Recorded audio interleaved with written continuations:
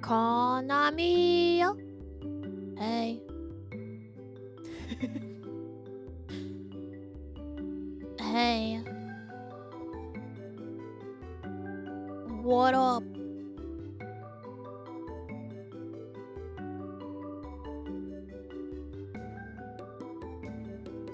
Ghost.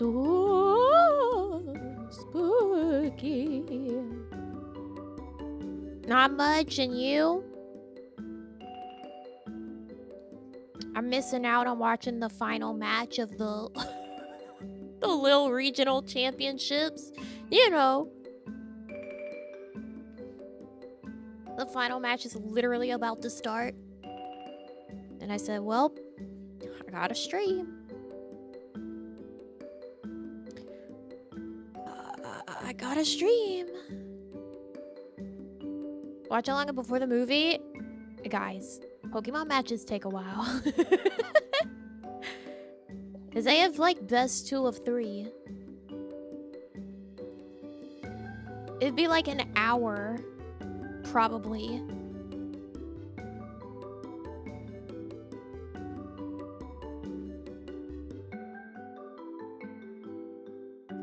These things take time.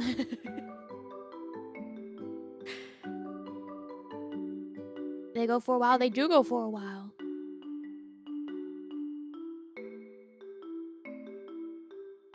Oh, they've already started.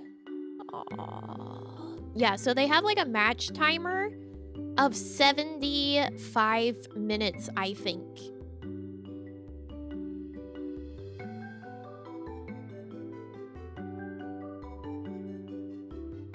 "75 minutes.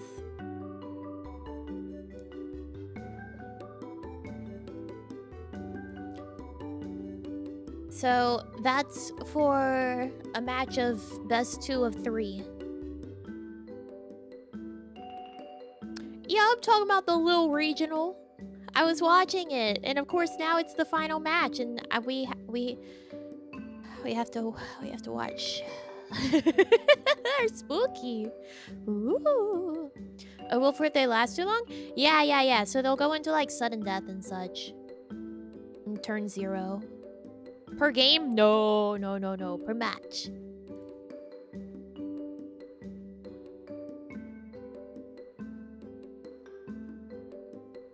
Always check the VOD. It's not the same. It's not the same. I mean, granted, I started watching whenever it had already been streaming for 7 hours. They put in some long days at these regionals, man. 1v1 Pokemon? No, so sudden death would be whoever is the first to get a prize card.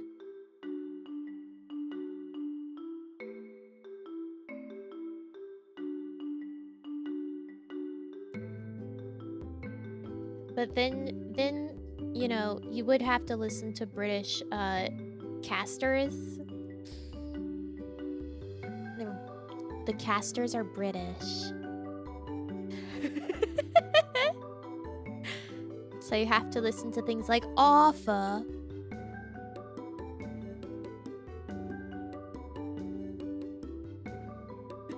Instead of Arthur.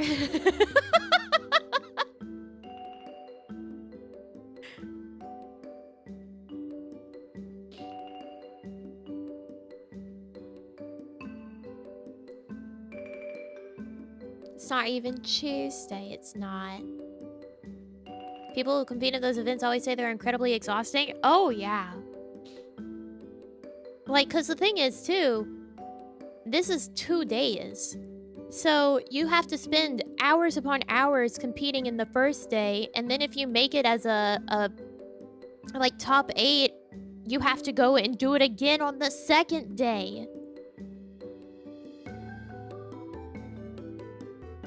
Like, if you make the cut for the second day, then you have to go and do it all over again on the second day. Like, it's a lot of mental stamina. What's the prize? So, there's usually, like, cash prizes. And then also, I think whoever wins this regional championship gets a guaranteed spot in Worlds at Honolulu.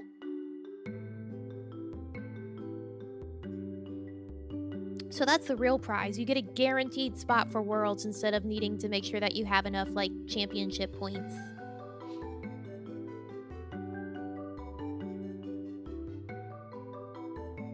I want to go to Honolulu. Yeah, and you know what? You get travel awards or stipends, like, typically. I know most people say stipend, but I'm gonna say stipend. So, like, if you were to be qualifying for it, like, they would pay money for you to go to Honolulu.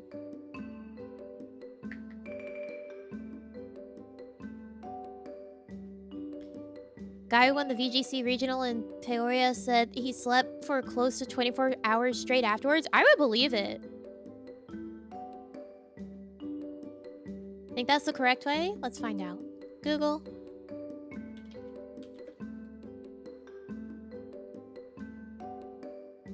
Google says it's stipend.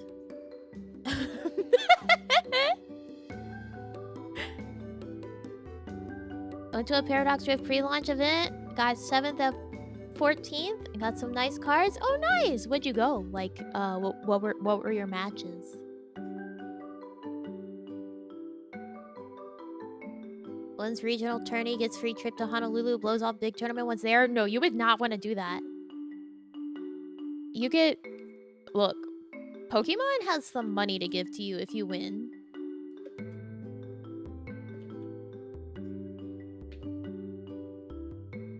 The 2022 World Championship prizes first place was $25,000.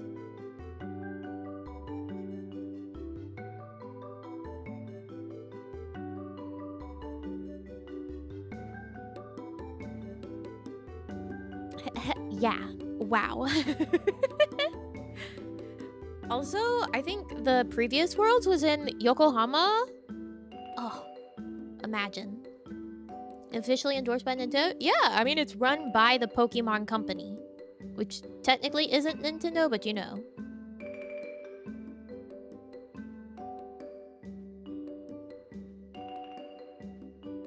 I mean, look, even if you make it in the top 32nd, like, top 32 trainers, you'll get $1,500 if you're 17th to 32nd place. Yeah, as a competitor. As a competitor. Of course, also, whenever you compete in these things, you get, like, free swag, and then also, swag not being like, hey, that guy's got swag. No, like, swag is in the old way of saying it, which is stuff we all get. So you get the swag bag, which is just stuff they give you. What's your highest placing? I've never really competed.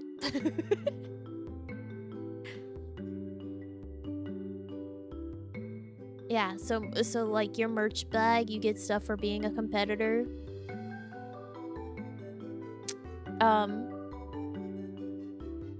And then also, if you're in the top 32 players, you get 72 booster packs. That's so many.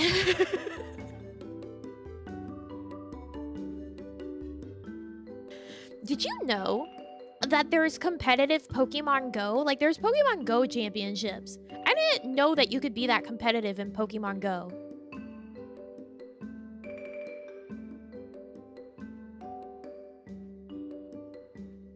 You have to be joking. I am not. It's real. There is Pokemon Go championships.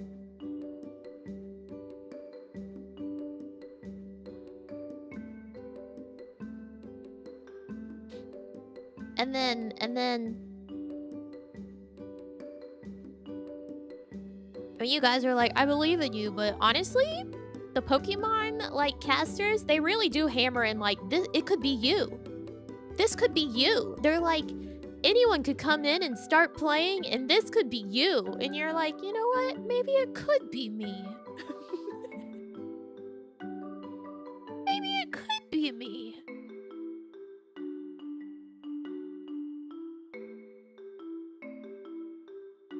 Because, I mean, another thing with, like, the TCG, one is just understanding your deck and the game. And then the second part is, like, luck. You really just have to, like, have the luck of the draw to set up your deck well.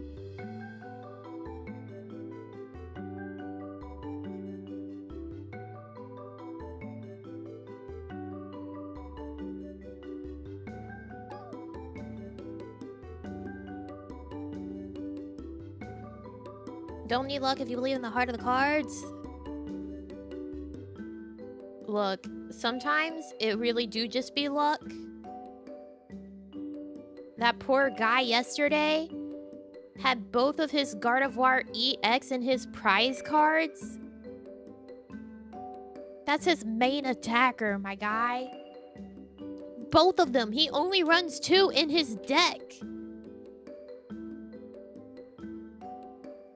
But the thing is, dude is so good at the game, and he knows the game, and he knows his deck, that, like, he almost had it. He almost had it. Like, it was amazing. It came out into, like, he almost tied it.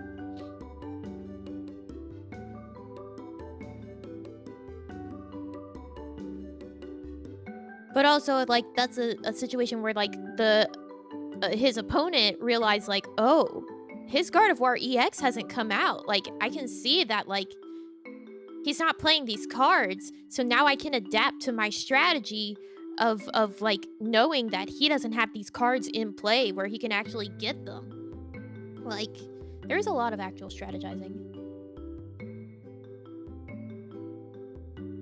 Was the enemy running? I don't remember what deck.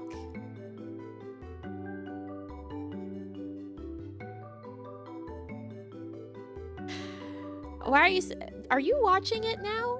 You said Featherball, and this man also said Featherball. Are you watching it? Did you pull it up?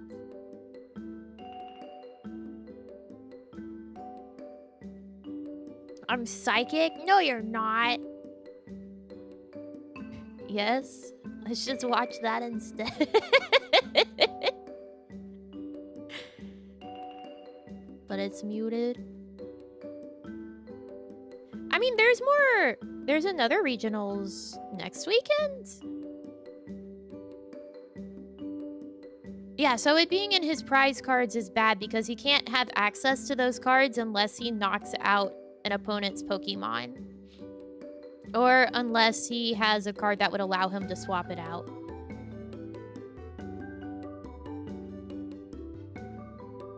He says these dead Pokemon cards, they're everywhere.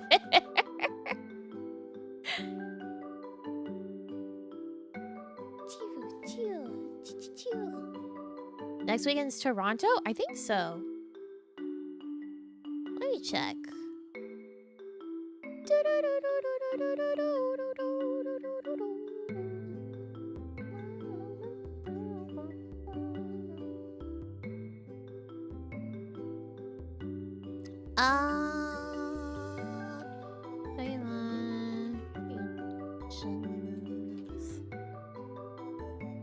I can type. Yeah, next weekend is Toronto.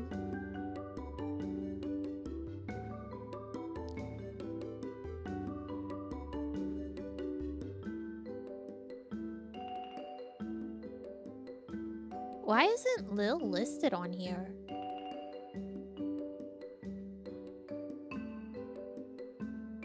Oh, right, because I'm looking at US and Canada and not Europe. Yeah, not only have I been listening to British casters, I've been listening to French people whenever they interview after the match. So that's fun. You got the war turtle? I'm gonna ban you.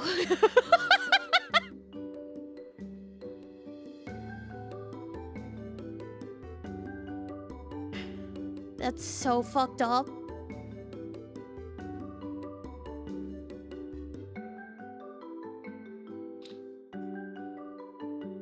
Toronto was the one I was trying to go to. Alas, so expensive. What what goes on when you go as like a non-competitor? What's it like?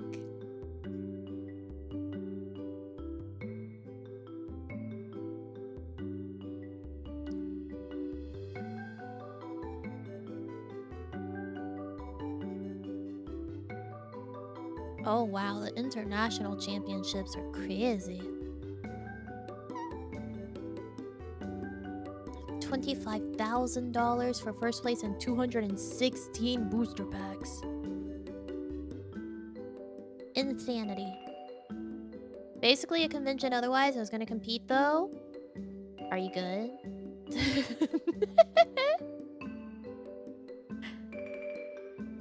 The Pokemon Internationals. What's funny is that even in the VGC and the Pokemon Go, like, prizes, you get booster packs. So, like, you win first place in the VGC, you only get $15,000, and then you get 72 booster packs.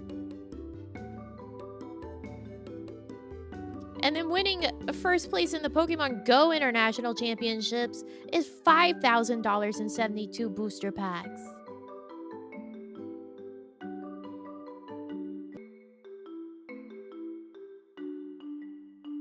Damn, you're a second-class citizen if you're not playing the TCG. In terms of these prizes.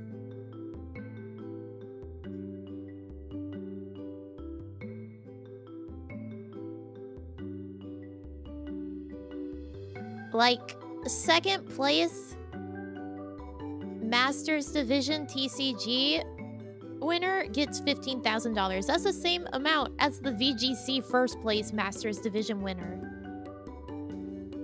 Just get fucked. Just get fucked. I don't they give you one card of your choice or something? Because if you wanted that, you log on to TCG Player and you buy whatever you want with your $25,000.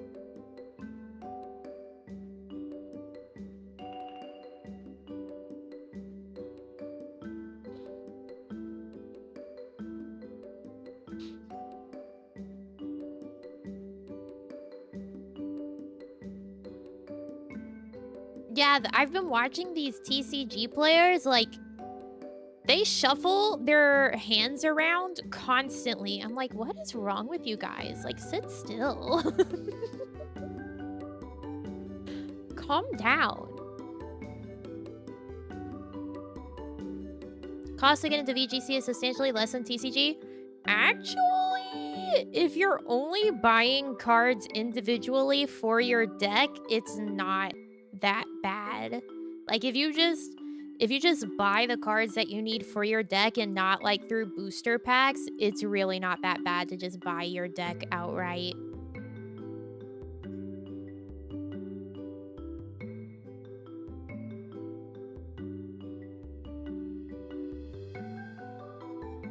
You don't get it? You're right, I don't. So I get booster packs because it's fun. I like opening booster packs. Who doesn't like cracking some booster packs open?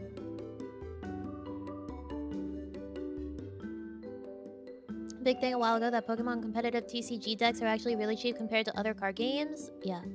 Well, also because of the fact that, like, Pokemon has the hard limit of only 60 cards in your deck. I don't know if, like, there's a hard limit for others, but I know, like, you know, obviously Yu-Gi-Oh! You have, like, your secondary deck and everything that's going on right now.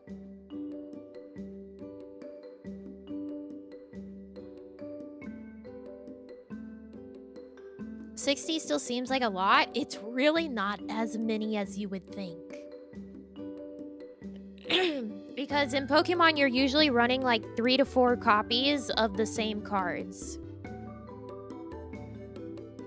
So 60 really isn't that much.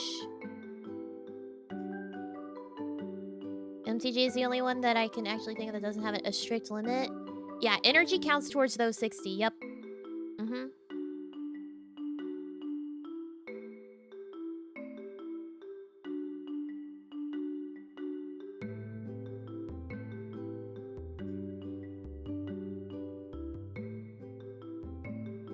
Yeah, so that's why I guess Pokemon would have like cheaper competitive decks compared to other TCGs, because of the fact that there is that hard limit of only 60, and then energy counts towards that, and you can just like... So really what you're spending money on is going to be your Pokemon and then your utility cards. And then most of those utility cards are going to be like your draw engine and your search engine cards, and those you're probably going to get for like pennies. So Pokemon actually is not that expensive to get into if you want to actually get a competitive TCG deck.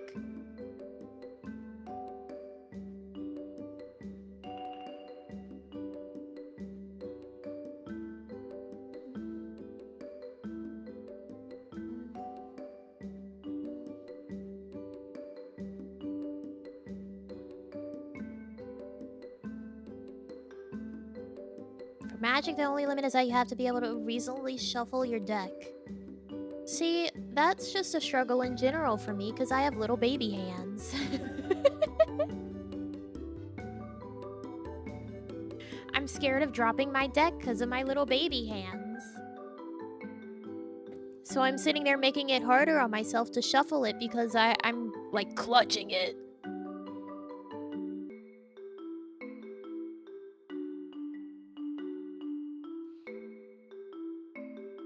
Like, I'm gonna drop my deck everywhere, and then I'm like having to like shove cards in.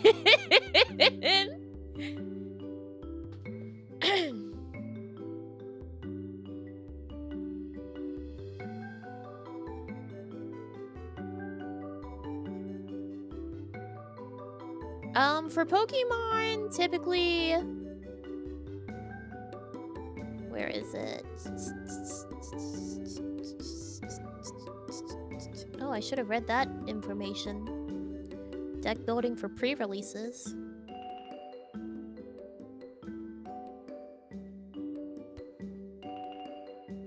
Okay, so deck... I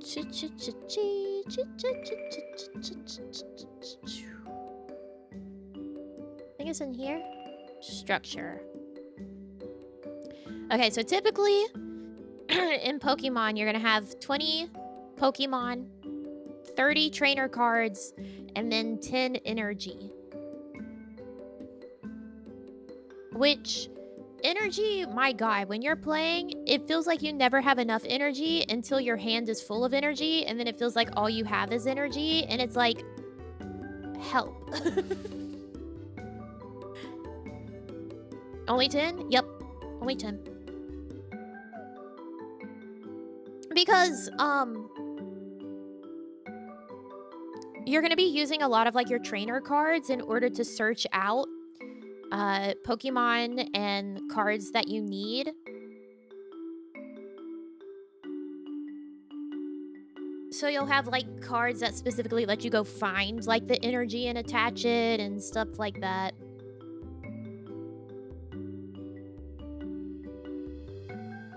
Because trainer cards are going to be like item, stadium, and supporter cards. They're just all lumped under the same like title of trainer cards. An ability to recycle the energy.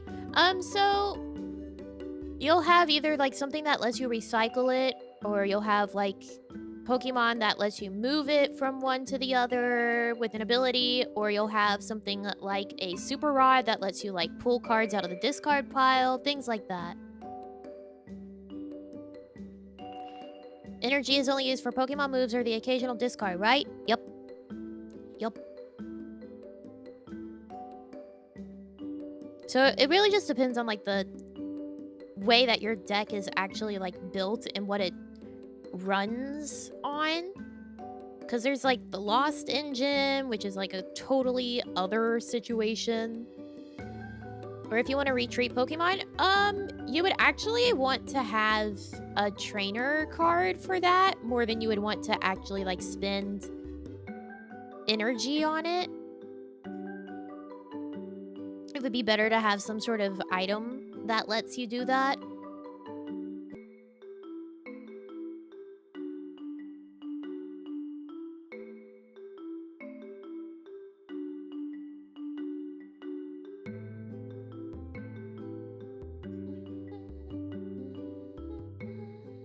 Oh, look, it says right here though.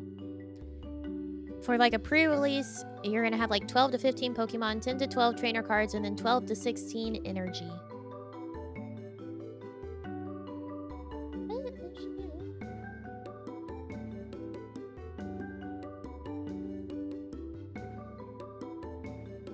So, that's also just sort of like entirely guidelines for what you want to do and how you're gonna play and what your deck is built on.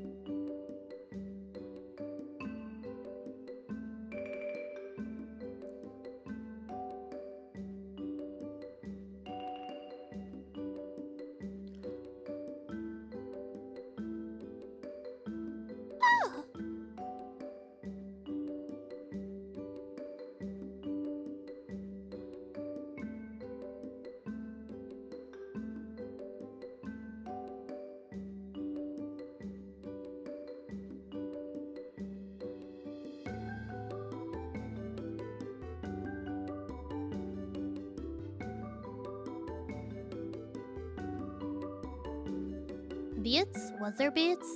I didn't notice. I saw the deck changes that a lot. My current favorite Magic the Gathering deck is much more land heavy compared to the guidelines.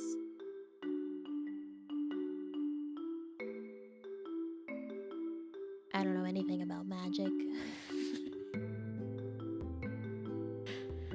I don't know anything about Magic. But I'm sure, yeah, it's the same sort of principle. Of things change drastically depending on like what the deck is actually built on.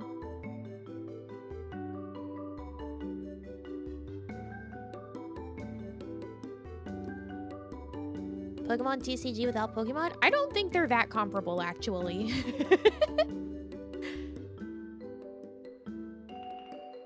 Pokemon, you only have the one active which can attack, and then everything else is on the bench, so it's like a one-to-one situation.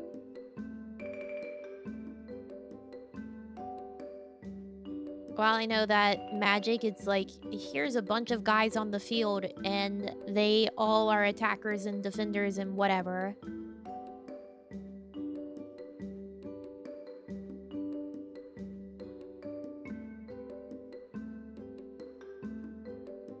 Unless the active can also damage the bench. Yeah, that's like a rarity. So is like being able to attack from the bench also a rarity. Seems much simpler to manage.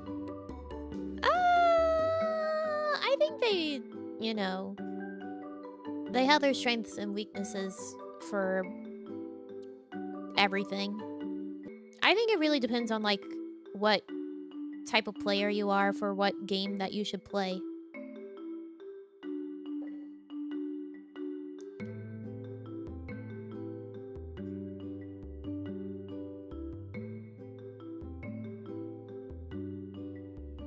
A different kind of complexity? Yeah. Because Pokemon really relies on doing things in the right, like, sequential order for your strategy. Like, if you have something that's an ability that lets you search for a very specific card in your deck, and then pick it out as you, like, get it, like, you look for the exact one that you want, you would want to use that after you use a general draw card. Because there's a chance that you could get that card in your general draw, and then you don't have to use that ability.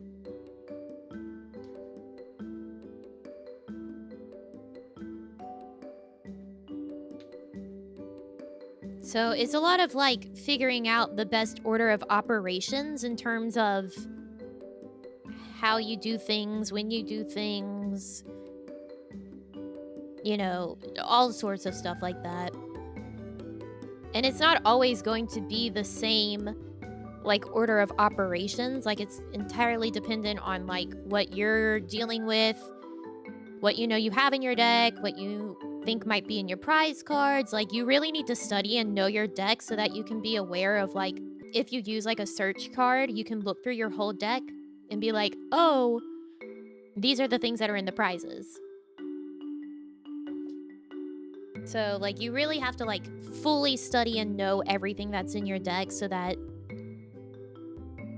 you can work around, like, the fact that you have 6 cards just locked away. Because that's another thing, is that you have the prize cards, which are just locked away from the start of the game until you knock out your opponent's Pokemon. So, like, if you end up with, like dude yesterday with his Gardevoir EX, both of them in his prize cards, like, you have to figure out a different, like, strategy to work around with, like, a secondary attacker if your main attacker is locked away in your prize cards. I don't think Magic really has something, like, comparable to that, does it? Because it's all about, like, just doing attacks to, like, life points. Can you interact with an enemy, like, cancel something they did? Yesn't. So,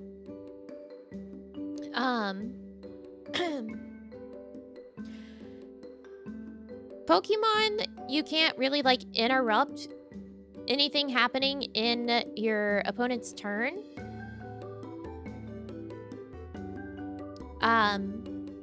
It's not like Yu-Gi-Oh! Where it's like, you activated my trap card, you know? Like, there are some Pokemon that have the ability to, like, cancel out stuff preemptively, but you can't, like, do anything while your opponent is doing stuff. So it's like if you have a Pokemon that has, say, there's an Onix in the Paradox Rift that has hard headbutt. If you flip a coin and it lands on heads, then it does 20 damage and also prevents your opponent from doing any damage or effects from their attack next turn. So it's like you set it up and everyone knows that, like, well, if you try to attack, it won't do anything.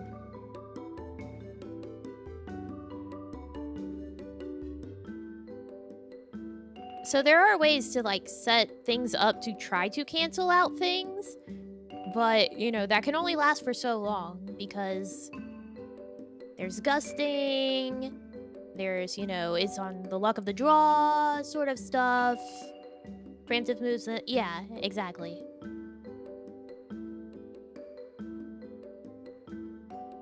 But when it's your opponent's turn, all you can do is sit back and watch. And be like, oh boy. What are you gonna do to me?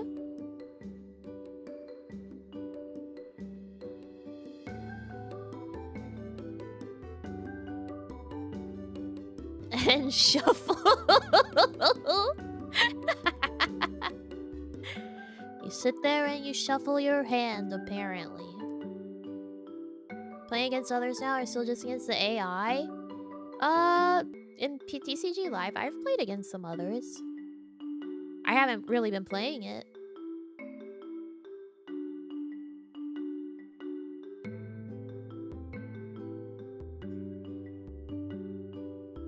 I done some reading, some theory crafting reading sort of stuff.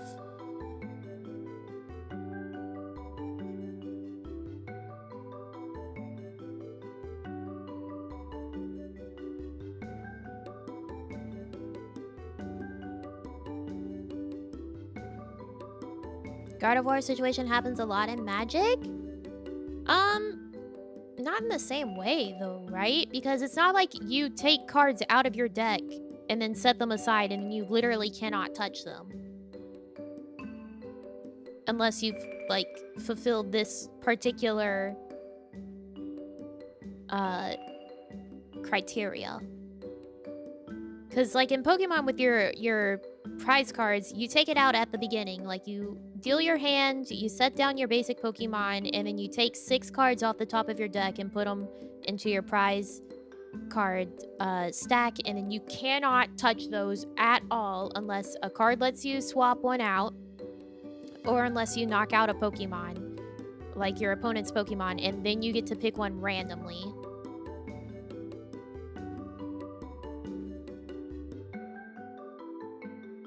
So it's not like you're just having a hard time finding these cards. You literally cannot have them unless you manage to randomly pick it up out of your prize cards after knocking out a Pokemon.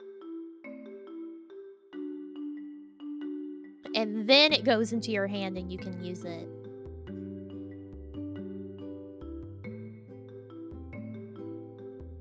But it can really just be on the luck of the draw of what ends up in your prize cards.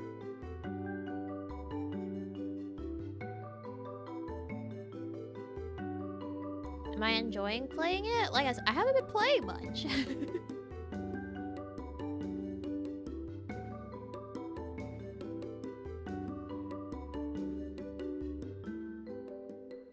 The Disney TCG? I don't know if I will. I kinda like...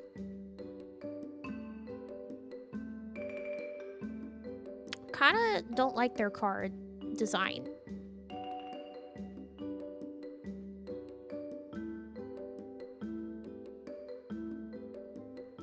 I kinda don't like the card design.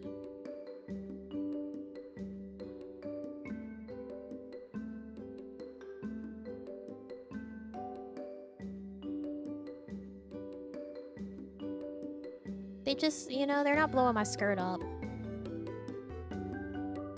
No, there's no official way to play it online yet. You could probably, like, find something on, like, Tabletop Simulator.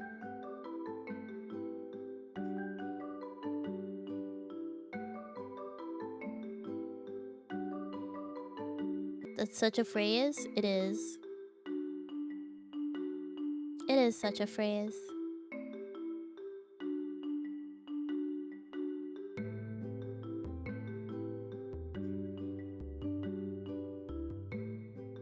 Unofficial websites? Here, I'll show you what some of the Disney Lorcana cards look like. I don't really care for their design. Like I said, they're not blowing my skirt up. They're okay. I feel like it's just so difficult to beat, like, how incredible Pokemon, like, card illustration is. Like, I'm not looking at that Cinderella card and being like, oh my god, I have to have that card. Look at the art on it.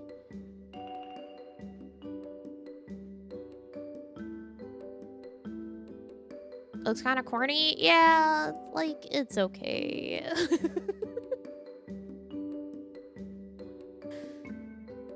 Like, it's okay.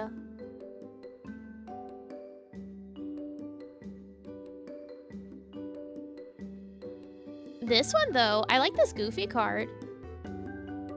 Like, that's actually some nice art on that. But most of them aren't like that.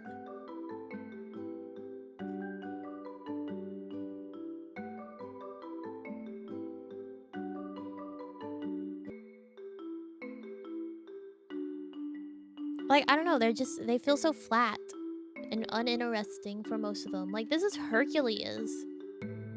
And it's just like... okay. There's nothing going on. He's just standing there. In basically nowhere. Like, it's just gray behind him.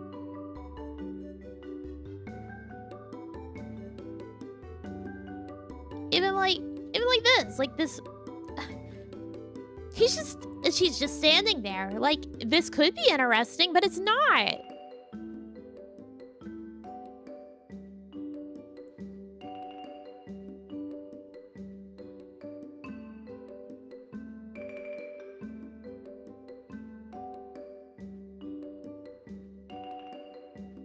They all just like fall a little flat.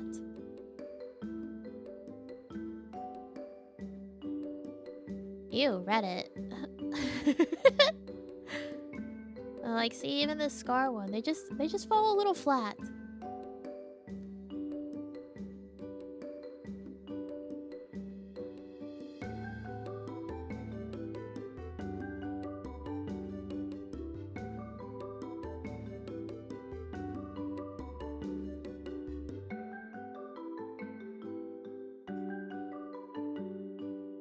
Like, even this. I love Ariel. Am I, like, foaming at the mouth to have this card? No.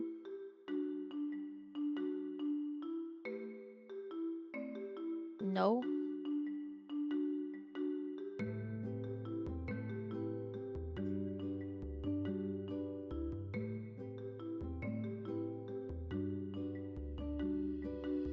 Like, it's inoffensively pretty. Like, it's very safe.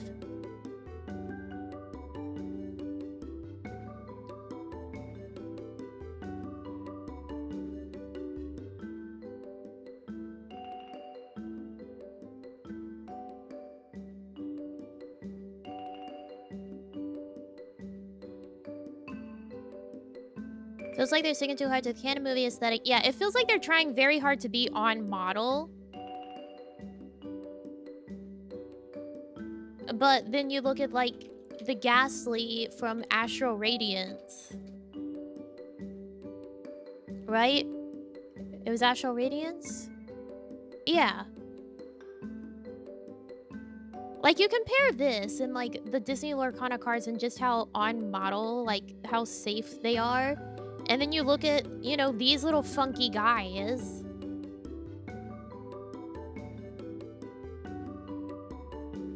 Like, they're weird.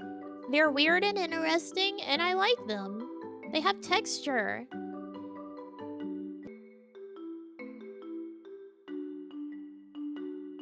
They're a card that you look at and you say, wow, I like the art on that card. I want that card for the art.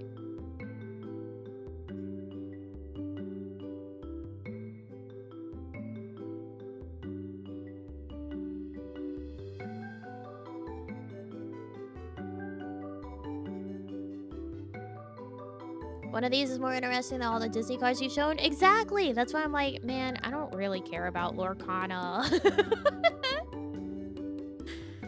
I don't really care about Lorcana. Not in a I want to have the cards way, at least.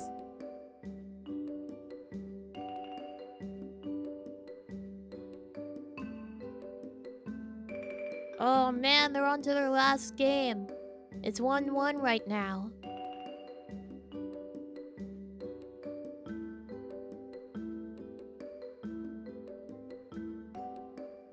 Disney cart? Okay, actually, Disney cart though. What even was that called? Disney Speedstorm?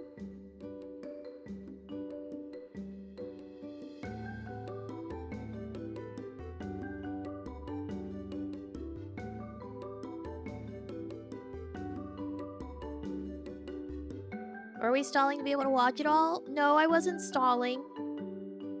We just were talking about things. I guess I'll give you the link. Got a friend who's obsessed with that game? For real?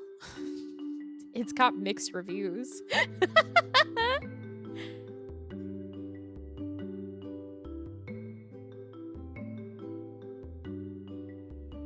I'm sorry if you decide to listen to British people. At least next week it's Toronto. And then you have to listen to Canadians. Donald Duck racing.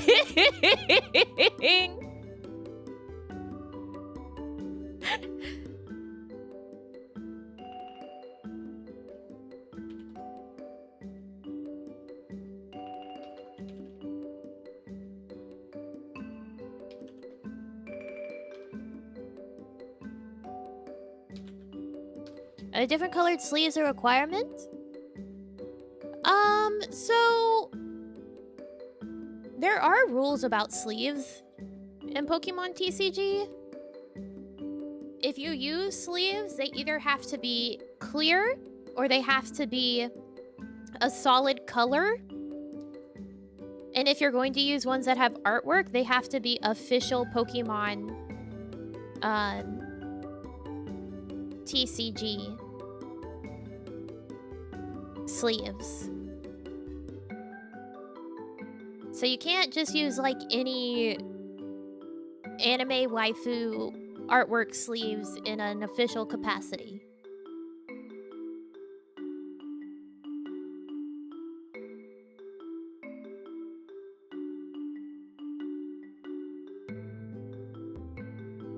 They relax that rules so players could have sponsorships? Absolutely not.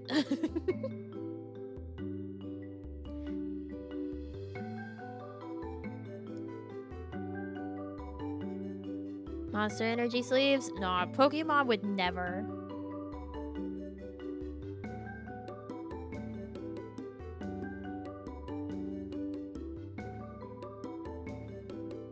Their brand is what they have.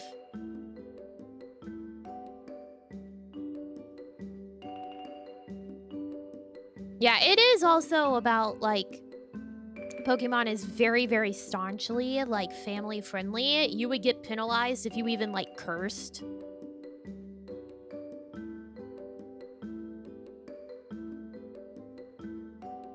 Force players to change clothes if they're going to appear on stream sometimes. They would never allow anything to be advertised beyond their own products. Yeah. There was actually a video that they played in between some of the matches yesterday. That was like from a previous event, like 2015, I think it was. And the whole time, one of the players' shirts was blurred out. Because obviously he had some sort of graphic tee on.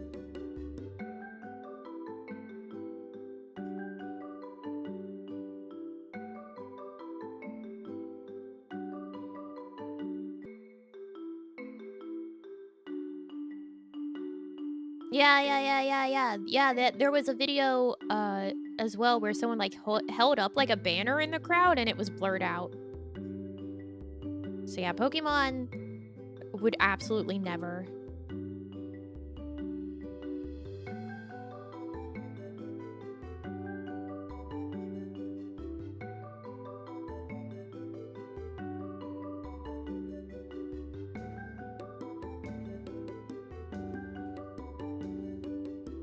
Those 3 Mews, are they?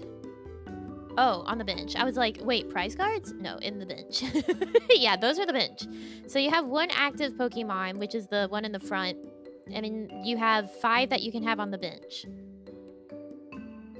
Sorry, I thought it was the prize for whatever reason because of Sneaky Bee saying they were talking about the Gardevoir from yesterday. I mean, that was such a crazy thing from yesterday. Mew V and another Mew in his prize cards? Oh, that's rough.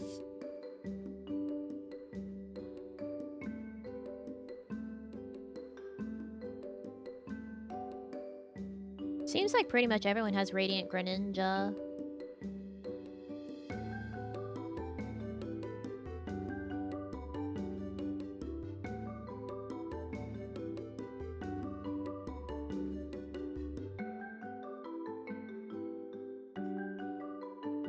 He's got 2 Comfey. Oh, he's running Giratina then, huh? I'm telling you, they sit there and shuffle their hands constantly. It's because, like, Pokemon, you can have, like, a 10-minute turn.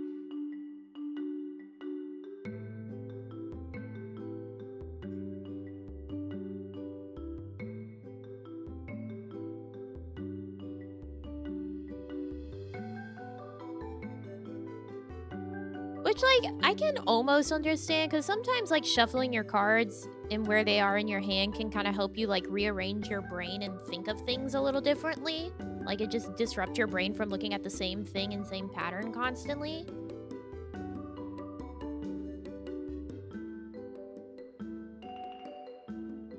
But yeah, imagine how much longer turns were before they set a limit judge pushing those cards. There used to not be a limit to being able to play only one supporter per turn.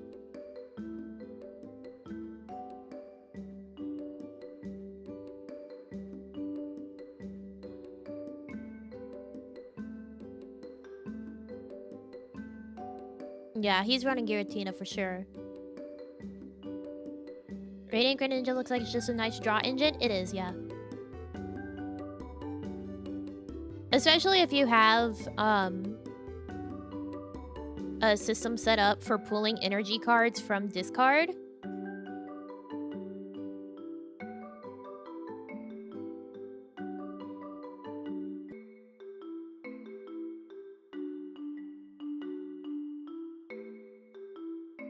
The dice are big. I don't know if they're bigger than normal, like D6, but they feel massive. You can make notes? Yes. You can't come in with notes, but you can make notes during the match.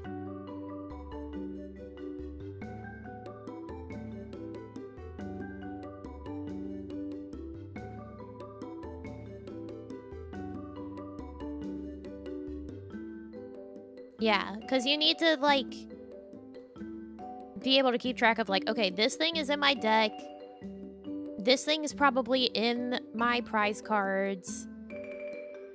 There's this and that, and, like, all right, this is not here, that's not there. So you don't, like, sit there thinking, like, oh, I need to pull this, but it's like, actually, wait, I can't get that.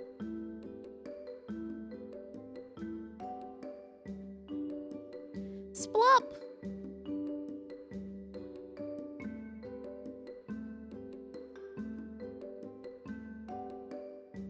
Splop!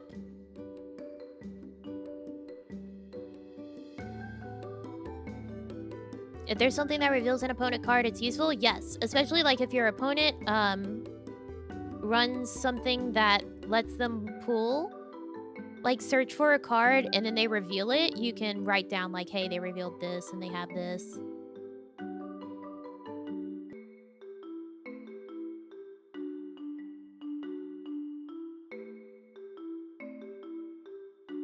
Way too much to think about reinforces my decision to have never gotten into TCGs. Just because it's Pokemon doesn't mean it's a kiddie game. There is big strategy.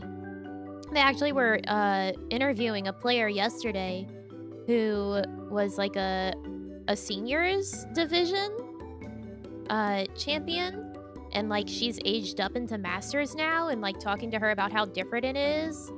Because there's a lot fewer players, like, in the seniors division, so they're able to, like, kind of know what each deck, like, each player runs. And it's not nearly as, like, competitive, I suppose.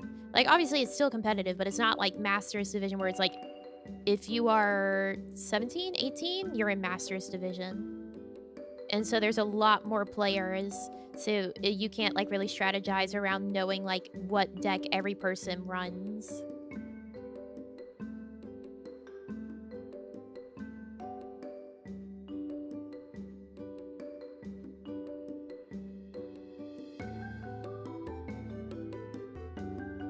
Yesterday I forgot when I could evolve a Pokemon and we were playing 4 prize matches. Yeah, so if you've played a Pokemon that turn, you can't evolve it, and you can't evolve your first turn.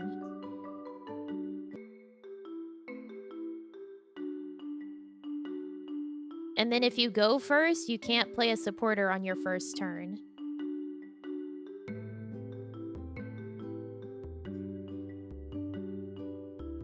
Players also study their upcoming opponent's decks and stuff. Maybe.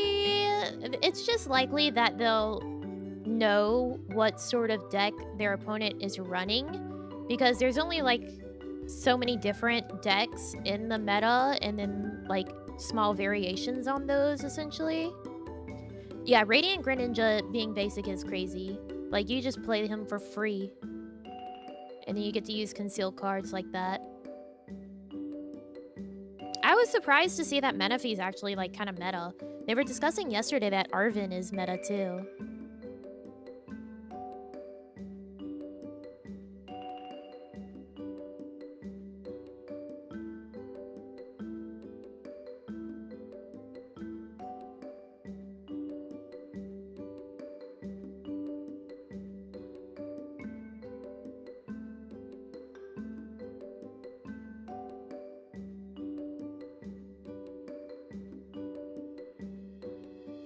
I know, they're like, whoa!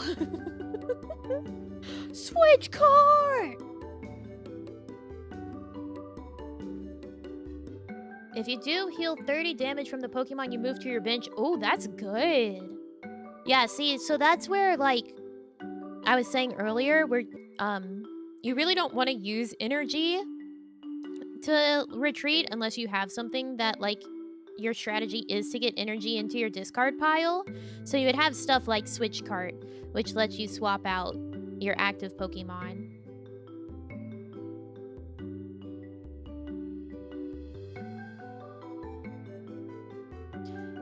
That was huge, yes, because he had no energy on that Genesect, and it was in the active, and so being able to use the Switch Cart, he didn't have to burn energy to swap it out, and he healed it, and it kept it from being knocked out. Because it was getting low on energy. I mean, on health.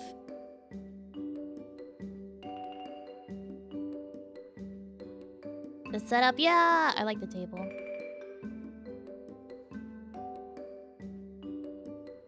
Genesect, my favorite Pokemon? Hey, you could use a deck that uses a lot of Genesect. Only the red? Never mind then. Never mind then. Just kidding. Cramorant's crazy for the Lost engine with Giratina. Whew.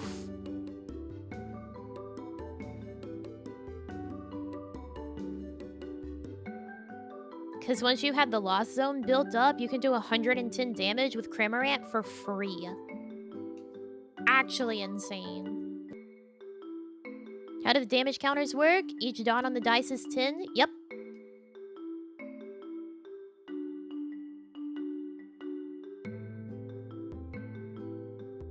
I like TCG because the lesser Pokemon in the main games can shine. Yeah, it's really nice.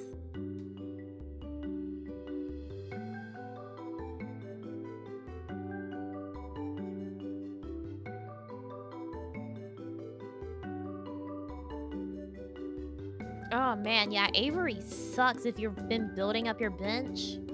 Helps if maybe you've been a little bench locked if your opponent uses that, but that's a pretty good disruptor.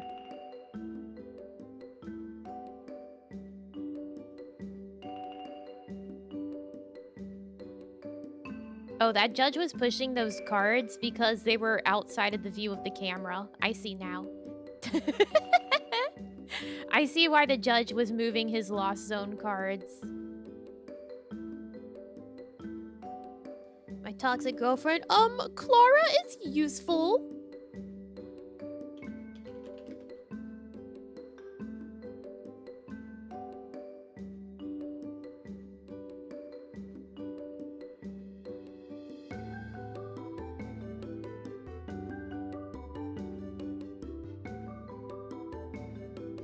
Clara is actually pretty useful. You can choose to do one or both of her effect on her card, which is, one of them is to put up to 2 Pokemon from your discard pile into your hand, and then the other is put up to 2 basic energy cards from your discard pile into your hand. So you can do one of those or both of them with Clara.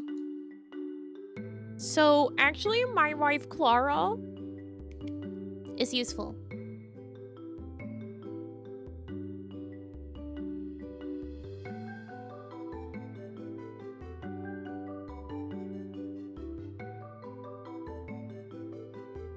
You sound so proud? Hell yeah. I mean, wouldn't you guys sound proud if I had a card and it was a useful effect?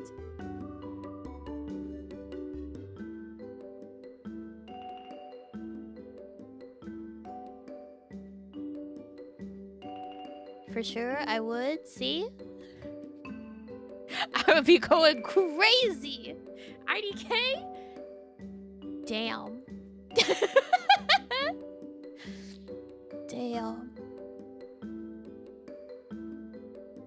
See how it is.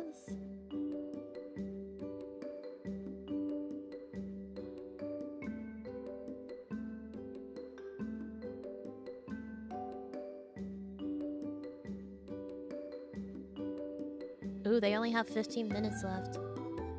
I would understand what was happening, but you could pretend. You could pretend. He's taking a while to build up his lost zone.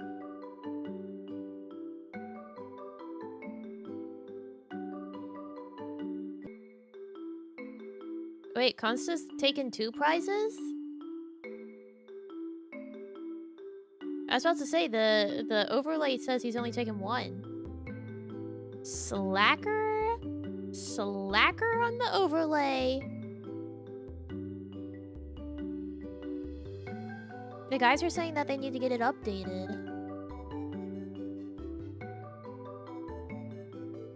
I didn't see a second KO. Yeah, I don't know what they're on about.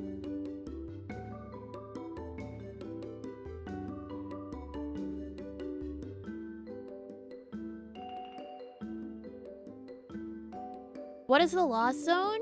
So, it's the Lost Zone.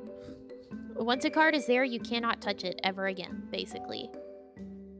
The discard pile, you can still, like, pull things out of the discard, but you can't ever pull things out of the Lost Zone, but it's used to power up your Lost engine for, like, very specifically, like, a Lost Box deck. So that's, like, your Giratina deck. Like a kid-friendly graveyard, I suppose.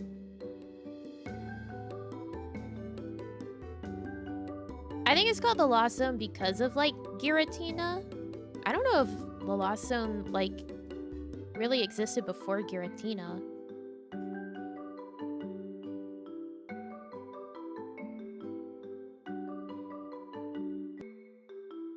But if you have a deck that's built on, like, a Lost engine like this, then you have to, like, put a bunch of cards into the Lost Zone to power up whatever you're using.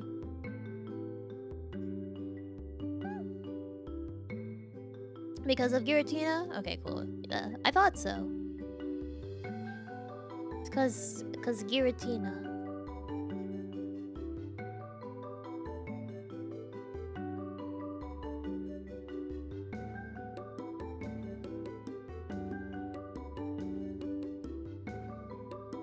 Actually, earlier,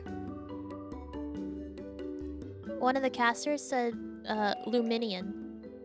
So, I'm not gonna hear anything about the way that I say it, Luminian. Infineon. I won't hear anything about it. My favorite gym leader in Scarlet Violet?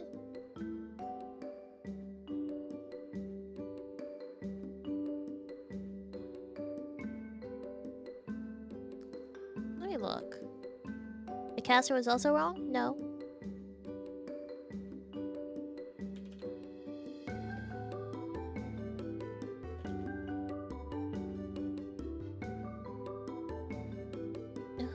Who's our gym leaders?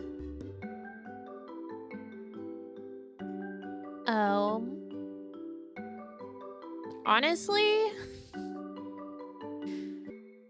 to be honest, I don't really care about the Scarlet Violet gym leaders. I remember now, none of them really made me be like, whoa, you know? They're okay.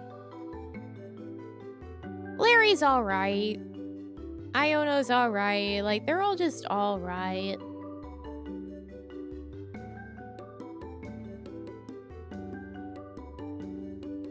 If anything, I would say my favorite design is, God,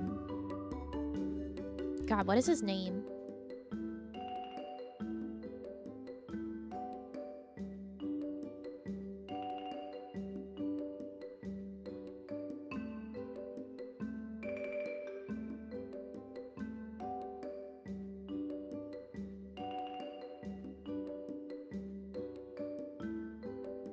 Grusha? Is that how you say it? Or would it be Grusha? Grusha? I like his design.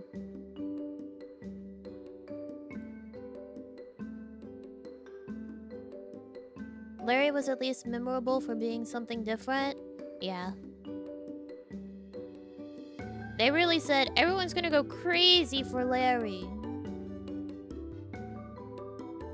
And then, of course, Iono's like a little bit of something. Like the pre-press for Iono there.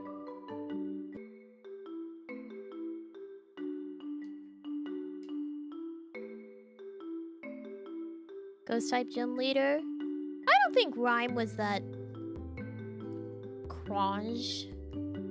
I like her hair. It's really neat. I know it's popular with the VTubers. Yeah, because people thought like, oh my god, Iono's kind of like a VTuber. But like, almost... There's a lot of electric gym leaders that it's like they're some sort of like public personality that performs.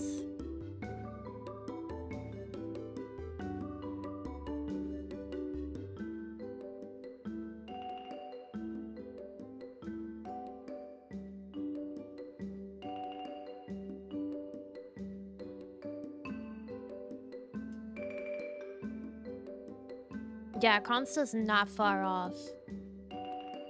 I don't know if Arthur's gonna be able to swing this back. He does finally have 12 cards in his Lost Zone for Sableye.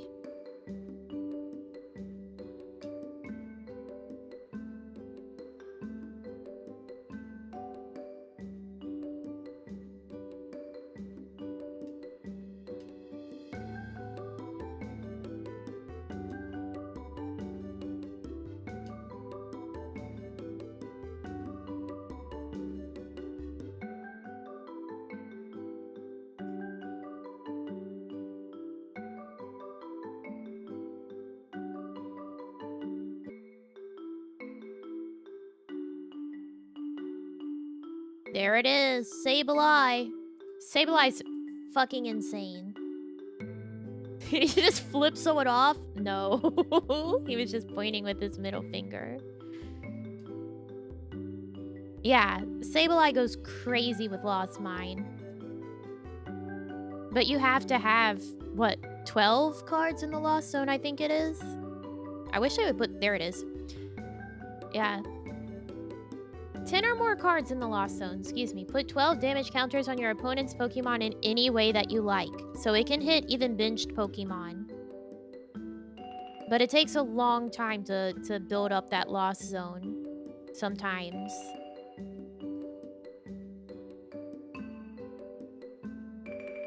Yeah, so 12 damage counters, aka 120 damage.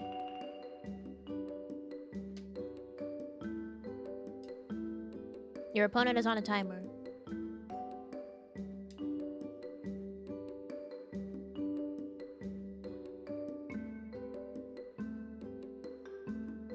Seven minutes? Oh, it's gonna end in time, for sure.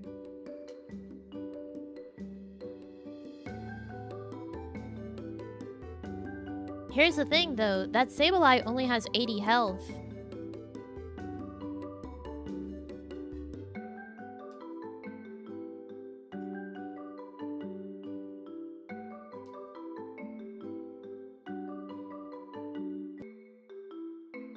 Oh, man.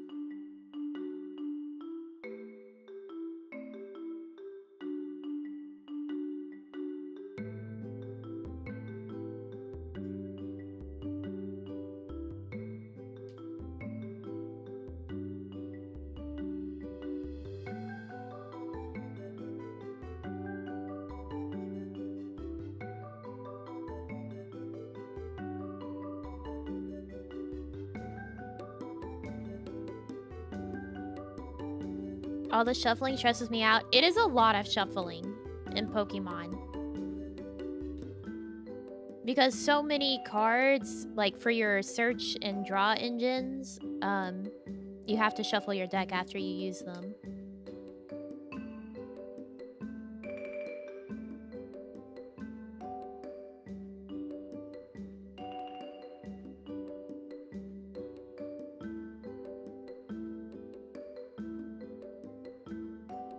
Interesting.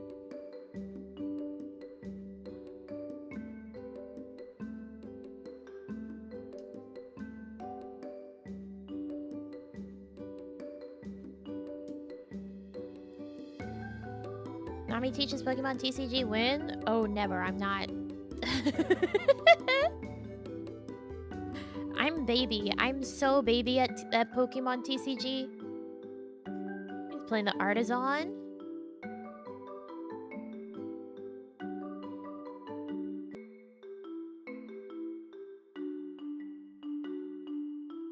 I do feel like that's something that's a little lost in like PTCG Live, is that whenever you use a card that like searches for stuff in your deck, you don't get to look at your whole deck like that, so that you can like kind of scout for other things in your deck. PTCG Live, like if it says search for like 2 basic Pokemon, it's only going to show you the basic Pokemon that are in your deck.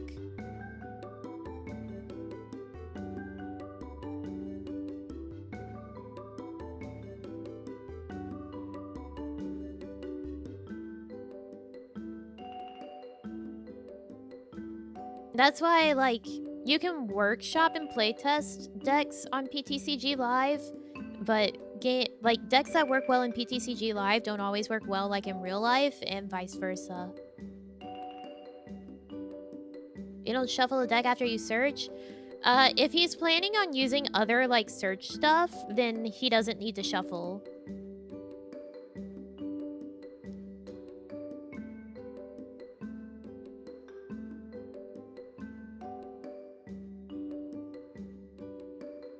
Can't see or check and predict what end up on your prizes. Not unless you use something like a Hisuian Heavy Ball, you can kind of see what's in your prizes.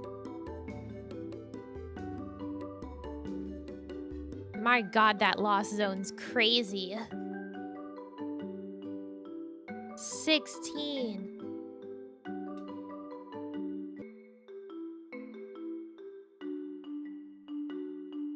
The prizes are unknown. Oh yeah, you never know what's in your prize cards. Yeah, that's what I'm saying with PTCG Live. Like, the only way that you could check your prize cards, essentially, since you can't search your whole deck like in real life, is by using something like a Hisuian Heavy Ball that lets you swap it out. If there's a basic Pokemon in your prize cards, you can swap with the Hisuian Heavy Ball.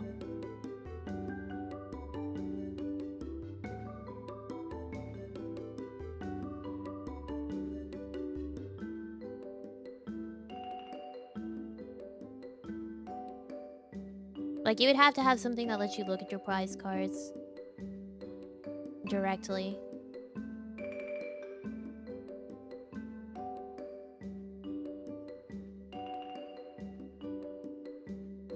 Ooh, what is he super rotting?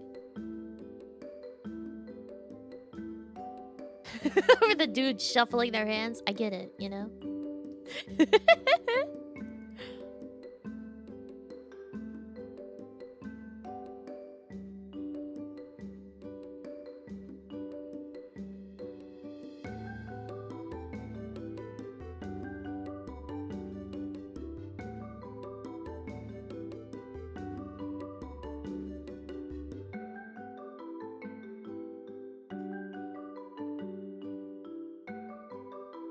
What is he gonna do? Arthur, what you doing? Oh shit, they only have like 2 minutes left.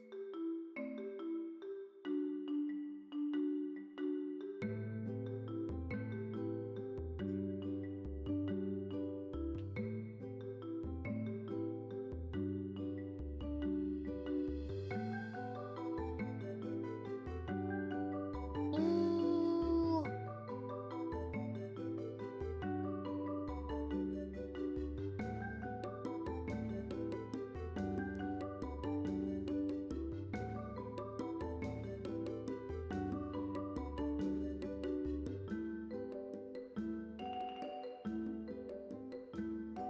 Ah, go Consta. Man, that came down to the wire.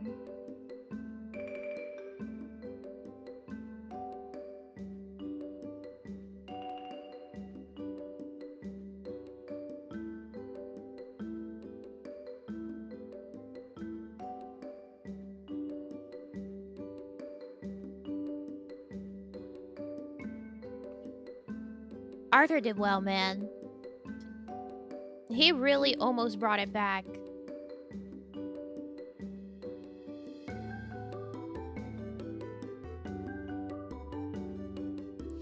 About being in Hawaii. I know, doesn't the desk look so small? Why do they look so big?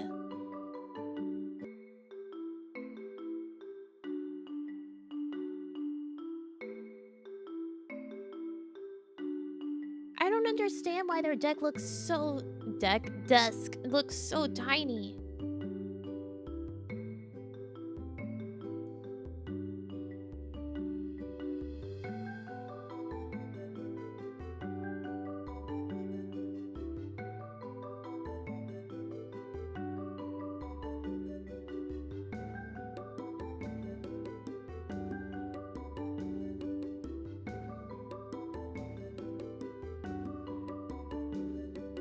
A dress code? I guess. They've all been in formal wear.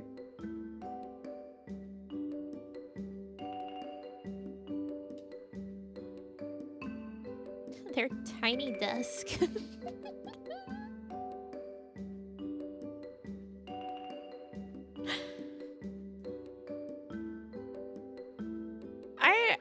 I think it's just like the way that they frame it. It makes it look so small.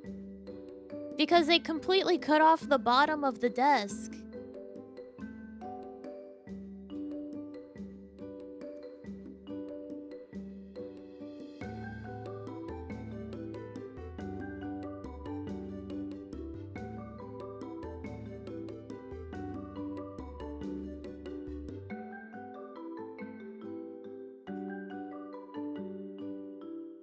They just look so big.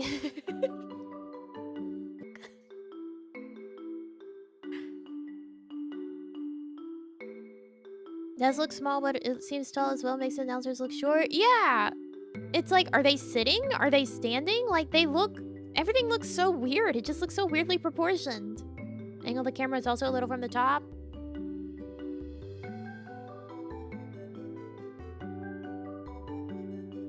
Maybe?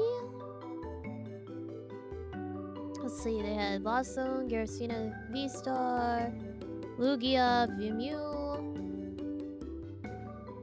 Blossom Box, Mew, Gudra, God of War, and Chimpao.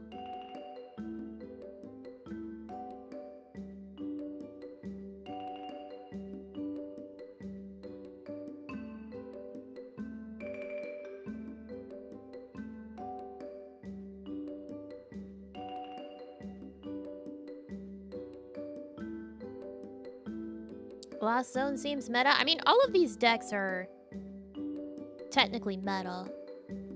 Chimpao. Chimpao is from Scarlet Violet. Not DLC. It's like a pseudo-legendary or something.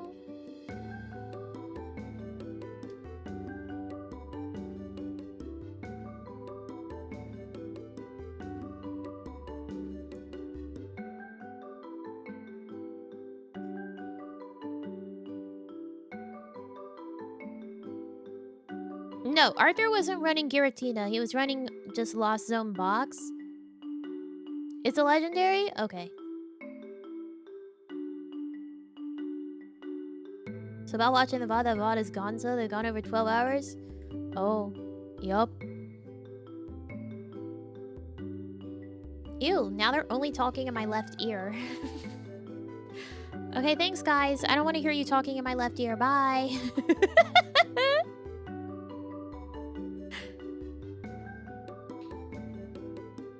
I don't want to hear them only talking in my left ear.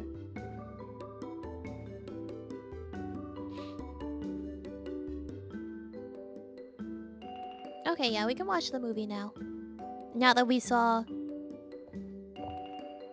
Mew VMAX take the final. Ready for Ghost? I'm ready for Ghost. Ooh. You know what is nice? I may have gotten the wrong Switch case design because of my own mistake, but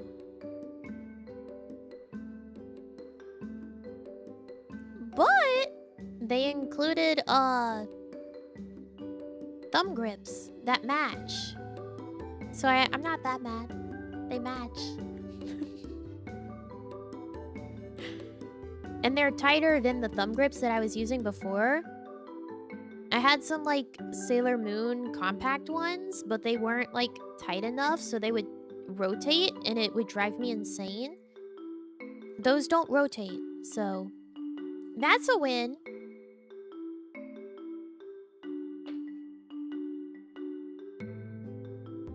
Guess I got bored of Scarlet before encountering Chimpao. So to encounter like Chimpao, you had to find all of the seals and break those as well.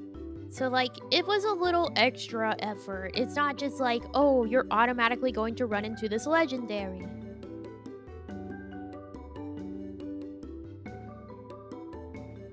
Yeah, they are a side quest. Like you had to go and do extra stuff and find more things.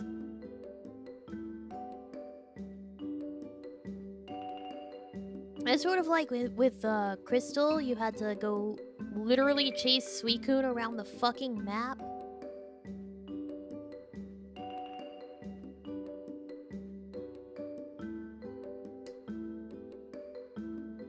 You know what? I was not today years old, but I was this year years old when I learned that, hey, Celebi was in fucking Crystal the whole last time. I didn't know that when I played it.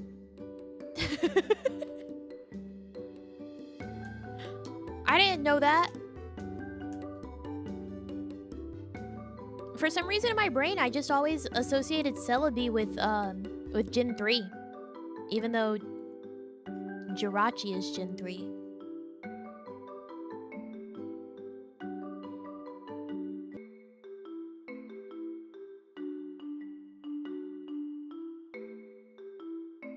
How? I didn't know. Maybe because of the movie? Yeah, probably so. Get it from an event in Gen 2? So, in Gen 2, Celebi is at like this shrine somewhere on the map. But it wasn't there in Gold and Silver, but players thought that something would be there. So they decided to put Celebi at the shrine in Crystal. I had no clue.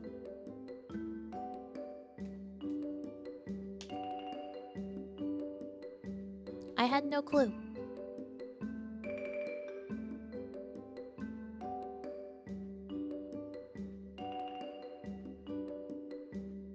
I learned that this year.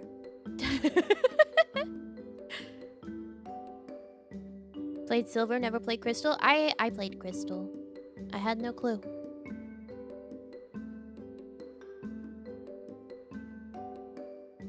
I can remember chasing Suicune down. I don't remember that shrine. Hey, I know now. But if I play Crystal, I can get Celebi. Alright, my movie is 1 hours? Yep. 1 hour, 47 minutes, and 20 seconds long.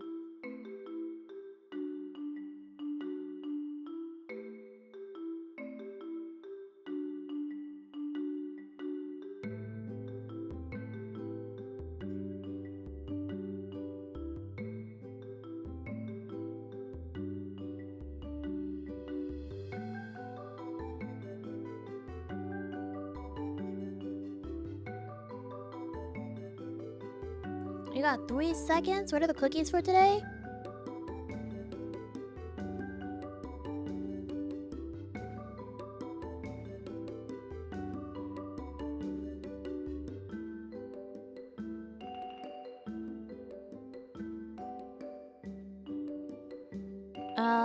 It should be Black Cat and Bloody Trick or Treat. Those are the only 2 that I haven't had yet. At least while watching a movie. The Black Cat is dark chocolate blackberry. with dark chocolate chunks and semi-sweet chocolate chips and blackberry jam. And then the bloody trick-or-treat is red velvet with M&M's, caramel bits, and white chocolate chips.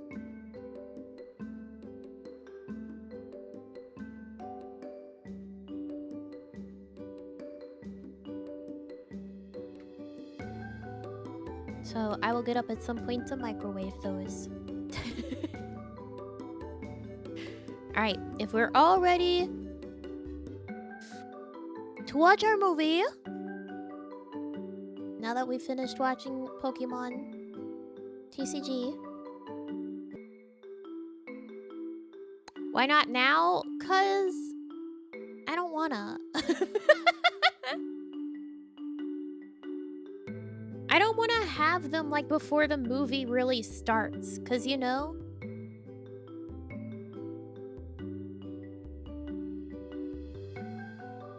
I want to at least be like kind of in the meat of the movie before I eat my snack. Don't eat them till then, but then they'll go cold. That's the thing, right? Like, if you're heating it up, you're gonna want to eat it while it's warm. So if I heat it up right now and then wait until the movie started, it's not gonna be warm.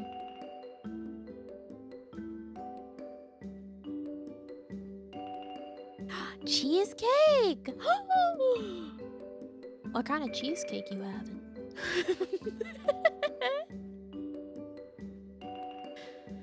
Hey, what kind of cheesecake you got? Strawberry? That sounds yummy. Is it like good strawberry or is it like the type that just has like the strawberry like swirl on top?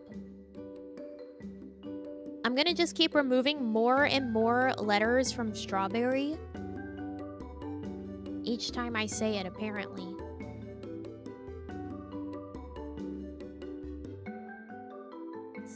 Strawberry.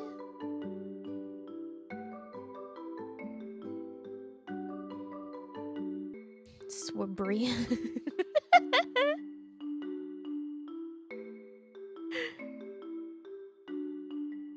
Homemade with chunks of strawberry throughout. Oh, that sounds yummy. Could I get Cheesecake Factory?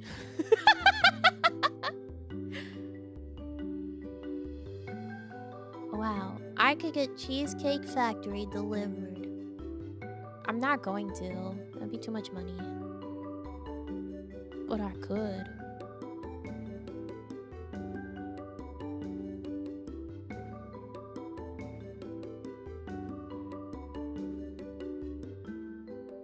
Cheesecakes.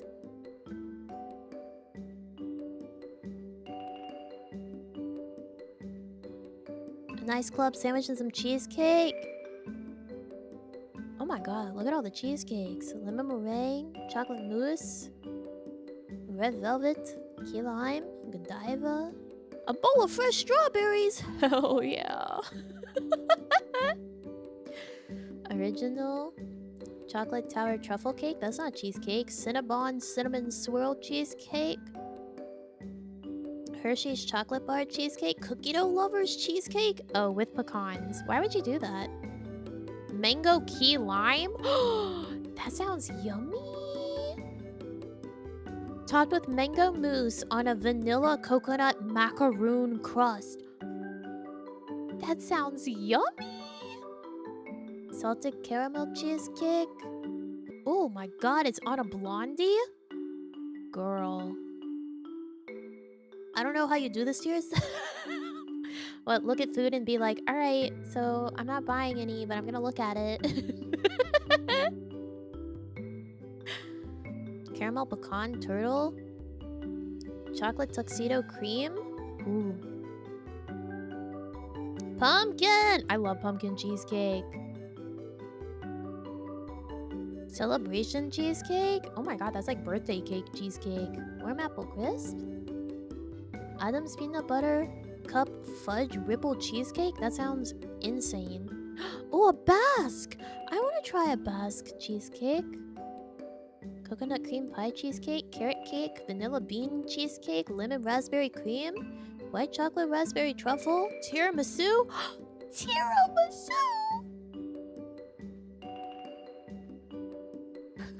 Cheesecake Factory fun. Thank you, Deep Sea. Thank you, thank you. You know, I don't think I've ever had Cheesecake Factory. I've had... Is that different? Yeah. Yeah, I've never had Cheesecake Factory.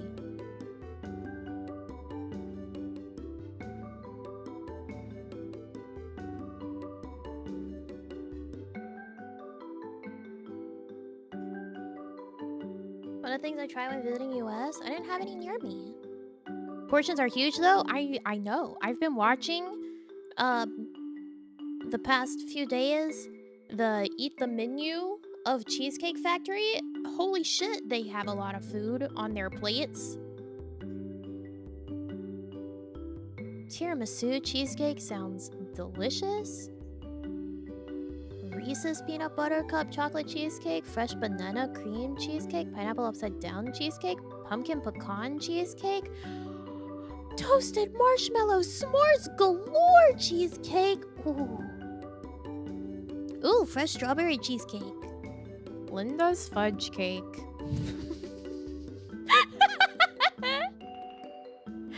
Oreo Dream Extreme cheesecake, very cherry Ghirardelli chocolate cheesecake, dulce de leche caramel cheesecake. Ooh, on almond brickle? And a vanilla crust? Wow.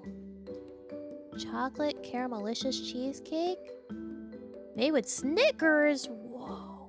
30th anniversary chocolate cake cheesecake. Lolicious. Lolicious. Tiramisu. Fresh strawberry shortcake. Yummy.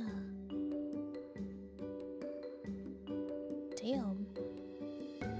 Those do sound good. You can get a whole ass cheesecake for like $70. Oh my god. That's a lot of money. God damn.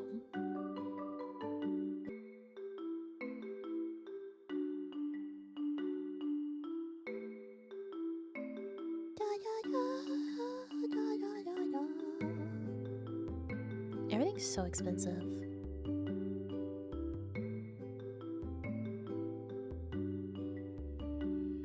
Like, why is a burger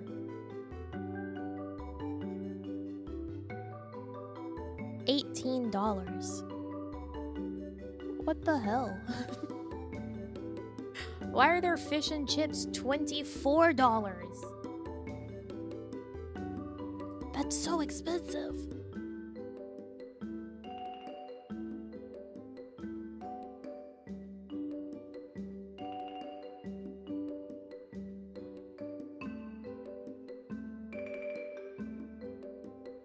Crispy beer battered fish tacos?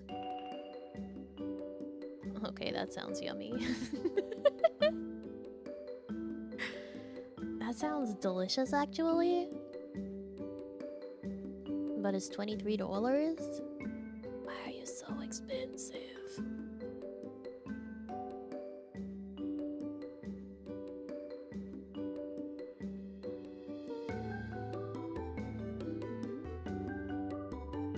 Pastas? I don't want to look at any pastas. Cuban? Oh, no. I would never. It's got ham. That's got ham. Macaroni and cheese burger?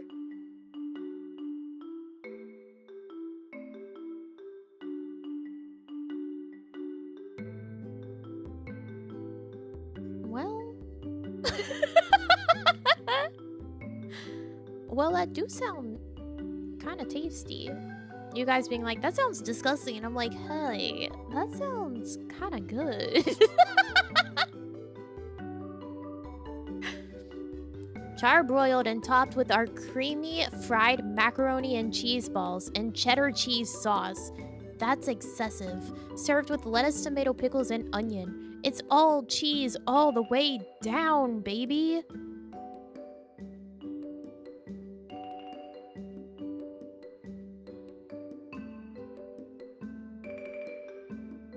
You better be getting some fiber into your system after that.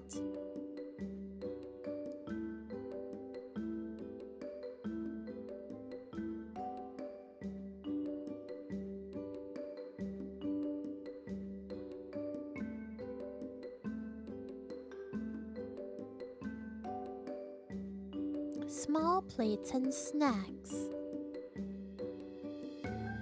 Honestly, most of the time, appetizers at places like this are big enough to be a meal.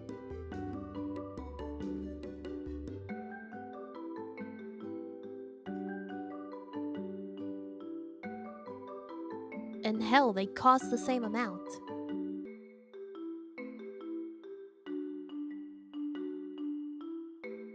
Like, why are these Buffalo Blast $18?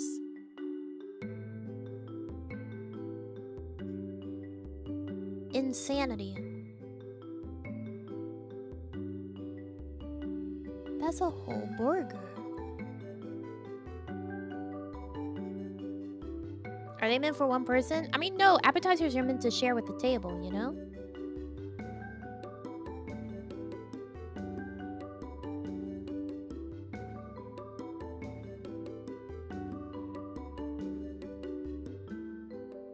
Buffalo Blast sounds like a Street Fighter special move. It's weird. It's weird. It looks like... Oh, fried calamari. It doesn't look like fried calamari. They have fried calamari. It's chicken, cheese, and our spicy buffalo sauce, all stuffed in a spiced wrapper and fried until crisp. Oh, fried calamari. It's $18 for the fried calamari. What the hell? Need to make a sandwich? Get food.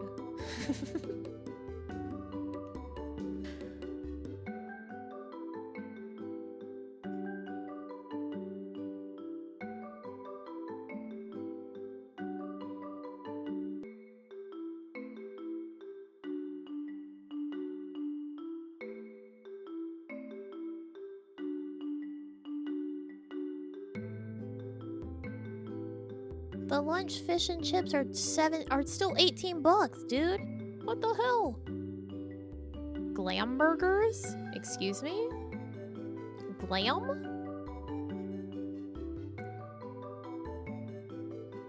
Oh, that sounds yummy. A spicy chipotle mayo crispy chicken sandwich on a brioche bun?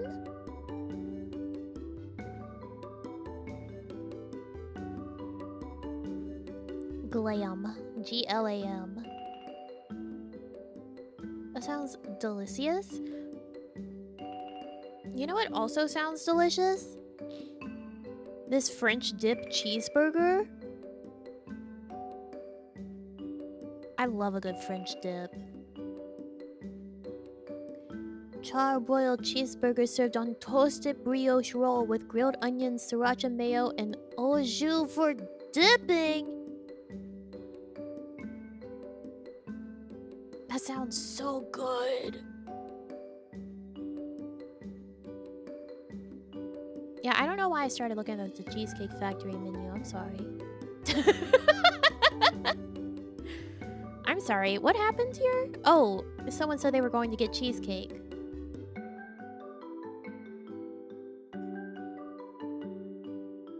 It's not my fault. Sorry about that.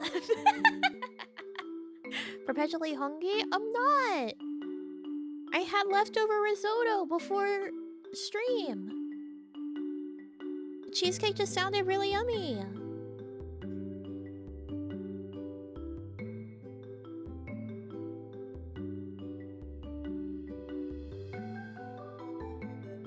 Yummy risotto? Yeah. I did make it. I was making it last night and the ringleader was like, "What you making?" And I said, "Risotto. 'Cause it's easy and I'm hungry." It is easy and I'm hungry.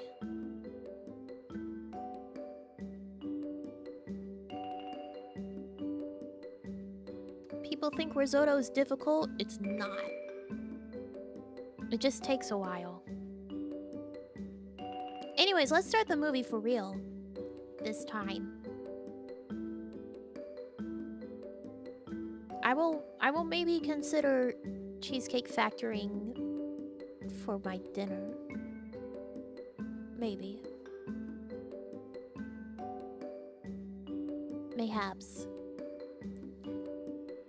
Yeah, movie time real.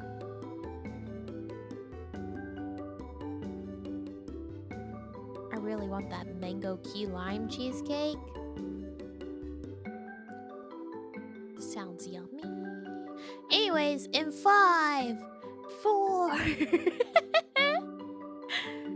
3, 2, 1, go.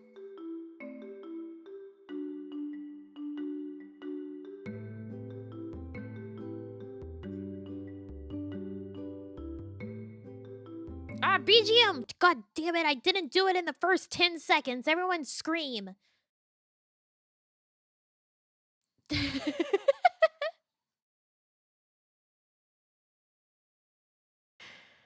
Ah!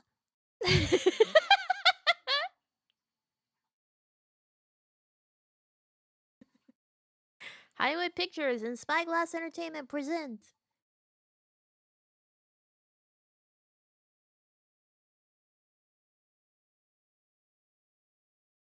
a Kennedy Marshall Barry Mendel production. That's a lot of names. Bruce Willis.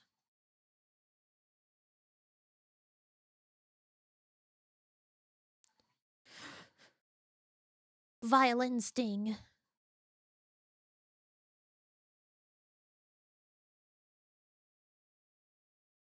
Toni Collette.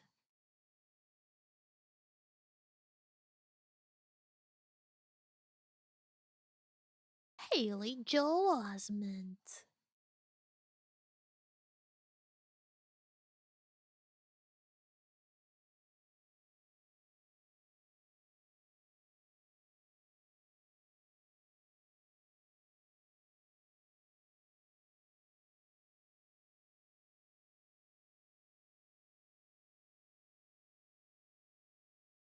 Sora Kingdom Hearts. That's him. That's the guy.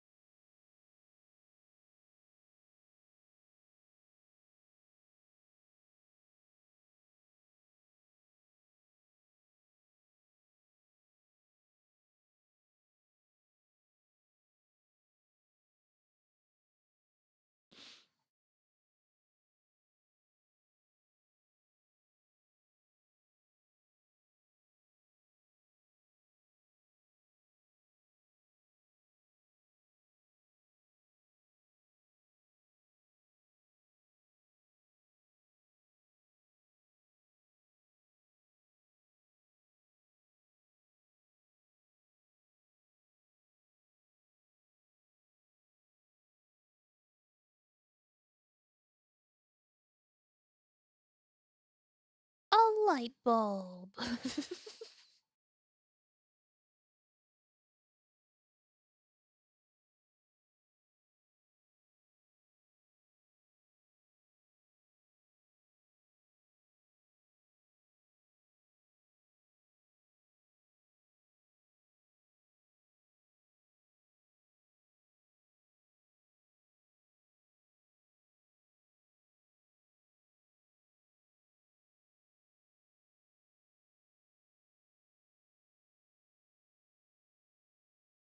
I don't know about you guys, but I think basements are so fucked up.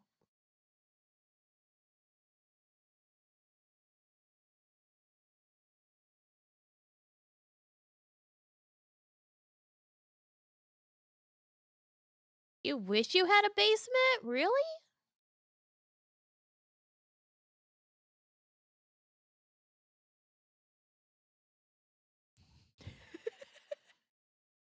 That makes no sense. They're weird and spooky.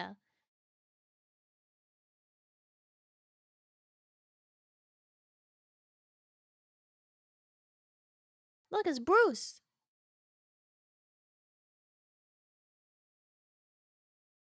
Like an attic? I also hate attics.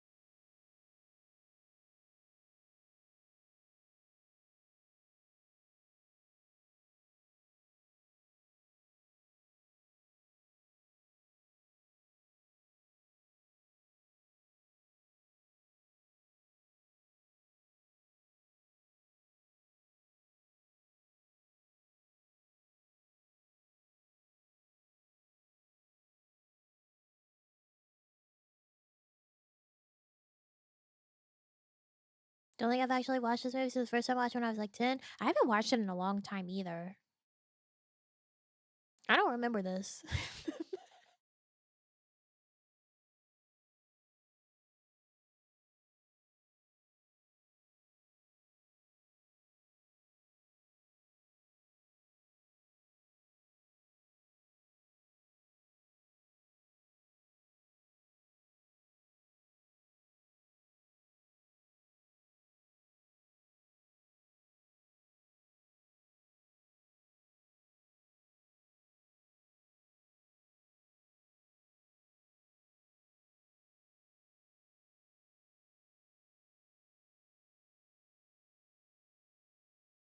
Yeah, it's Mr. M. Night Shyamalan.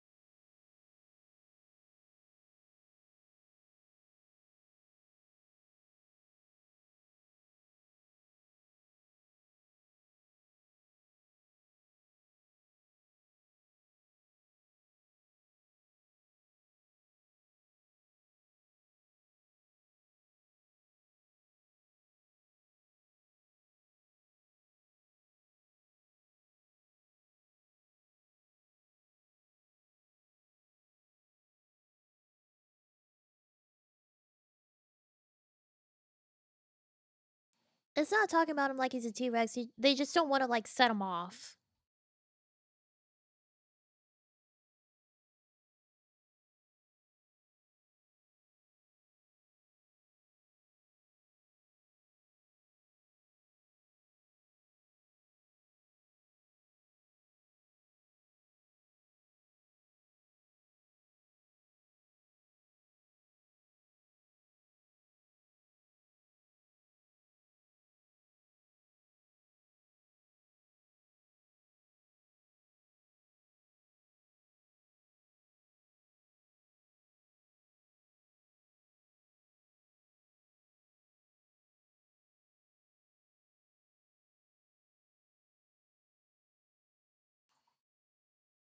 You're naked in my house. I am looking at you.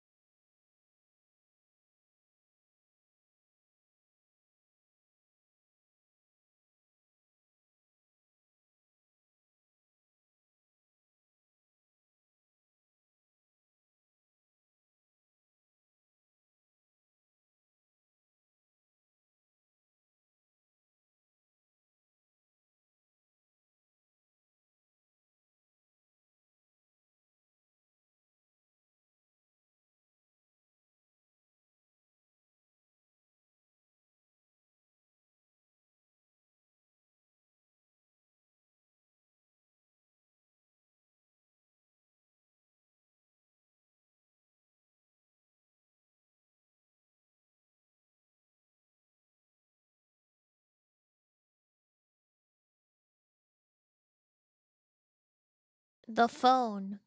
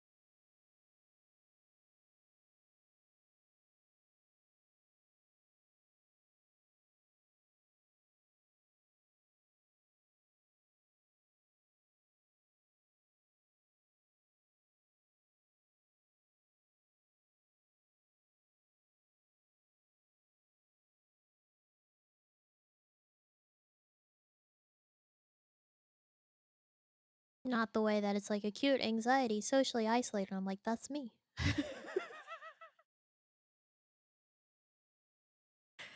Hey, that's me.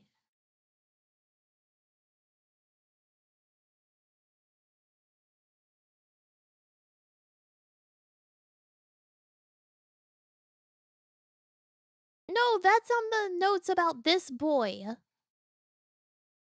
About Haley Joel Osment.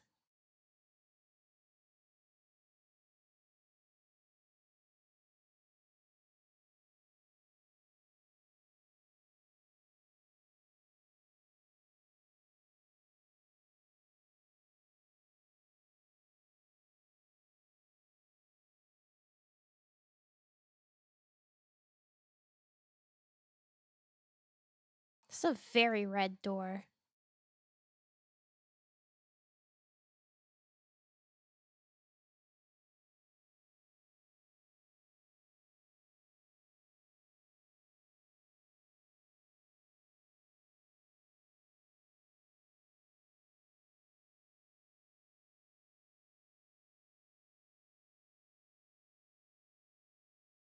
You know, gotta give it to the Catholics.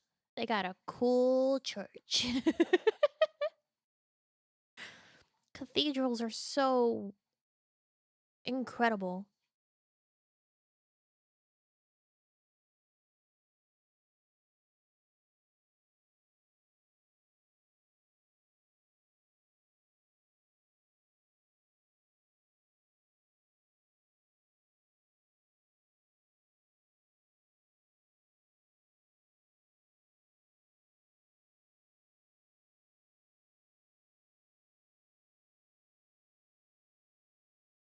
Those giant glasses are so cute on him.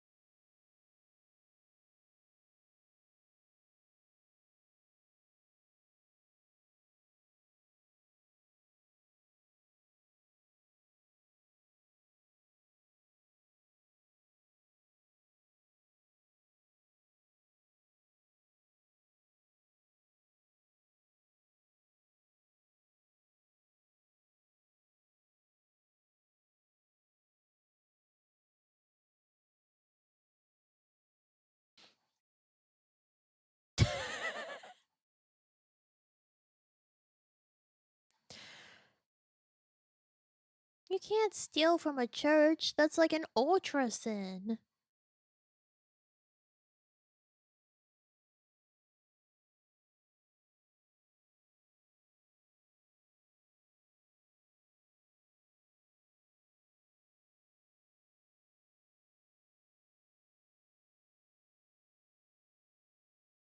Ultra sin sounds like a metal band name. Actually, it would be a kick-ass metal band name.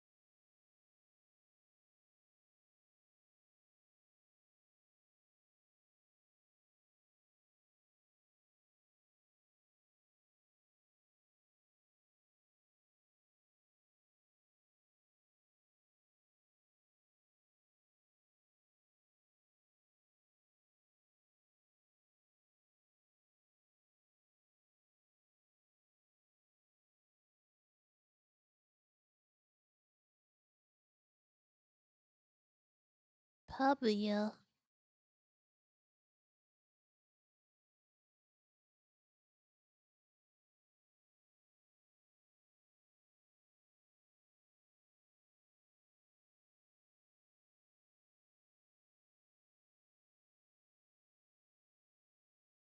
not certain this blouse fits her.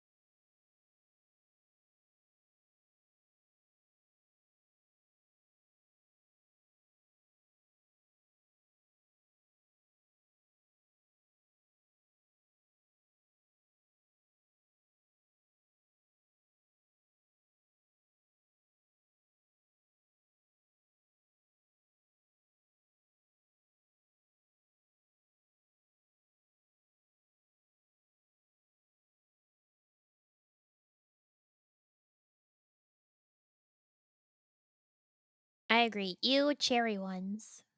Those are the worst. If you're gonna get like a plain Pop Tart, the brown sugar cinnamon, those are the best ones.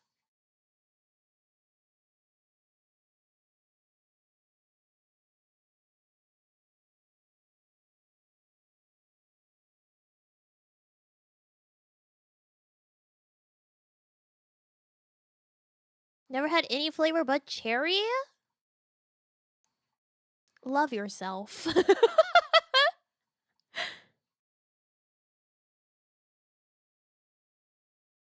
Find yourself some pumpkin pie ones this year if you like pumpkin pie.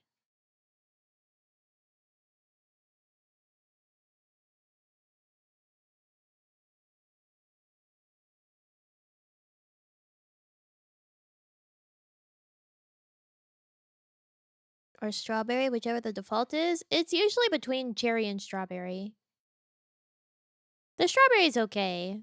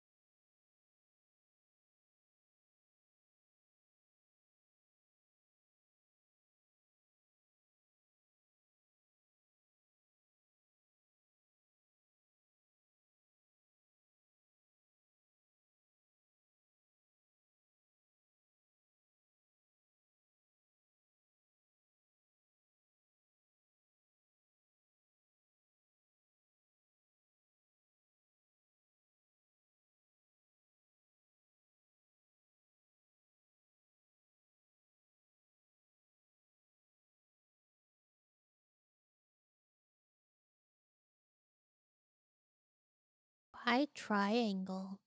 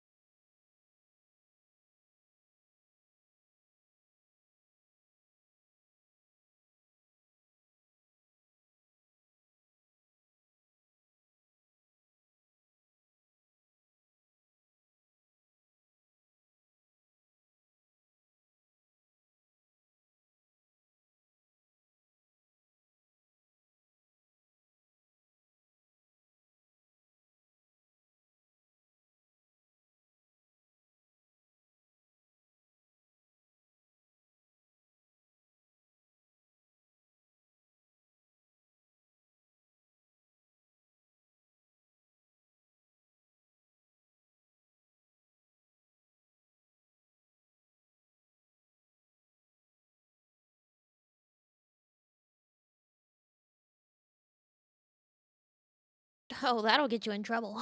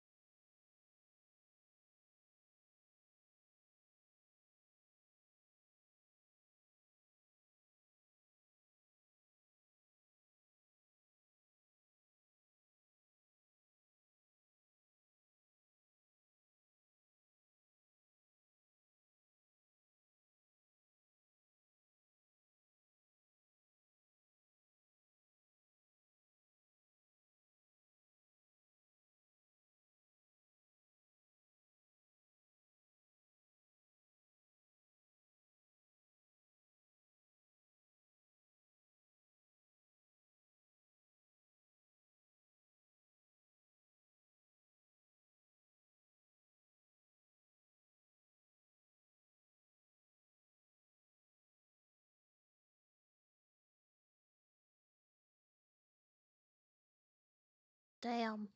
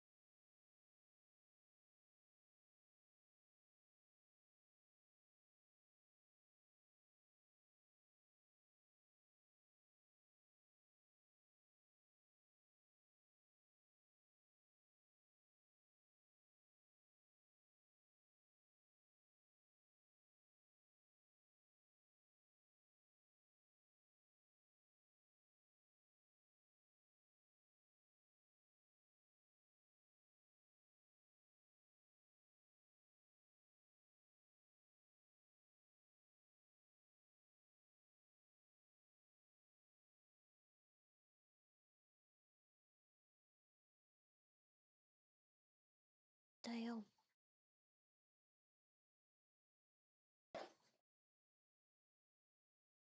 You don't know the half of it, Mr. Man.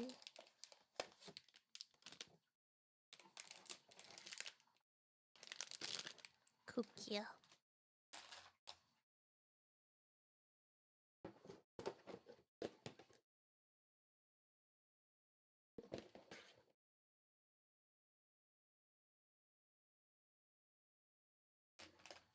Keep watching the movie. I'll be right back.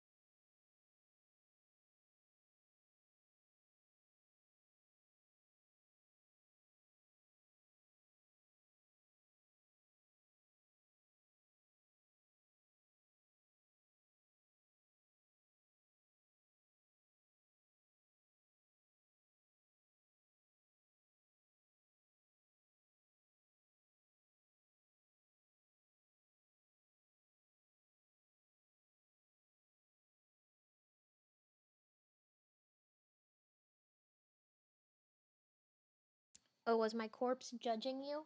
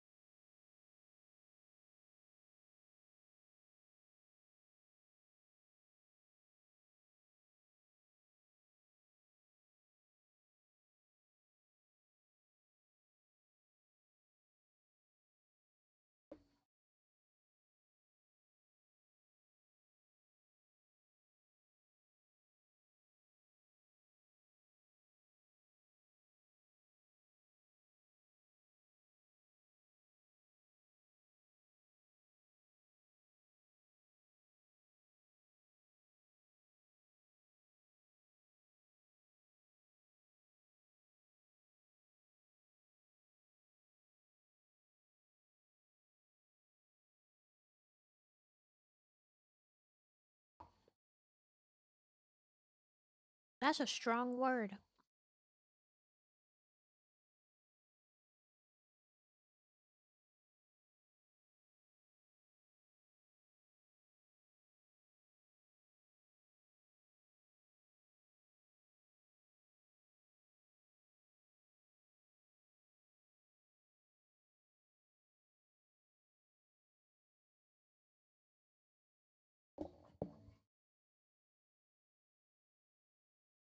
I bet it was Philadelphia.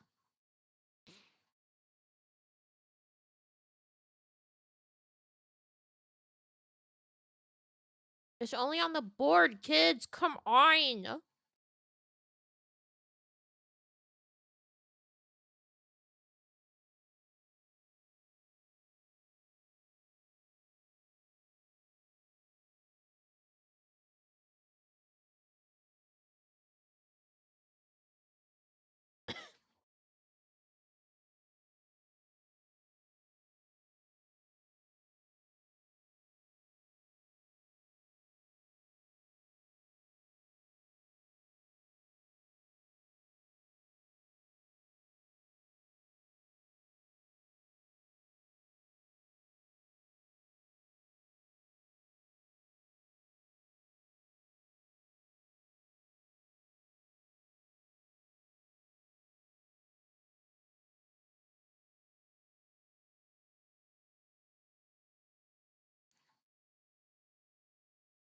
This guy almost looks like Jim Carrey.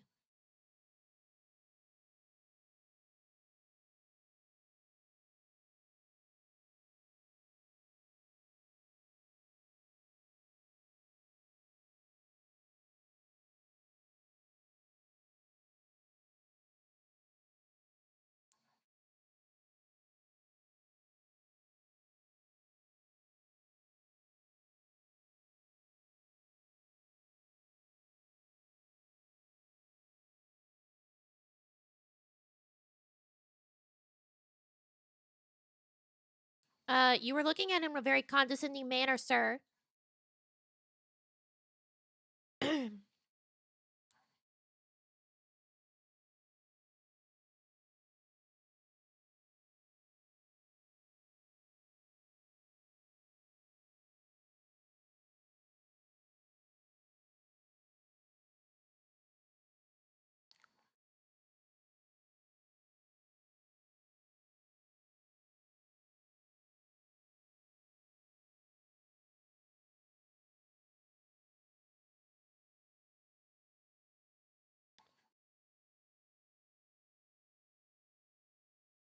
Hey, I think the teacher should get in trouble for that one.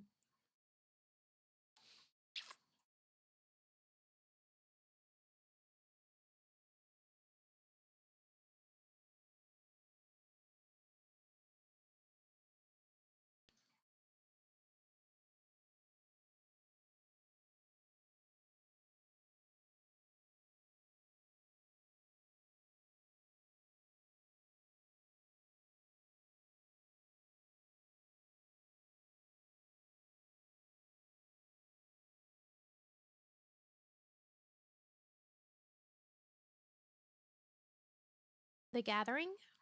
No.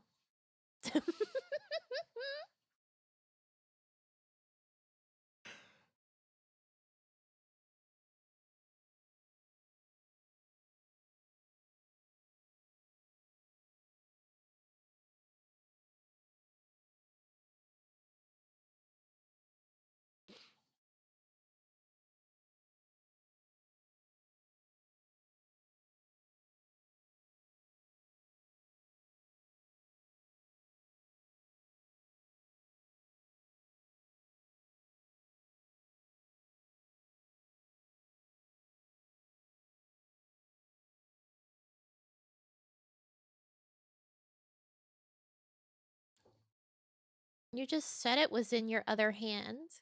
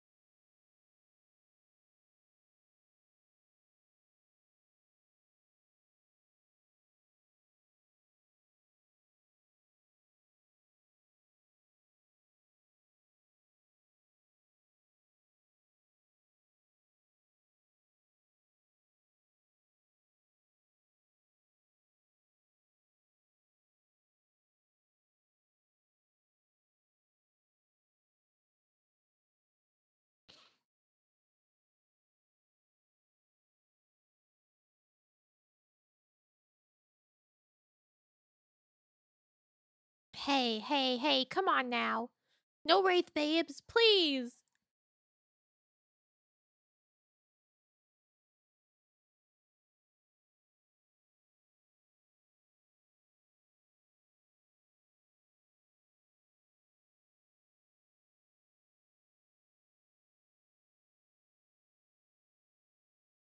Was I ever on So Loft? I don't think I was.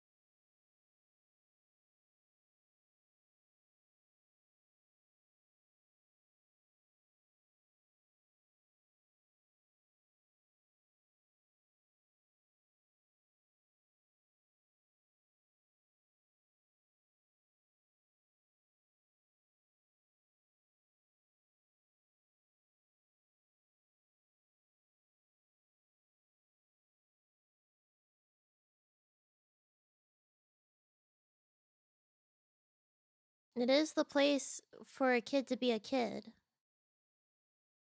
Chuck E. Cheese.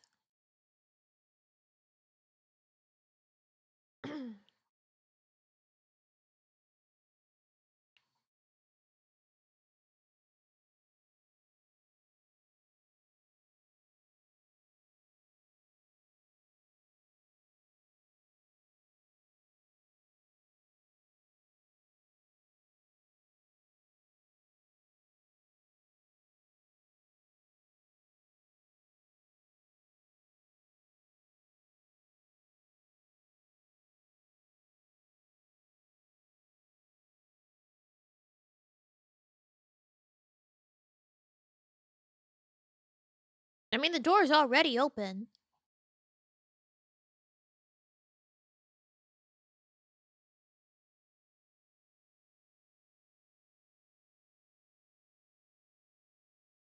Hey, this would be a very bad place to fall down the stairs. There's a lot of stairs to fall down.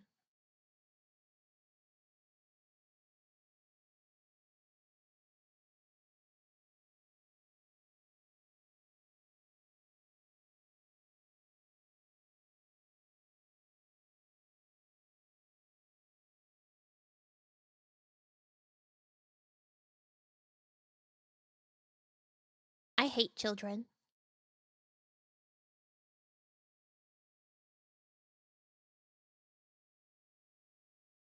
Say no. You always say no.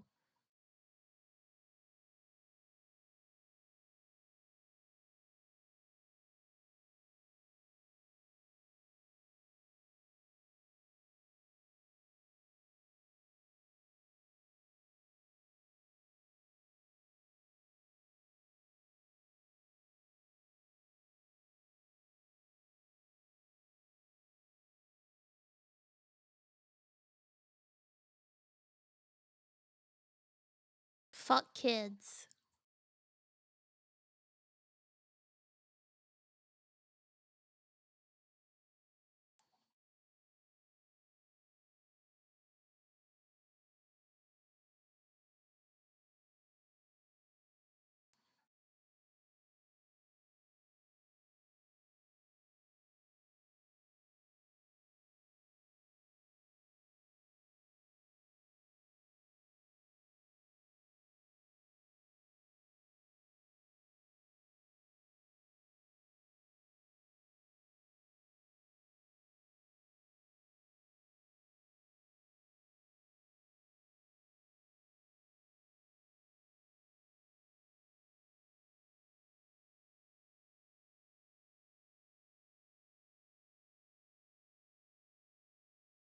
Hey, that's Mr. M. Night himself.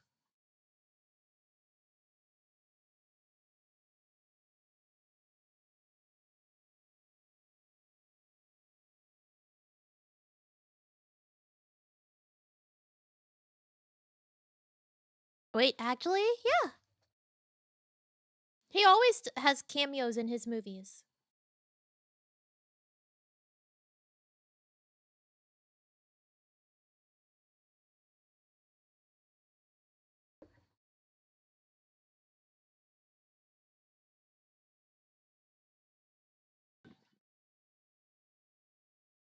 Yeah, that's him. That's the man.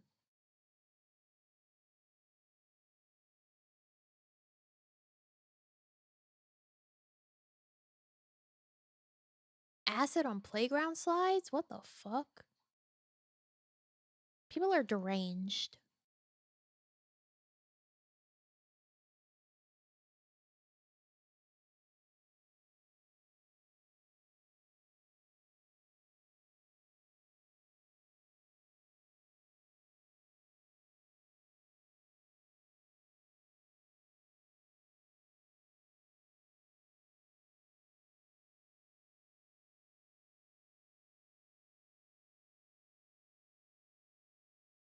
If I were gonna give myself a cameo in Airbender, I would want to be the cabbages guy.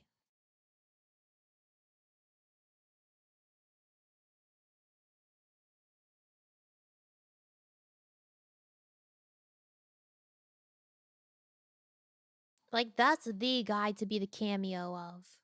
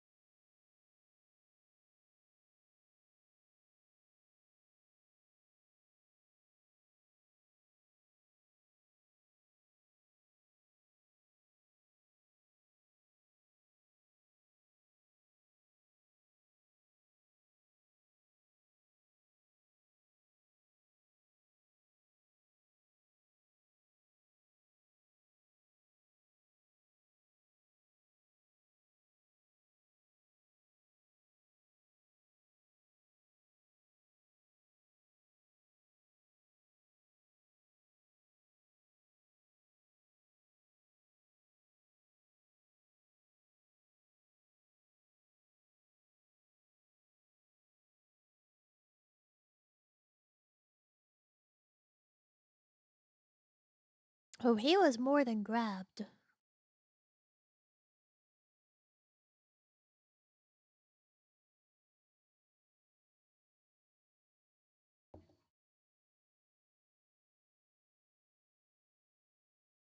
You know what? Get him. Good on his mama.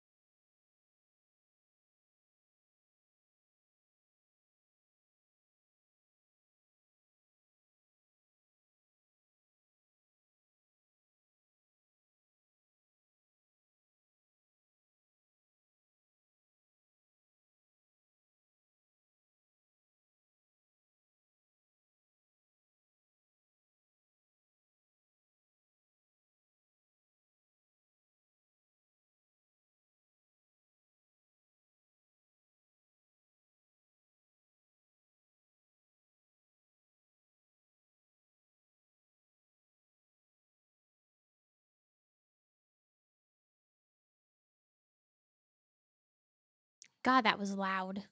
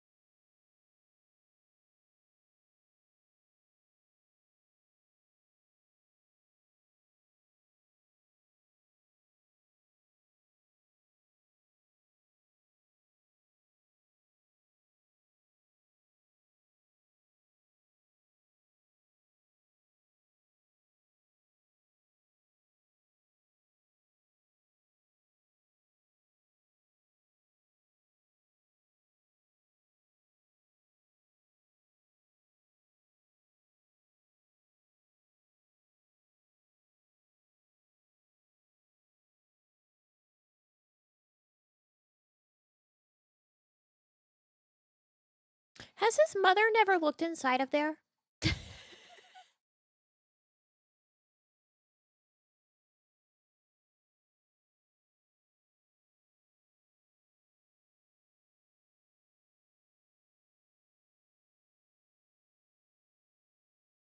Says, okay, all right, fine. Do not enter.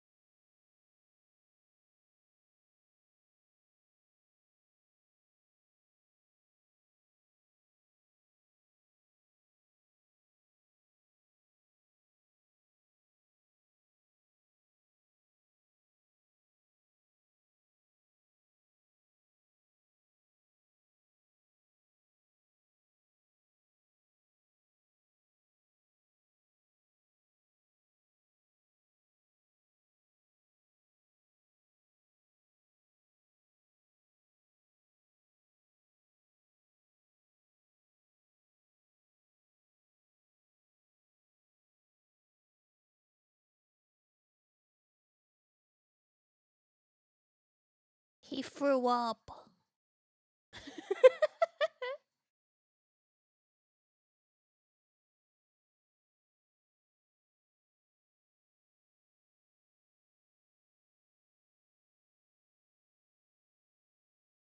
It's a little Tommy prick. I agree.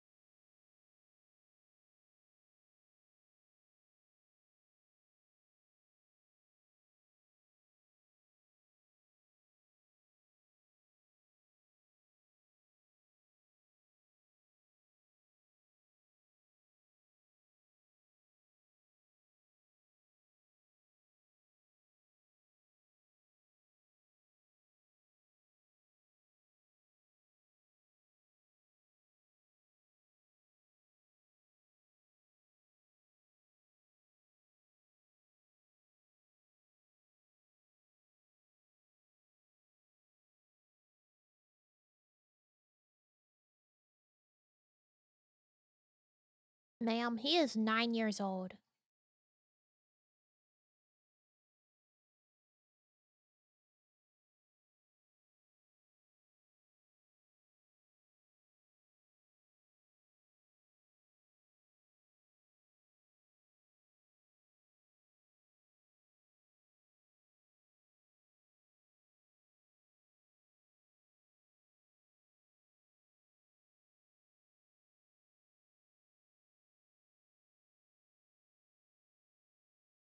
That pisses me off. Don't send your child to bed hungry. If you don't want to sit there and look at him, you pick your fucking plate up and you leave.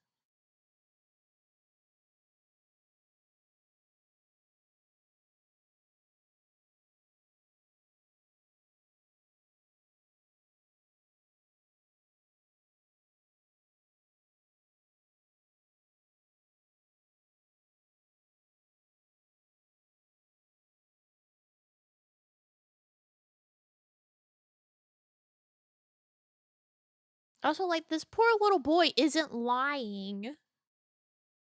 But she would prefer that he lied to her.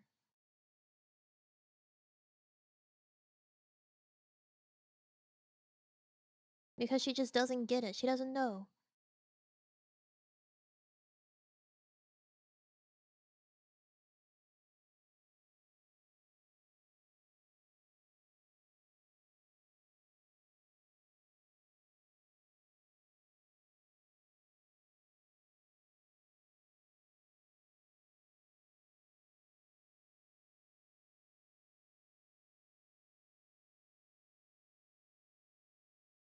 He's so well behaved and polite. And she's gonna be there like, why are you lying?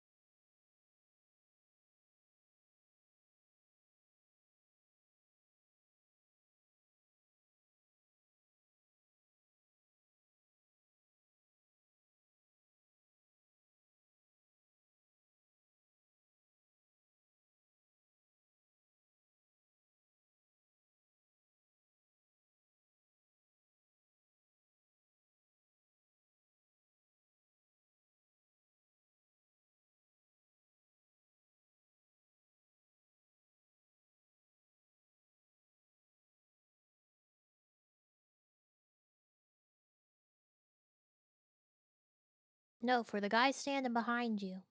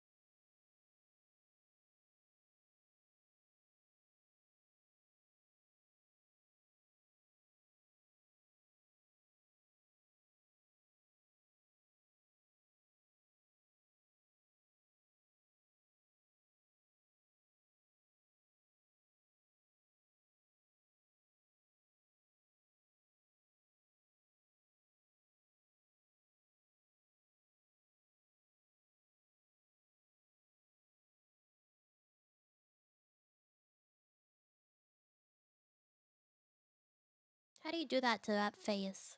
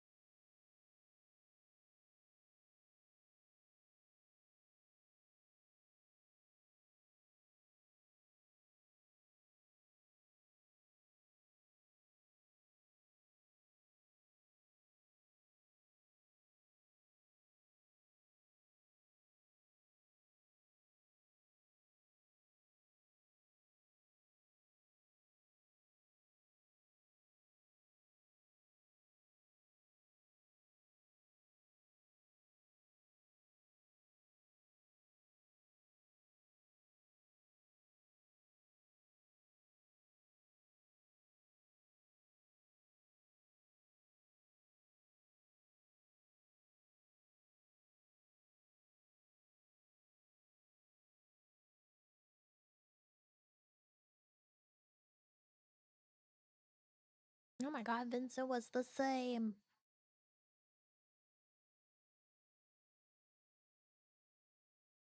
He saw them too.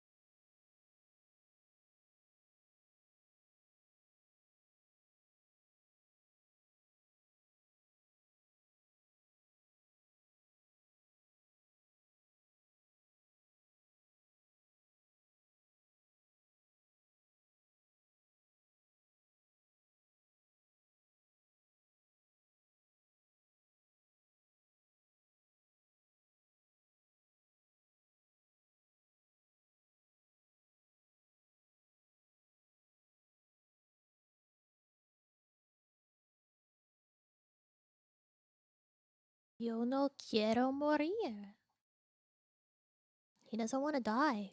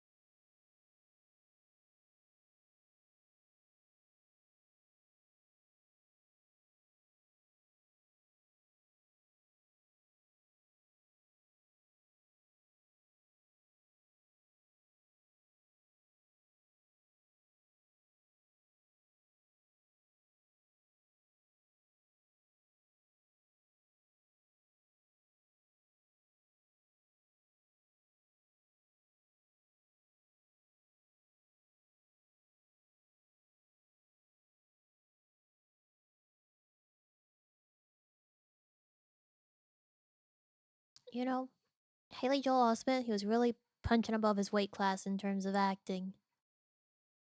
That kid had fucking chops.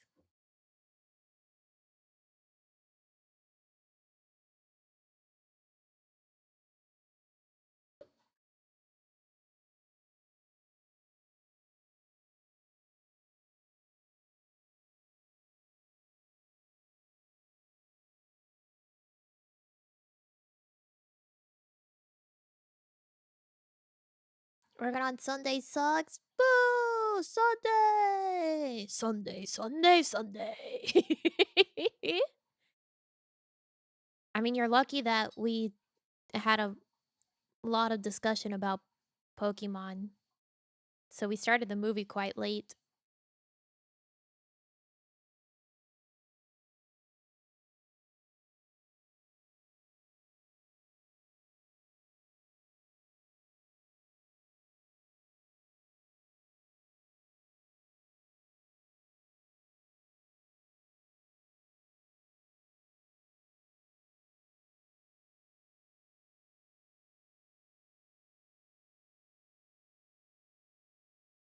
She gonna kick those kids' asses.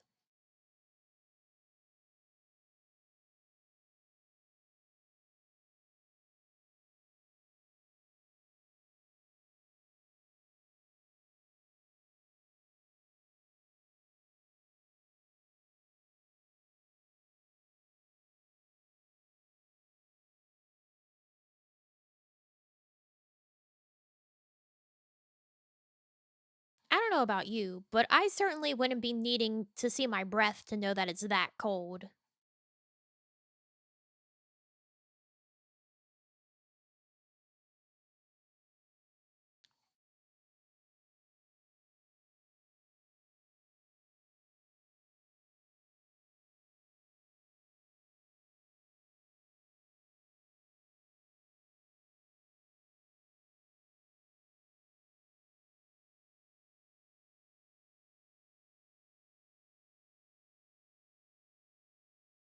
So I was to say, do the ghosts respect the fortress?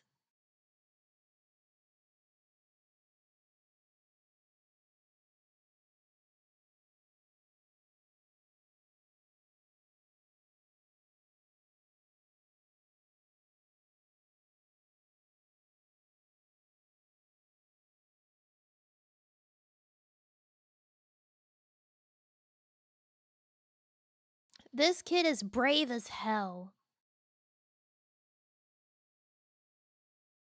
9 years old, seeing fucking ghosts, and then having the ability to go back and be like, you know what? My psychologist said I need to help them.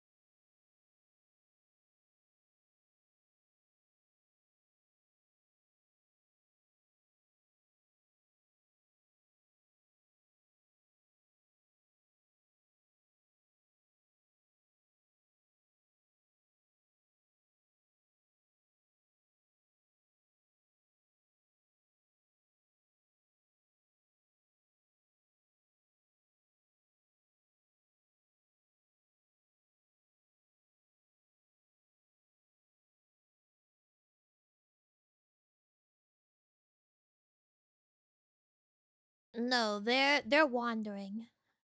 Basically, they're finding him because of the fact that he can see them.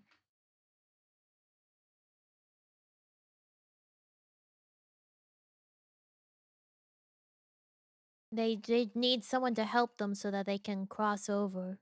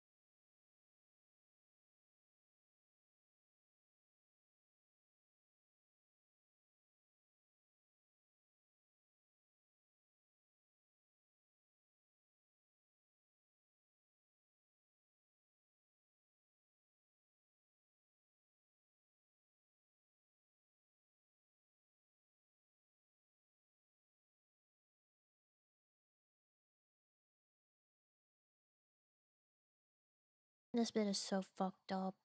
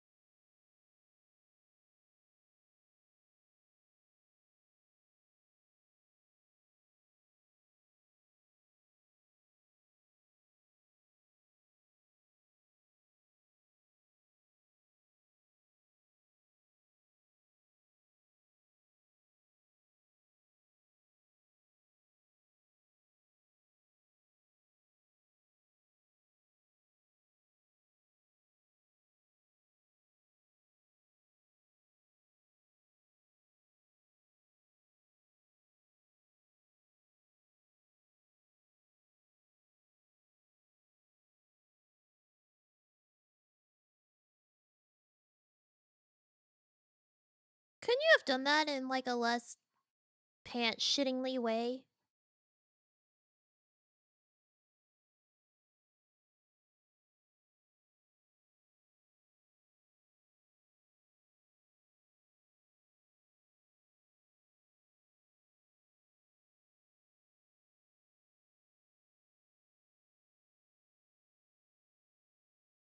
You're required to be a freak by ghost labor laws.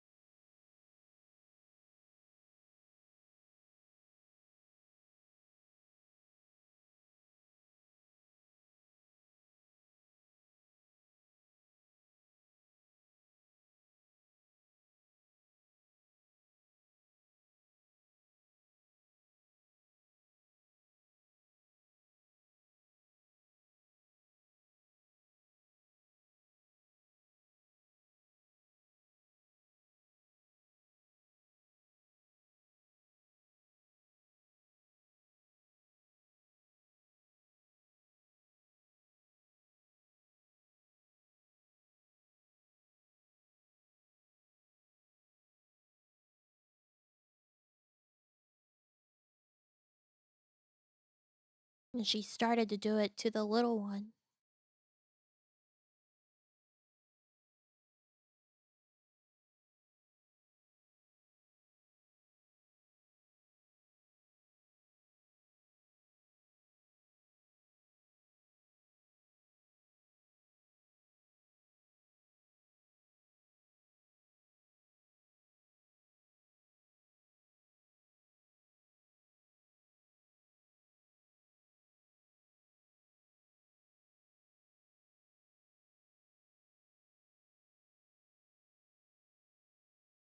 Yeah, so basically it was like Munchausen's by proxy.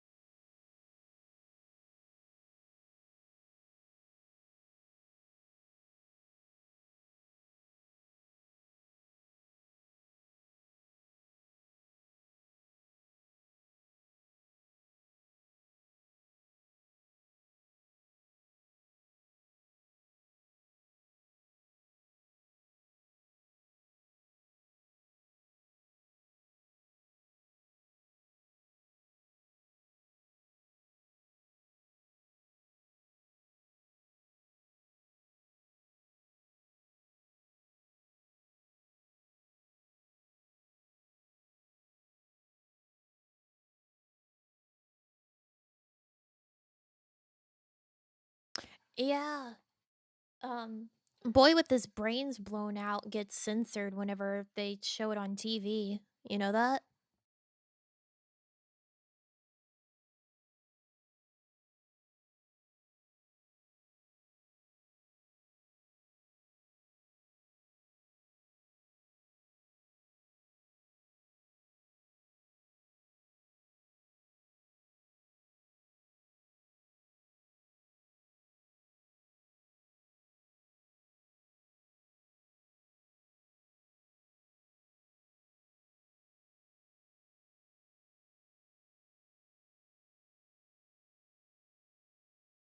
Kodai before it turns around? I think they just like he doesn't have the hole in the back of his head or something. Something like that.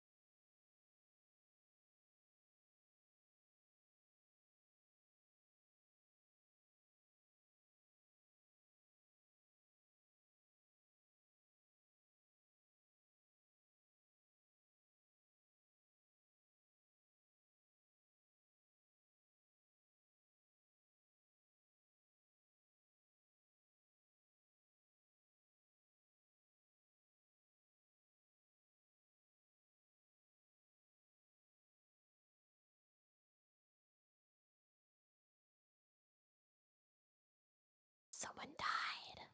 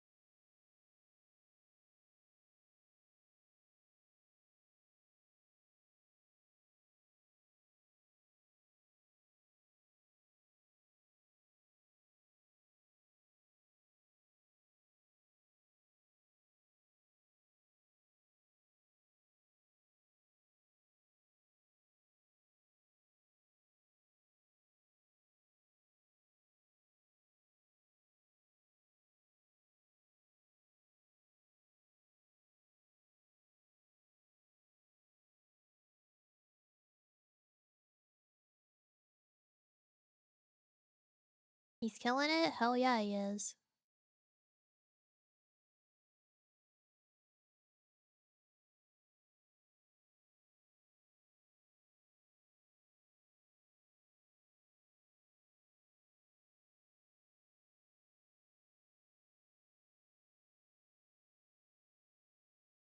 If you've never seen AI, you should.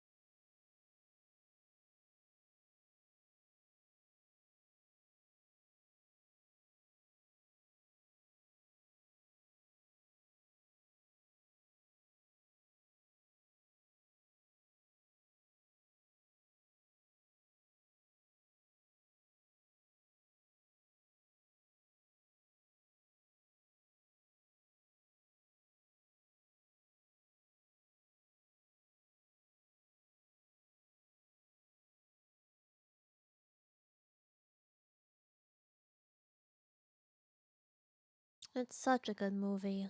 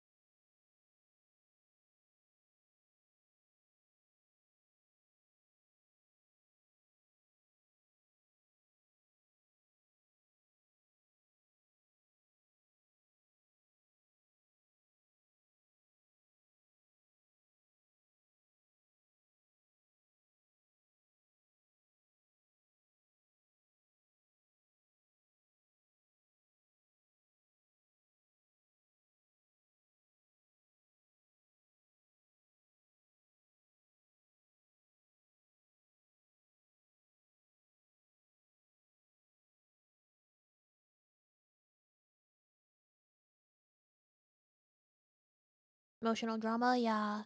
I mean, it takes literally like halfway through the movie before he ever says that he sees ghosts.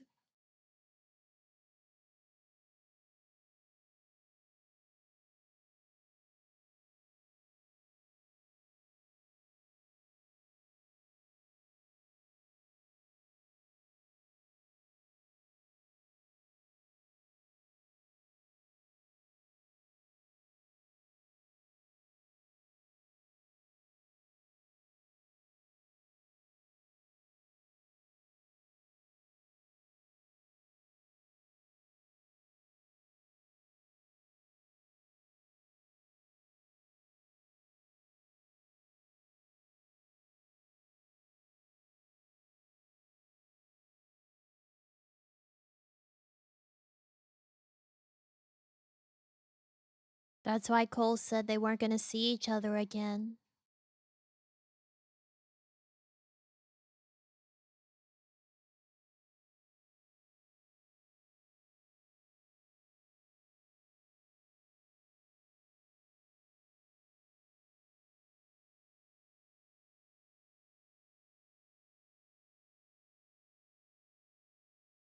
You're not supposed to take pressure off of that sort of thing, lady.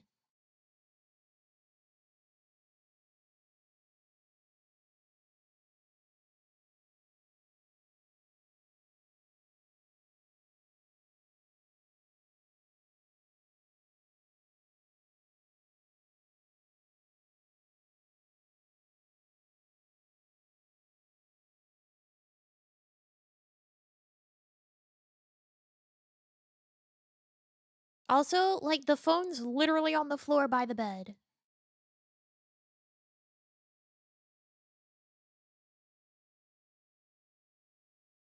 She did the worst possible thing that you could have done in this situation. She made him take pressure off, she moved him, and she didn't even fucking call anyone!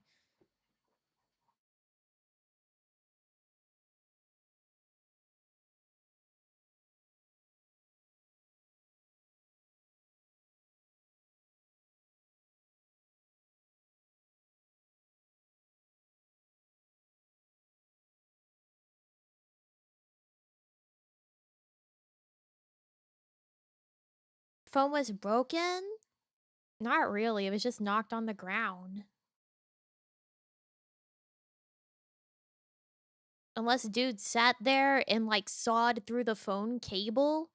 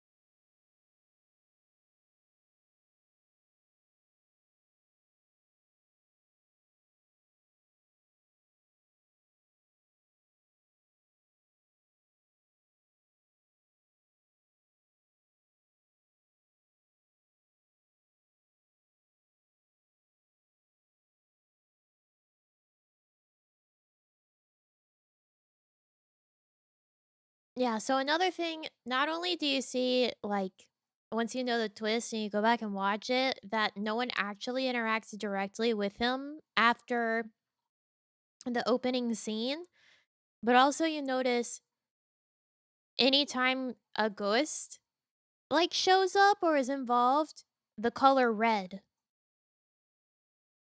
appears on the screen. So, like, the super red door of the cathedral is because of Malcolm. He was the ghost involved in that scene. The red doorknob and everything.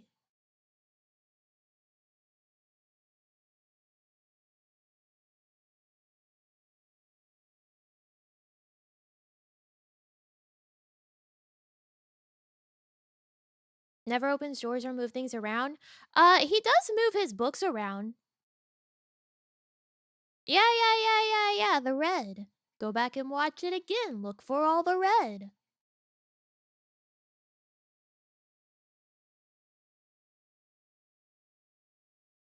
Like in the car, his mom had that super red sweater. He had the super red sweater at the party. The red doorknob. The red blanket that was just on top of Anna. Yeah, there's the ghosts that were opening stuff in Cole's kitchen, so like he can move stuff just fine.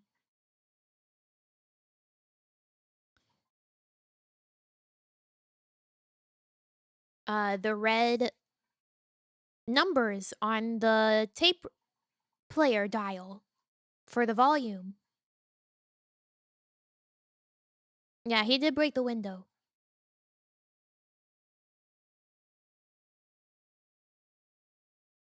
But yeah. Nope. He never once spoke with Cole's mom. They just sat across from each other in the house, but they didn't actually say anything to each other. The color coding is a detail I never noticed until it was pointed out. Once you see it though, it's like, wow, that's really obvious. Like, it is bright red every time there's a ghost.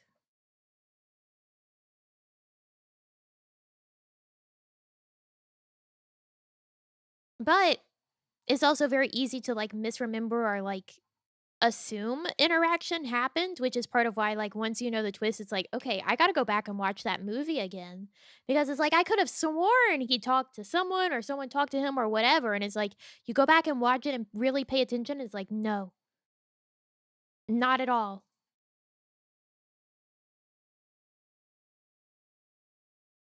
Nothing of the sort happens.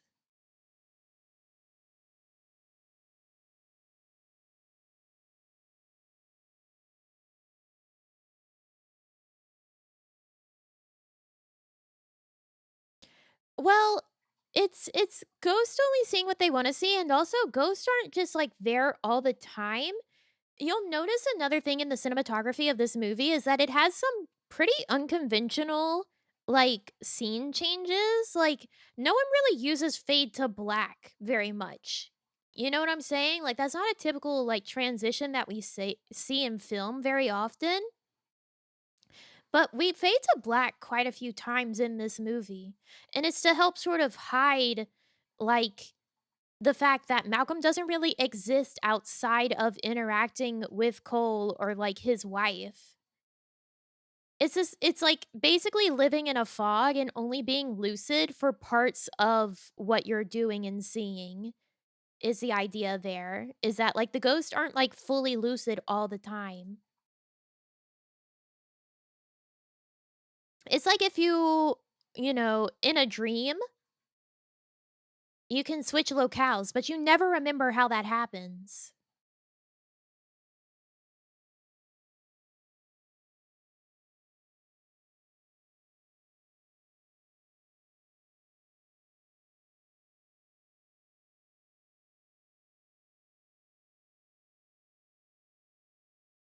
Want to go back and rewatch the scene where Cole is giving the dad the videotape in the box and see if Malcolm actually walks into the frame or appears while we're focused on Cole?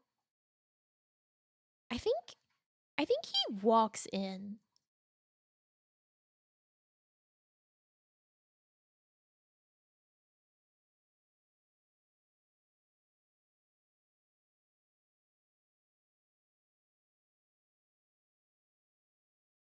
Where was it?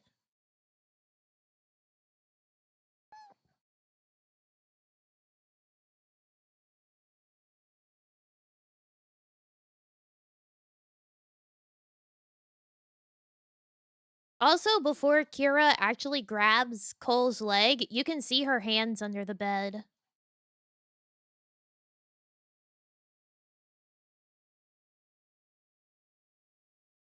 You can see her little hands flipping about ready to grab him.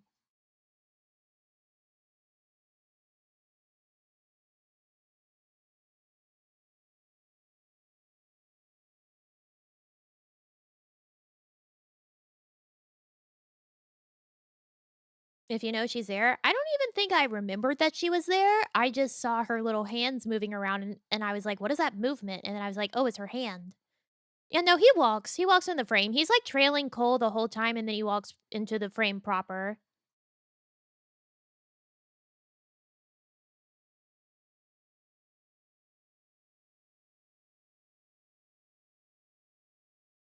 But yeah, this movie really like rewards you for going back and watching it again after you know the twist.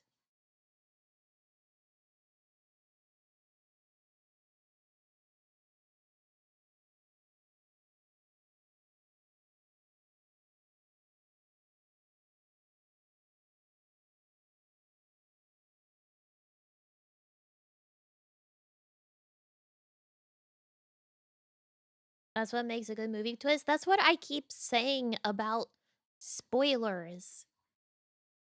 Like, if your ability to enjoy the movie is ruined by knowing the twist, then it's not a good twist.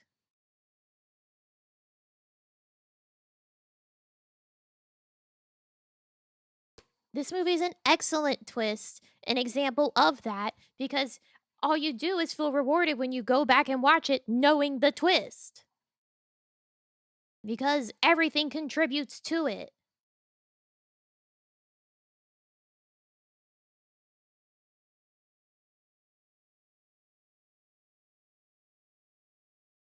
Would have preferred to go in blind? Yeah, but I'm saying, you know, in general, if knowing the twist of something completely ruins the movie, then it wasn't a good twist. You can prefer to go in blind, but if the twist is the only thing that makes it good, then it wasn't good in the first place.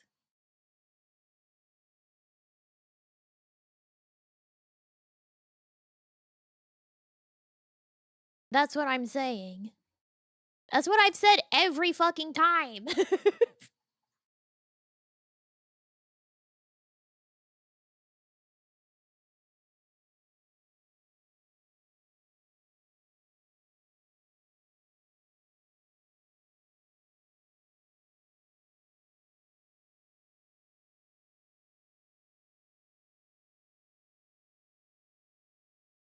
Spoiling the twist doesn't matter. To me, personally, I don't think it matters.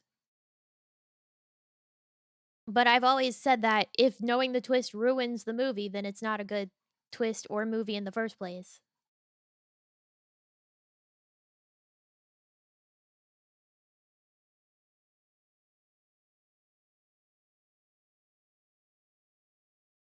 Point you just made is very funny considering how Mr. M. Night seemed to miss that point entirely. Yeah.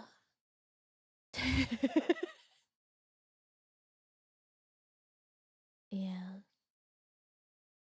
The experience is worse. That's not the point! You can personally find it worse. But I'm saying for the people that say that having the twist of something ruins the whole thing, it wasn't good in the first place. Can we listen just to the words I'm saying with my mouth and not extrapolate other meanings?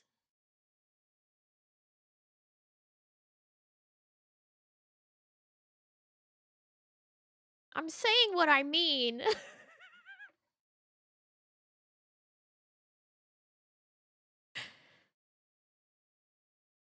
How are the cookies?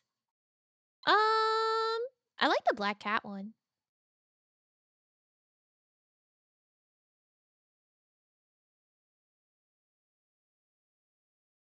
Examples of a movie that's completely ruined by knowing the twist ahead of time? I wouldn't know.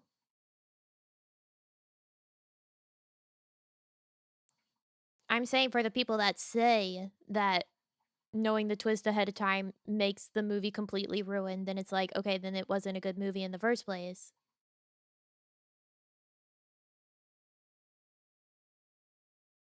The black cat one was the blackberry with dark chocolate.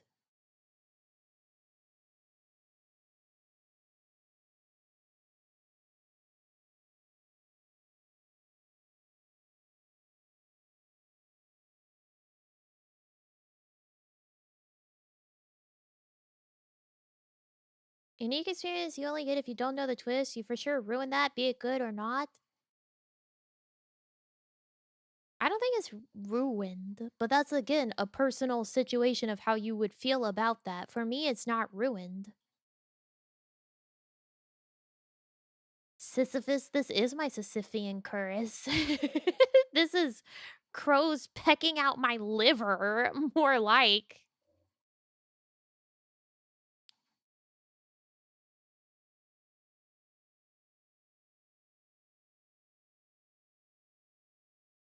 Yeah, Prometheus, yeah.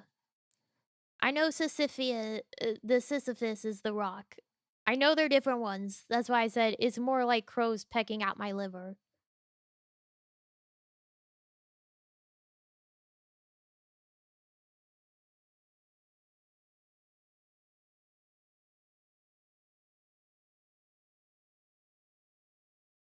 Was the red velvet that bad that you didn't like it even though you...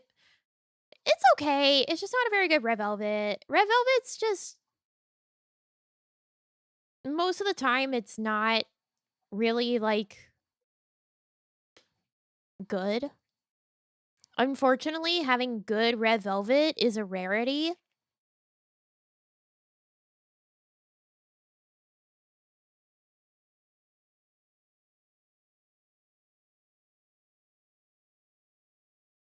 Because most red velvet is just like, it's red. You like it, right?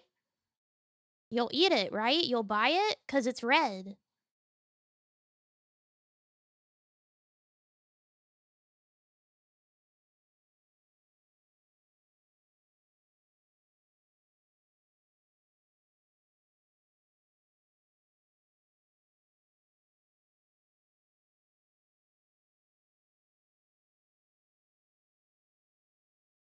Initial viewing experience that's taken away. Yeah, but that's, like I said, that's a personal, like, opinion.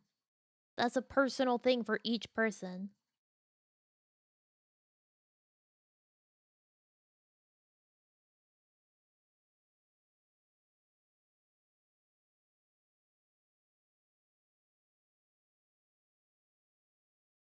There's only one good red velvet, and that's the kind you make yourself from a 7-year-old recipe. It's like most red velvet just is like, it's red.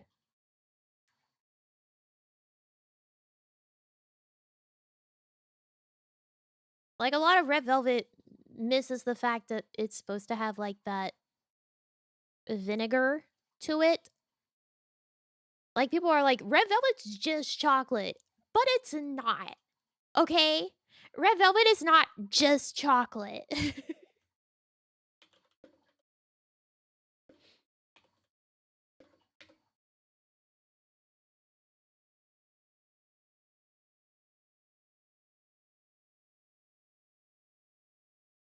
Red velvet also has buttermilk and vinegar traditionally to make it a bit tartar. It is chocolate, but it is meant to have that tartness from like buttermilk and vinegar. It's not just chocolate.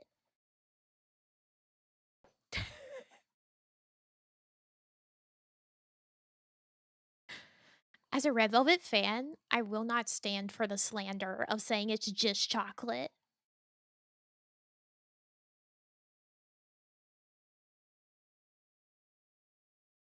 Most just take a mildly chocolate cake and add red food dye. Yeah, exactly. Well, it doesn't taste vinegary. It just makes it a bit tart. It makes it a bit more sophisticated. It helps cut through that chocolate heaviness.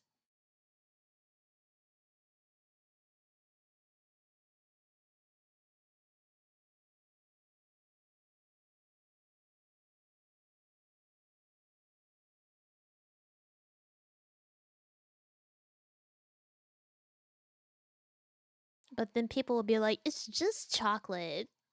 Just go like a shoe. You don't know anything. Okay?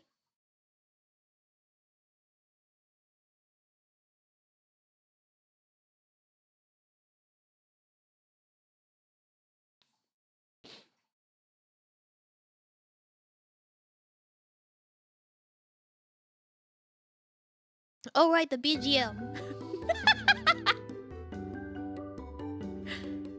is gonna listen to me sniff, no BGM, raw sniffing audio as I tell people to lick shoes.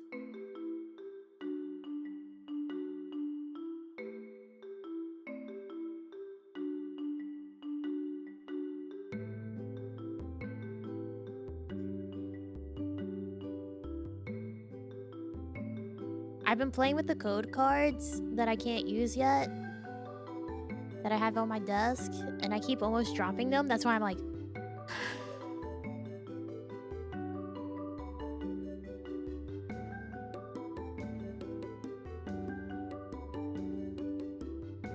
Yeah, it is meant to be cocoa powder.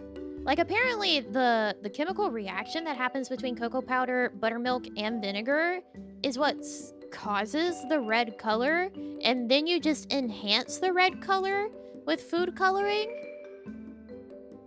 Like, it's not red for no reason.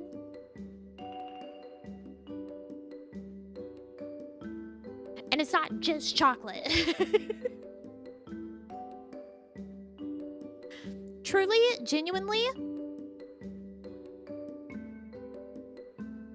if you sat down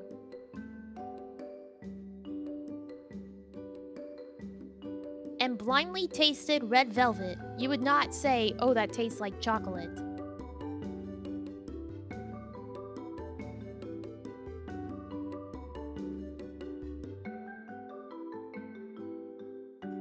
Most people don't even know that red velvet is chocolate based. They don't know. Even knowing it, when I eat red velvet, I'm not like, oh, yep, that's chocolate, because it's not just chocolate. And that's why there's good red velvet and there's bad red velvet.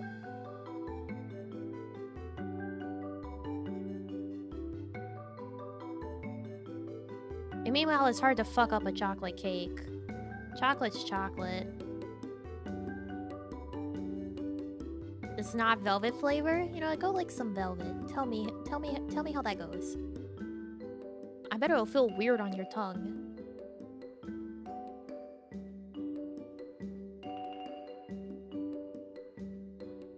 Thanks for the TED Talk. You're welcome.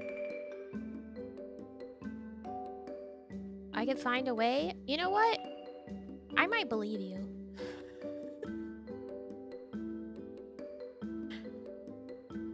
But I bet it would still taste like chocolate. You might be able to fuck up the texture and the foundation, the structure of it, but it would still taste like chocolate.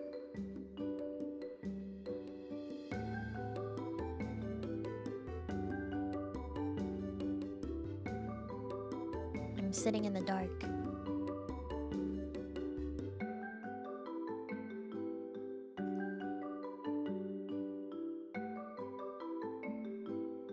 You know what? I'm here for this article on the tastingtable.com website that says to many, red velvet is a familiar flavor that just cannot be quite pinned down. Some say with utmost confidence that red velvet is just chocolate with red food coloring, and they're fucking wrong! But there is much more nuance to it than that. And it stems far beyond the fact that red velvet is typically topped with cream cheese frosting while the topping isn't so commonly used for chocolate cake. If you put cream cheese frosting on a chocolate cake and you have a red velvet cake right next to it, they're still gonna taste different because it's not just chocolate. It's not.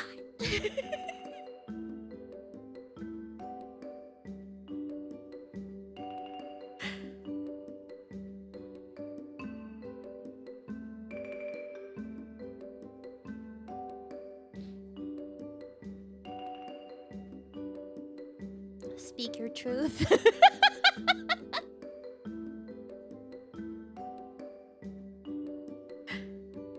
Well,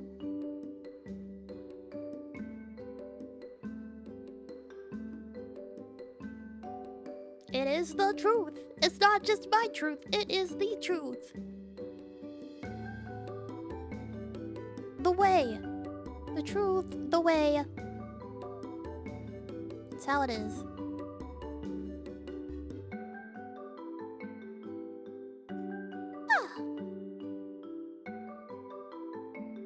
It's acidic.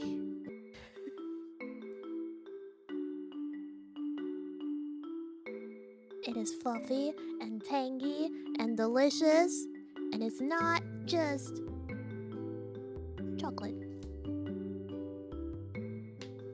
We get to vote for the next movie day? Are you guys gonna vote for anything other than Sunday?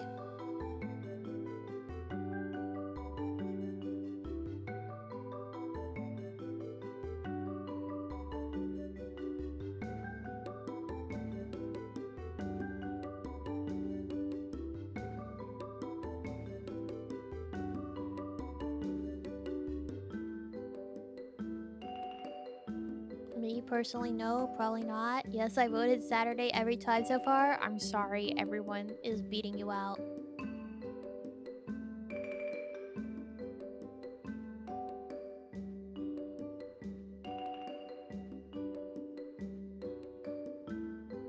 Here, we could put a poll right now.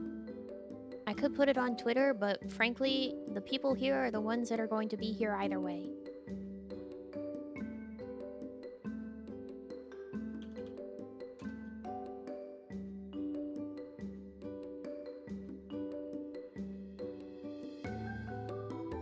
Next week is Beetlejuice!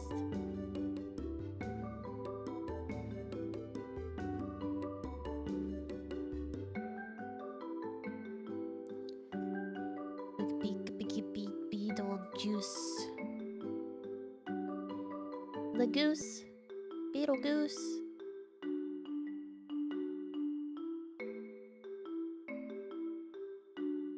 Unfair against the Saturday people that can't actually watch on Sunday, though?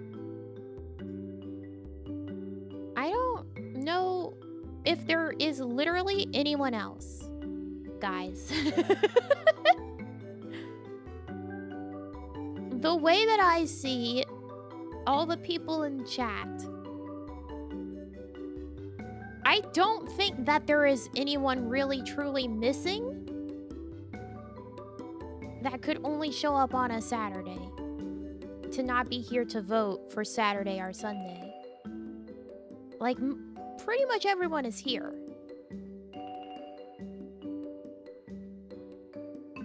Obviously not everyone, but pretty much everyone that shows up for watch-alongs is here.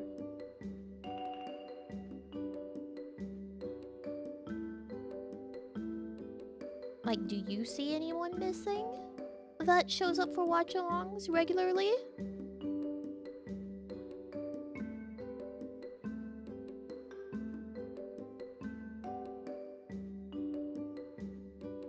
Reggie? Would Reggie be able to come on a Saturday? Would Reggie be able to swing the whole vote to Saturday? Biomon hasn't been here in ages! Biomon is off being married.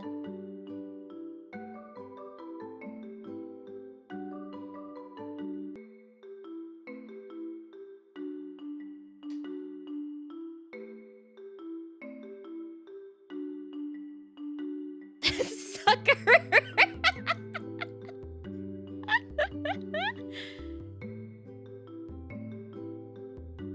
Biomon made it out. He's married.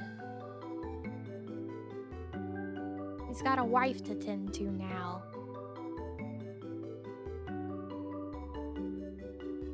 The realest of Ushihins? God. True.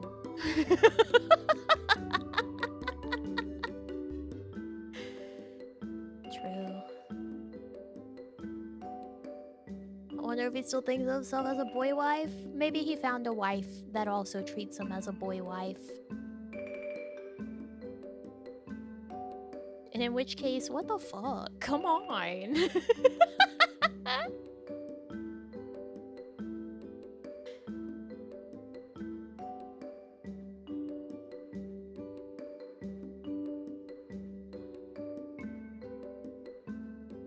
Doing fine. I'm glad he's doing well.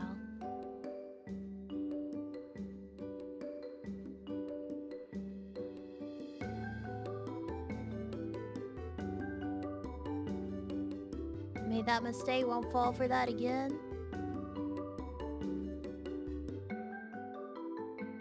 It is an institution.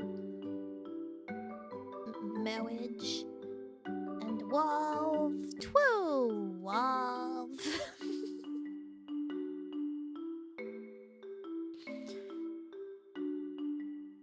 All that exists in my brain is Princess Bride.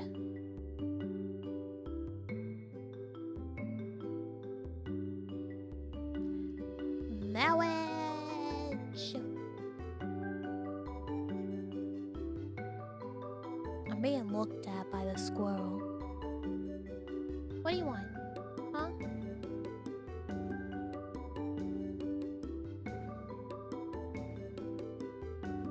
Are you coughing?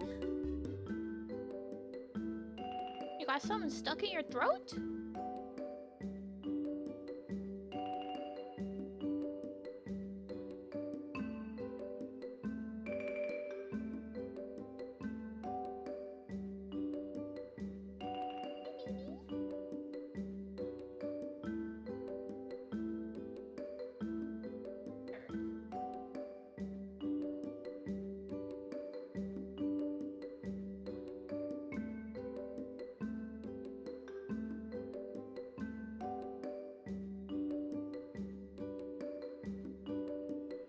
The forbidden cereal? What would that be?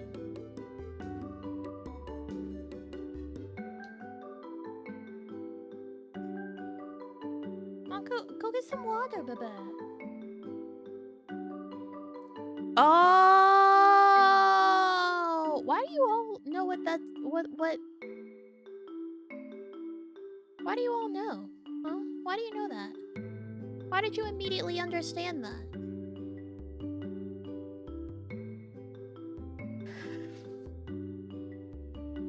What else could it be? I was thinking Legos.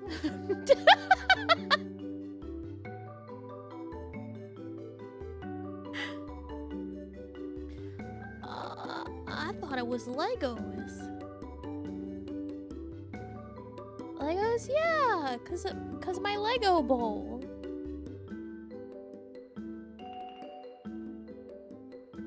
Don't have Legos laying around, do you? In my Lego bowl.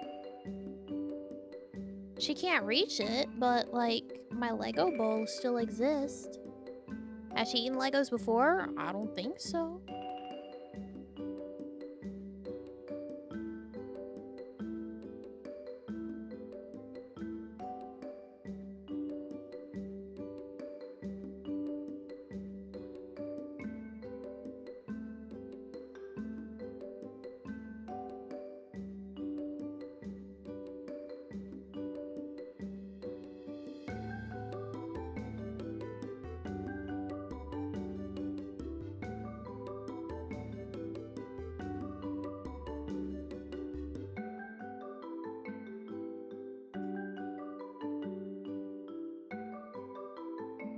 What if for next month the monthly goal is that we're free from the box? Will you hit it?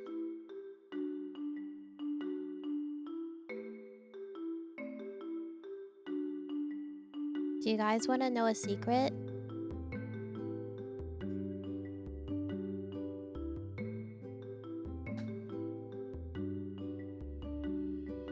So the monthly goal, I see dead people. Yup. No, the monthly goal actually starts on the 25th and ends on the 24th.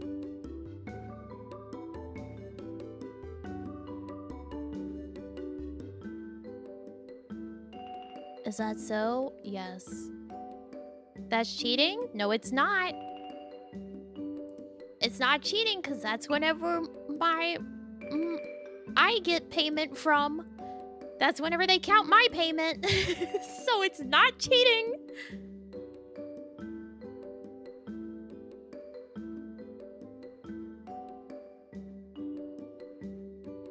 Expect a monthly goal to be monthly? Oh, it's monthly.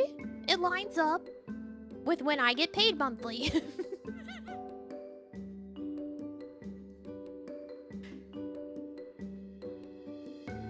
It's just, you know, it actually reflects what actually counts for me getting paid. Don't you think that's crucial information we should have? Well, you have it now.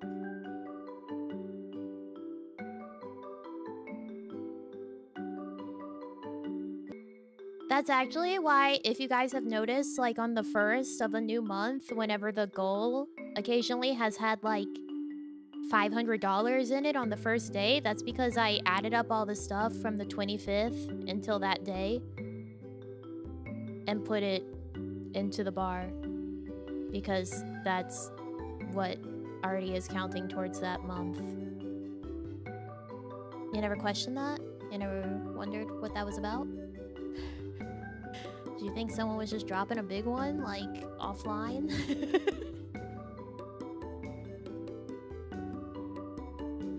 I did wonder. Yep, that's what it was.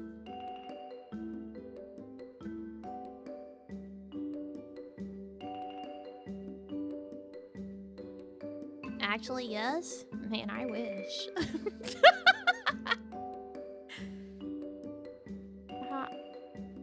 If only.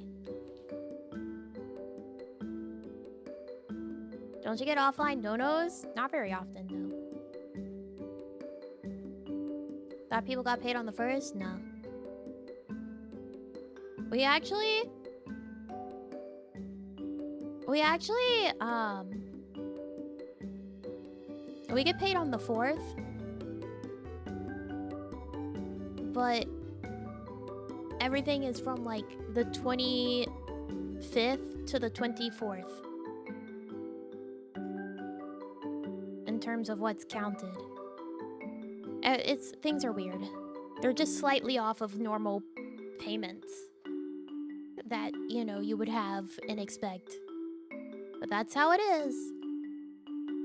I think it became that way because of how YouTube pays stuff out or something of that sort, but yeah. 24th, my local time. It goes by our local time. Get paid every 2 weeks? We get paid once a month.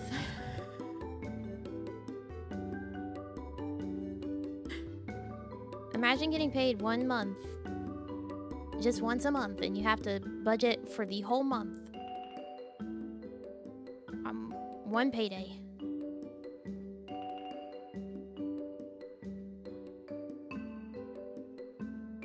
You get paid once a month? It sucks. Hey, it's terrible. It's a bad time. By the end of the month, you're like, I have no money.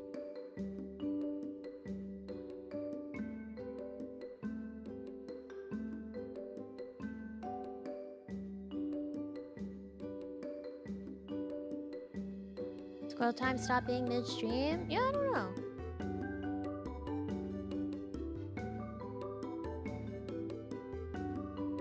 I don't know.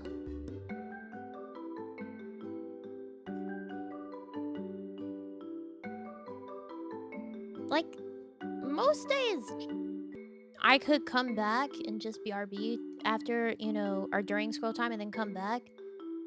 But we kind of traded that for streaming more days rather than more hours each day. At least until October, when I was like, hey guys, I'm gonna die.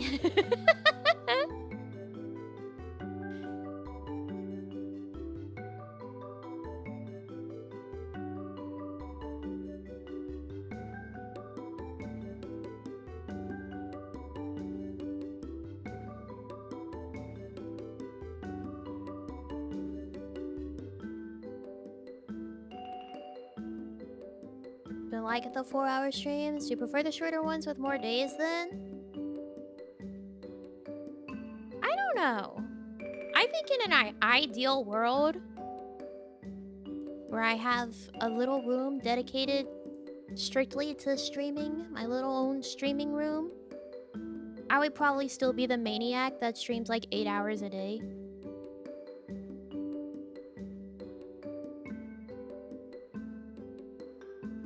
Would I stream every single day? Probably not, but I would definitely end up doing like longer ones on fewer days. I think would be my preference. Because once I get into something, I'm in it, you know?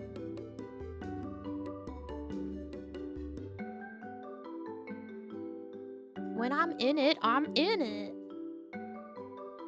That's how you get an accidental 8-hour Planet Coaster stream. When I'm there, I'm there.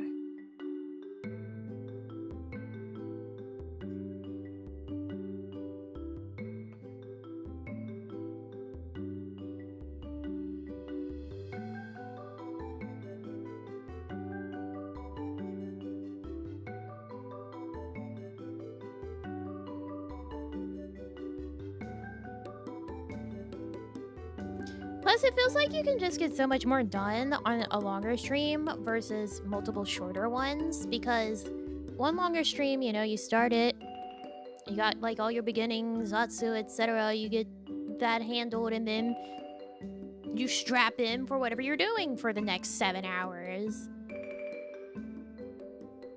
If you break up the same thing over multiple days, well, then you have that starting and ending portion for each one of those, and then you end up taking longer to do the same thing.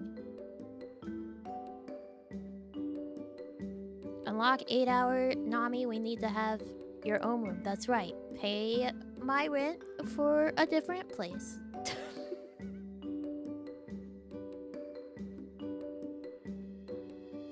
For a different circus where I have a streaming room. Almost forgot the movie ticket. I know I was late, but at least I got the twist. Thank you for it. Thank you.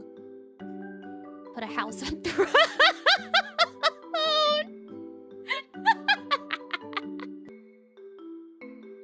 That would be really, really funny.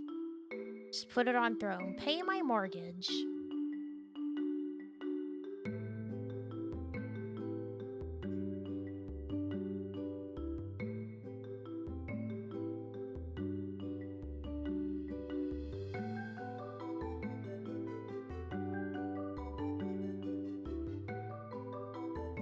Can't do the— No, don't apologize! Guys, it's okay. I'm glad you're taking care of your animal. I hope they're okay. Vets are expensive, man. I get it.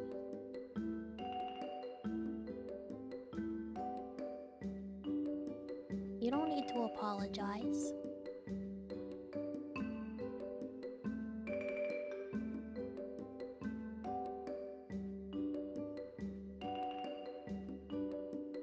Hi, creature.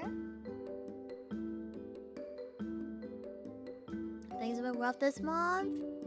Gosh, it's not being kind with me. I know you mean like the universe in terms of gacha, but it's so funny to think of you being like, it's been rough this month. It's been too much on anime girls that I didn't roll good for. And I'd be like, you know what? I get it. You know what? I understand.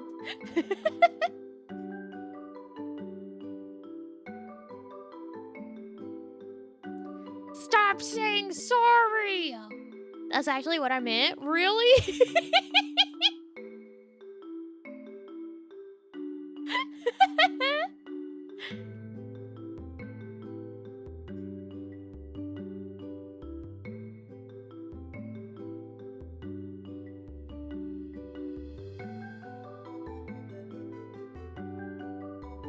Blame the blue lady that coerced me to buy Pokemon cards and have a good time? Did you have a good time? A hell of a PNG? Did you get it? You got it? Was it worth it? Was it worth it?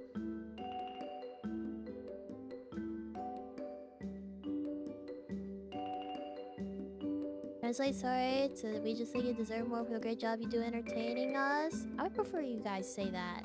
Don't say sorry. You don't need to apologize. We live in a world where everyone says sorry, and it's like, no, don't say sorry. we can say better things. It's like instead of being like, oh, sorry I was late, you should be like, I really appreciate you for waiting.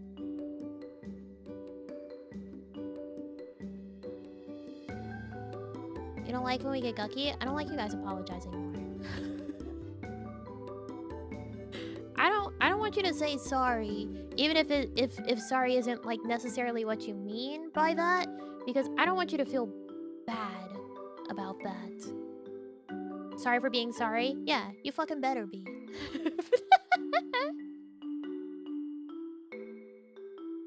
Down payment on Nami house soon? Oh, hell yeah. Thank you, Tori. Thank you. Thank you so much for your patience. Has become a go-to for work emails I'm late on. Honestly, you know what? If you don't want to get in trouble, stellar advice as well.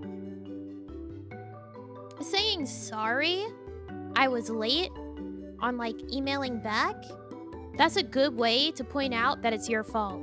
Saying thank you for your patience, they're like, that's right, I was patient, you're welcome. They're not gonna chew you out as being like, yeah, why the fuck did it take you so long? They're gonna be like, yeah, that's right, I'm so gracious and patient.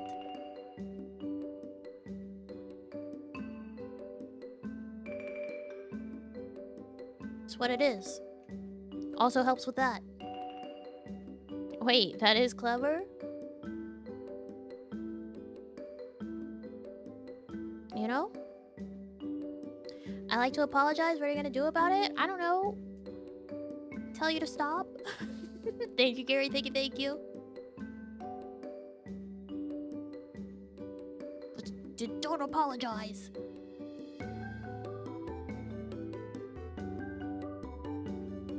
They just know they're not actually being patient. I mean, if they've been there like, hey, what the fuck? Then yeah, sure, they haven't been patient. But like, if they've been waiting without badgering you, then yeah, sure. Thank you for your patience.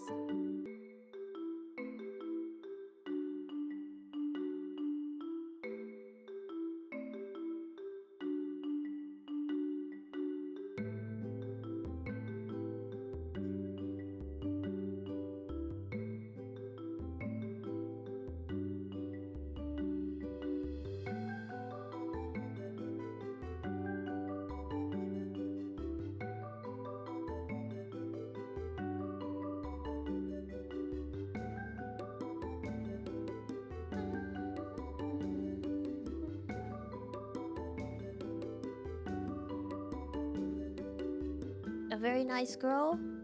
I don't know, that sounds fake. That doesn't sound real.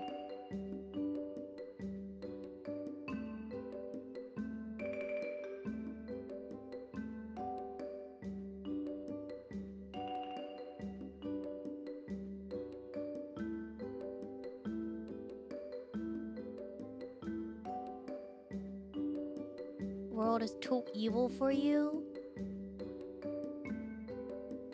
I'm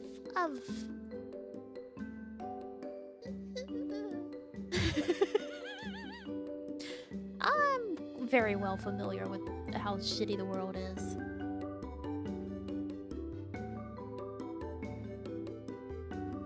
Nothing new to me. Under promise and try to over deliver so I don't have to thank people for their patience. That's fair.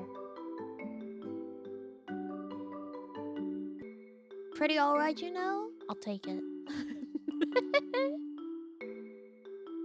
I'll take it.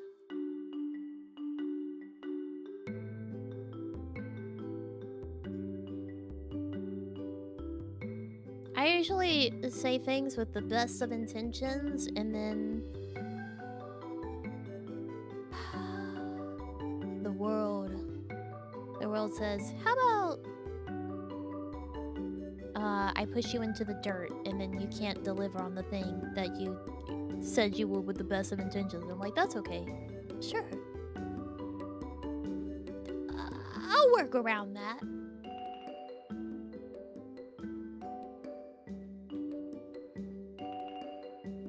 Like what? Usually just deadline stuff.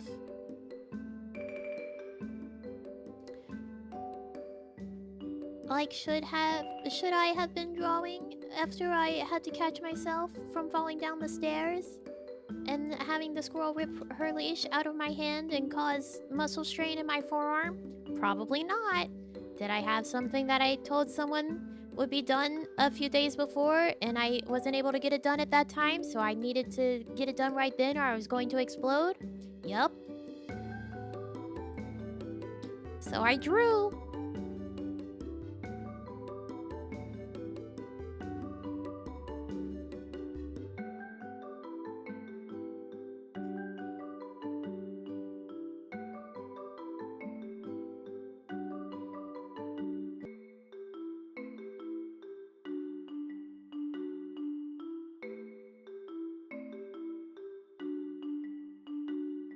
I mean, honestly, who's gonna believe you if you were to be like, oh, my dog tried to kill me on my stairs, so I have muscle strain. It's like, so my dog ate my homework.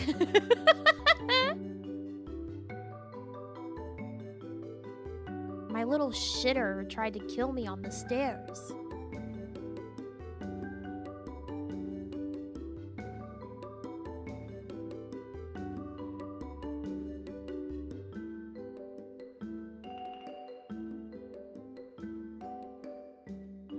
Tell the truth about that stuff always sounds like you're making something up, right? Mercury is in retrograde. I'm going to miss the deadline. Mercury is always in retrograde whenever it's convenient for people to say that.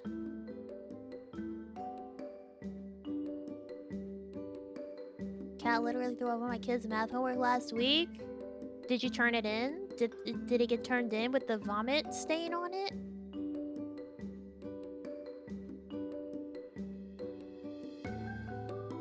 Does it hurt still? Well, see, any bit of it that might not have been hurting sort of got reset by the fact that I almost fell down the stairs yesterday as well. I'm so glad I'm good at falling. Not in a I'm glad I almost fell down the stairs way, but I'm glad I know how to fall safely. I did catch myself the second time.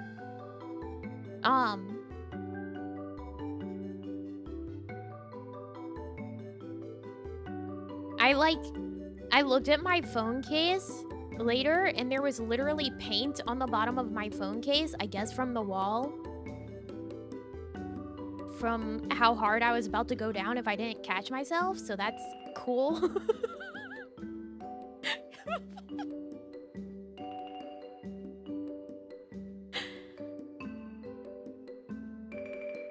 But I knew instinctually. No, I didn't fall all the way down. No, I knew instinctually, because I'm very good at falling, guys. You don't understand. I'm so good at falling down that my best course of action was to lean back. And it was better to have my legs like fold under myself and lean back to stop myself from falling all the way down, instead of like, if you find yourself falling forward, you need to lean back. Like, throw your weight back so that you stop instead of tumbling all the way down. Got experience with that? Oh, I'm so good at falling down, guys. You don't understand how awful I am at just walking and being alive. How did your boots even get caught? Okay, so...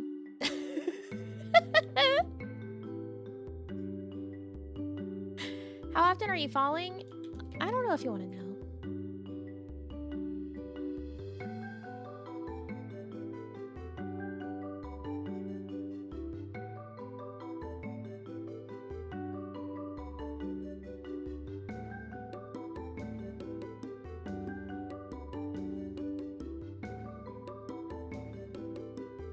Okay, so say like, you know, this is a boot, right? This is where your foot goes in the boot. Okay? But then you also have the sole. And you know, typically the sole, you're like, yeah, it has a little bit in front. What you know, this also extended in the back. So you go down the stairs, and then that little extension in the back here gets caught on a step, and you're like, oh shit, I'm gonna die. Because you're not used to it extending in the back like that. Because you go down the stairs all the time in fucking flip-flops. Where you might as well be barefoot. So that's how that happened. The back got caught on the edge of the step as I was stepping down, like saying, you have the step here, and you're going to the next one. Basically, it got caught. So then my foot was like, ugh, and then I had to go and catch myself and like fold my legs under me. So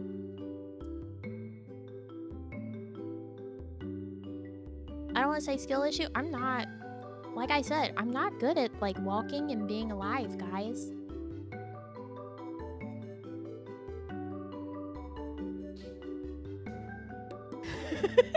May I ask why you fall this month? This month? Oh, I mean, that would be accurate. This much? I'm not good at walking and being alive, guys. Not very coordinated.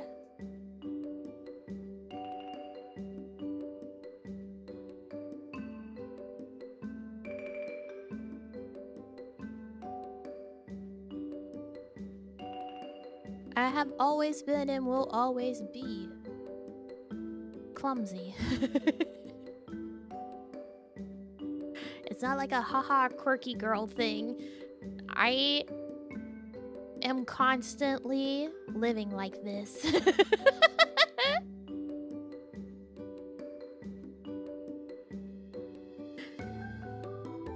I will tell you, for the other stairs that I had to go up and down, afterwards, I was turning my feet like kind of diagonally as I went down the stairs to make sure that they would be good.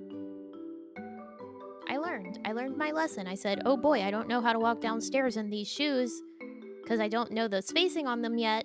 Let me turn my feet diagonally so I don't die.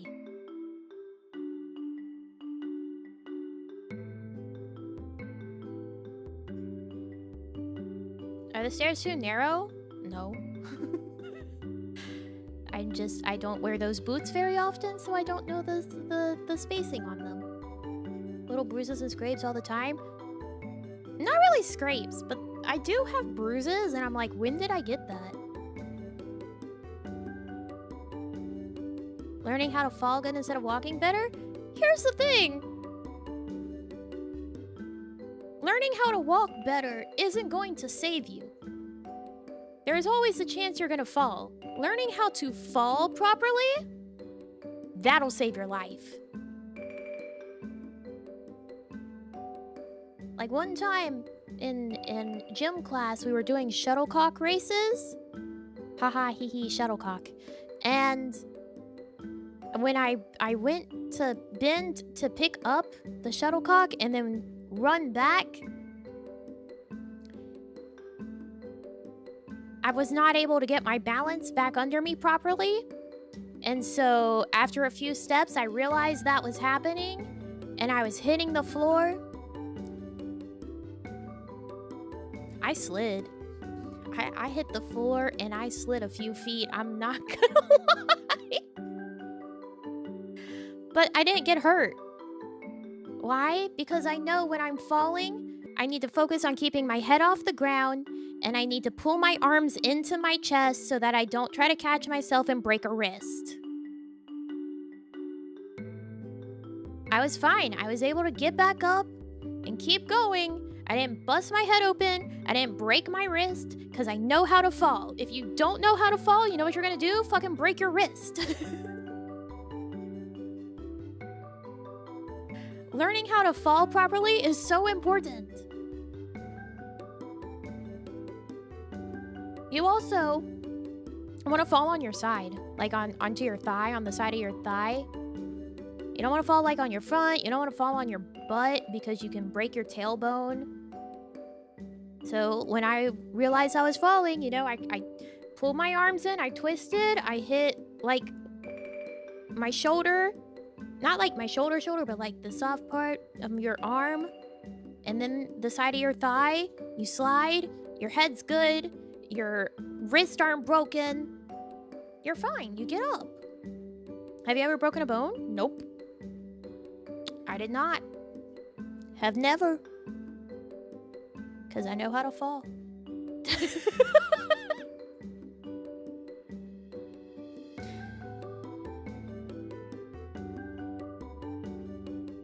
You guys say, hey, Nami, why don't you learn how to walk better? I haven't broken a bone. What do you want from me? I know how to fall. I'm still fine.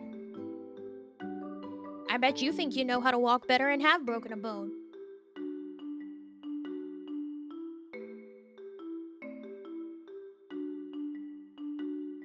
How many wrong falls it took you to learn how to do it properly? I don't know. I think it's just instinctual.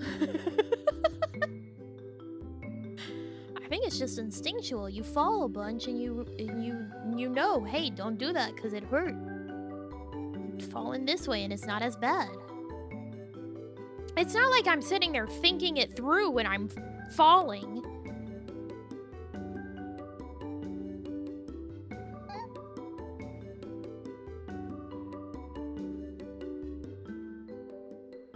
I just, you know.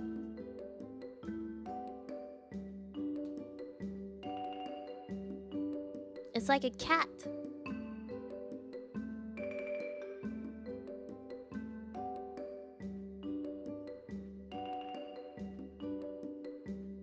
A cat landing on its feet. The way that they twist through the air. That's me when I fall.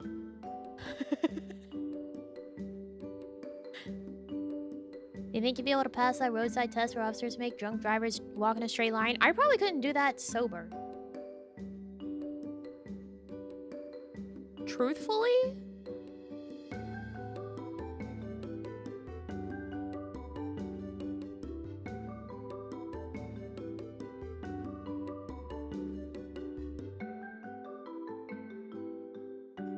I could say my alphabet backwards to them, though.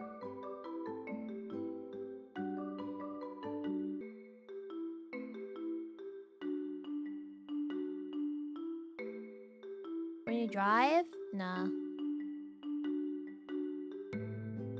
Me and my backwards joints? Whatever, man.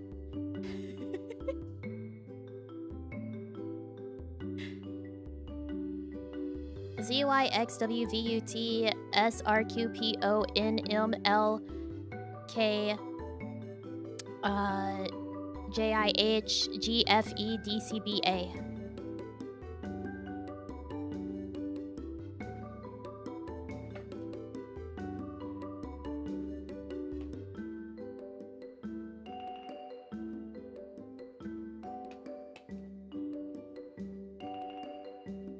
That's what's up.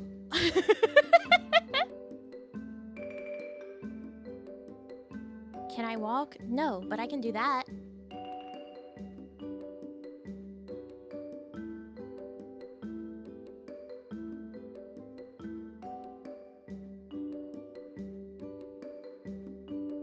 Talking about cutting your hand and breaking a bowl doing dishes? Yes.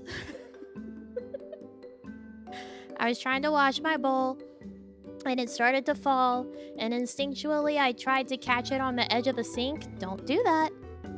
So I like slammed it against the edge of the sink essentially, while also trying to catch it with my right hand. So when it shattered against the edge of the sink, one of the shards cut my knuckle.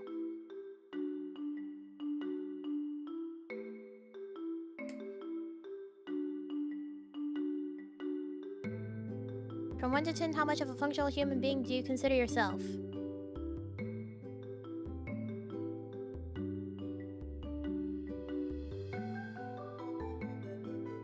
Like a 7.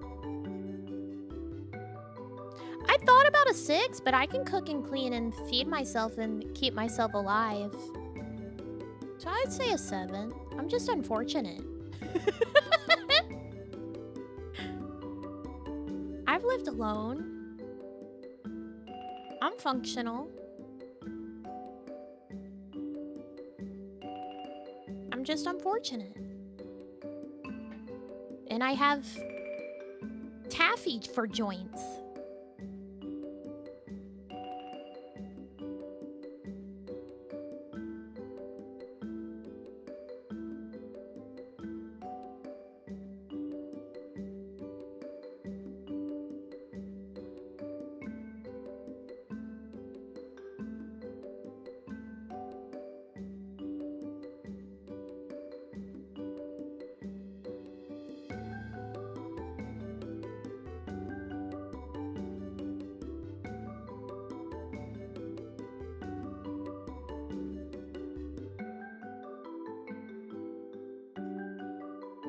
There's a Pokemon pack? Oh, you're right.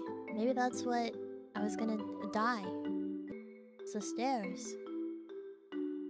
Taffy joints help with falling? No, I'm more likely to get hurt because of my taffy joints rather than them saving me.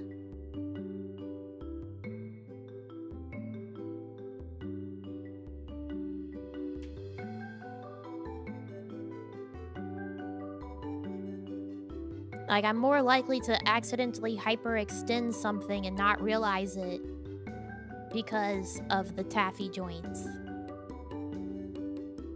That's why usually people that have hypermobility like that, like you're supposed to train up strength so that you have muscle that will keep you from destroying your body without realizing it. Because it's not like them being able to do that makes it okay.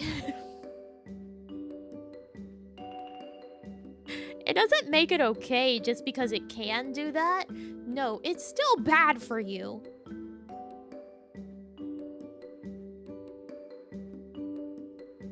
It's still bad for you guys.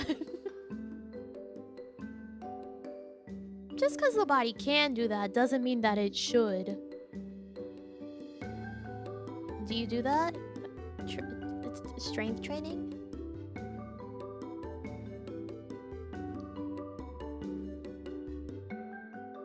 No. I should. Try to stretch your finger and think that was normal? You were for real? Yeah. How was I supposed to know that wasn't normal? Who does that? Who's doing that in their day-to-day life to double check that that's normal? So whenever I can do that so easily, I'm like, what are you guys talking about? That's fucking normal.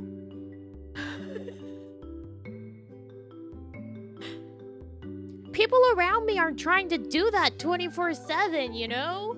People aren't like, hey, can you do this? I can't do it. How would I know? When I'm able to do it so easily, I'm like, that's normal. What are you guys talking about? Stupid. What do you mean that's not normal? Why would I try to do that in school? I feel like you wouldn't know to try to do that unless you knew it was not normal.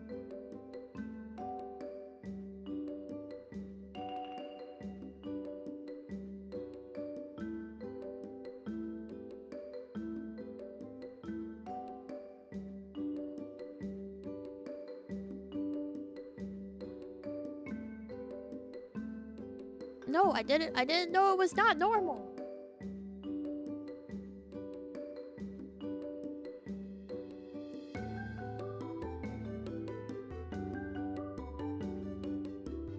I'm just out here.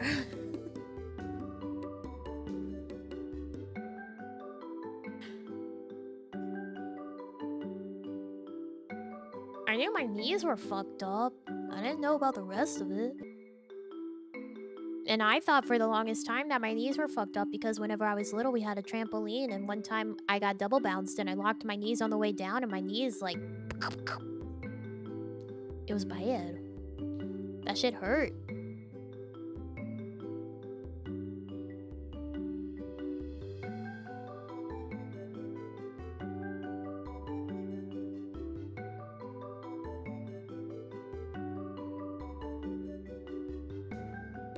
Whole body just recoiled? Yeah, it did not feel good.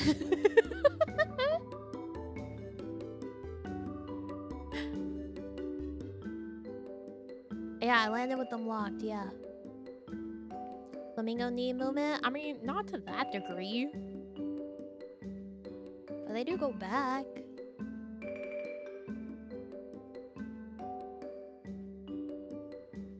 Do I need to draw another diagram?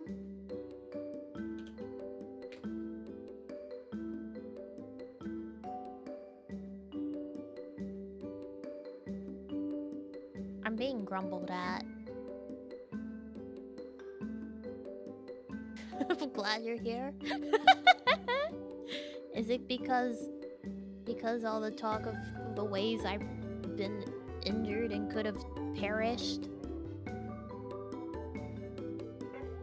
See, like a normal knee, you know, it's locked and it goes back a little, but you know, it's like that. And your knee is like that, right? Meanwhile, my knee is like...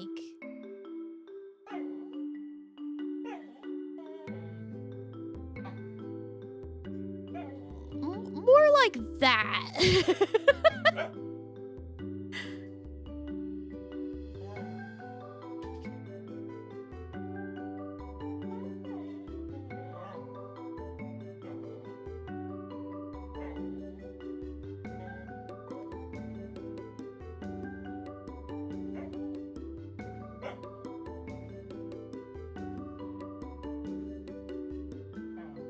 Maybe not as extreme as that, but you know, like it's definitely like you can see that something is not right there.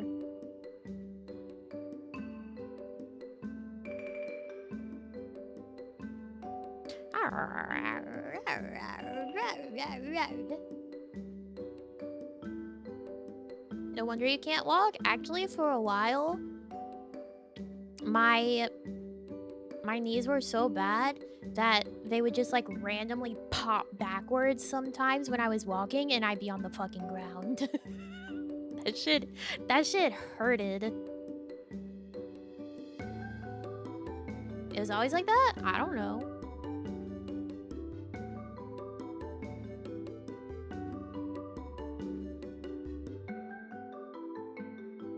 It doesn't happen now. I don't have that happen now. So I think it's just like I had shitty, terrible joints, and then the trampoline incident happened, and then they were just even worse for a long while because of that. But it doesn't happen anymore. I haven't had that happen in years.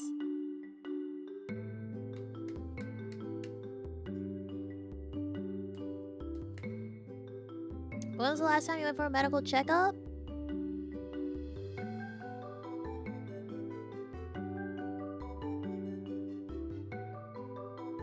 I don't know. I only go when I'm sick or hurting.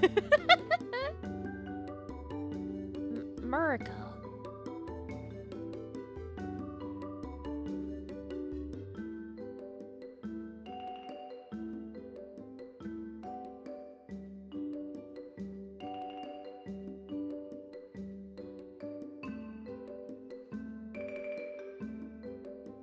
Plus, like that sort of thing, right?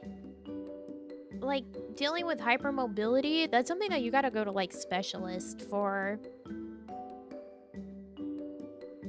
You gotta go to a GP, and then they have to refer you, and then you have to wait however long to see a specialist about it for them to be like, yep, you've got taffy joints. And I'm like, cool, thank you. I knew that. Now what?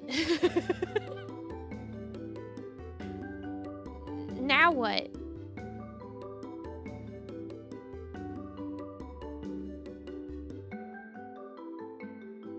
Now you pay to learn more, right? It's like, what are they gonna do for me and my taffy joints?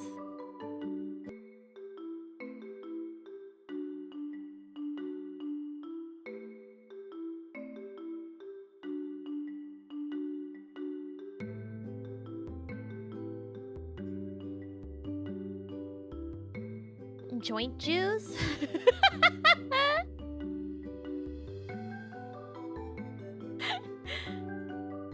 Oh no, they gave me bone hurting juice on accident. Ah!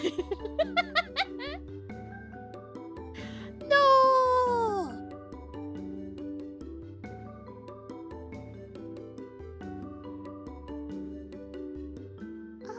my bones!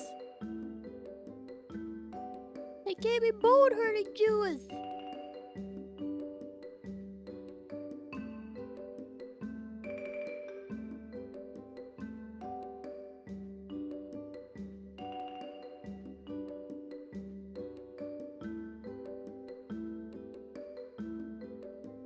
Unless there's something specific that requires surgery, it's probably just physical therapy. Yeah, probably. Probably. They'd just be like, yup, do these strengthening exercises that you could do on your own anyway. And I'd be like, okay. Thanks. Why do these two things exist right next to each other in identical looking bottles? Ah!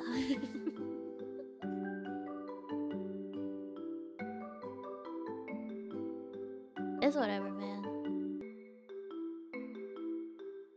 It's like anyone who has any sort of like chronic condition or illness knows, like, what are they gonna do about it? Tell you got this, and then you're like, all right, I got a diagnosis. Let me continue to live the way that I have because I can't do shit about it.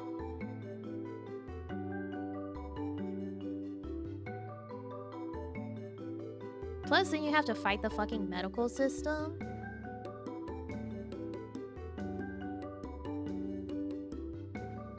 Half the time, just trying to get a diagnosis is too much effort.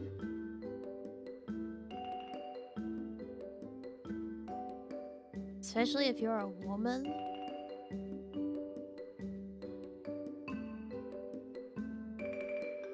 Medical professionals are like, oh no, that's all in your head, sweetie.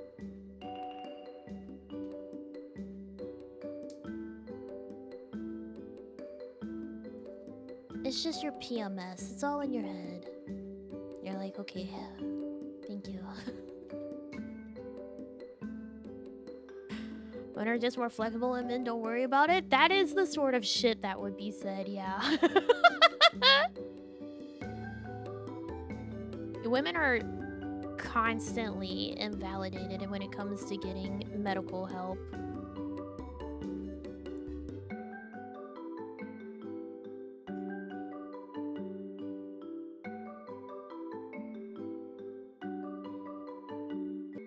Happen with male doctors or female? It happens with any doctor. And it's just because of the medical field it's just bad. The medical field in general is very like biased towards men. Like doctors tend to take men more seriously whenever they say that they're in pain or something in general. And then also, like, most medical research has only been conducted on men. So they only know like how things present for men. That's why, like, most people don't know that women have different heart attack symptoms than men. So, like, women could have a heart attack and not know that they're having a heart attack because people only know men's symptoms of heart attacks, which is, you know, like the chest pain and, like, the numbness on the side of your left side and everything. But women have much more subtle, like, heart attack symptoms.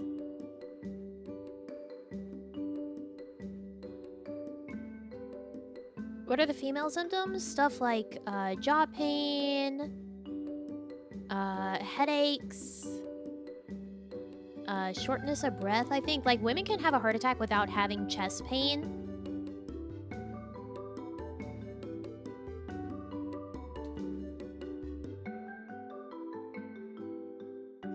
Let's look it up.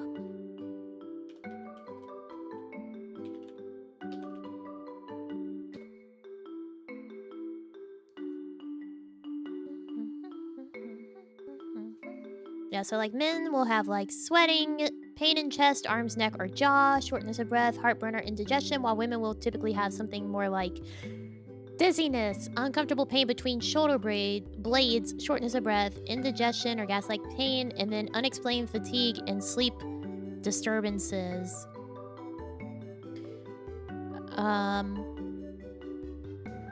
Yeah. So you could just think that you're tired.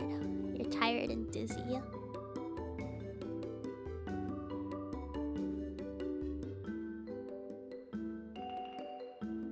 So, like, women, it's more likely to show up as, like, nausea and vomiting and dizziness and, like, a cold sweat and being tired and heartburn, while men, it's, like, the obvious chest pain, the shortness of breath, like, that sort of thing.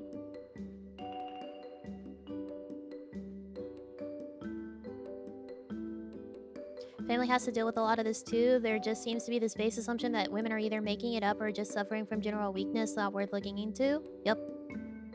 Like, it's a thing. It is a real, true, actual documented thing. Like, there are so many times that women just slip through from getting a diagnosis and, like, it's terrible.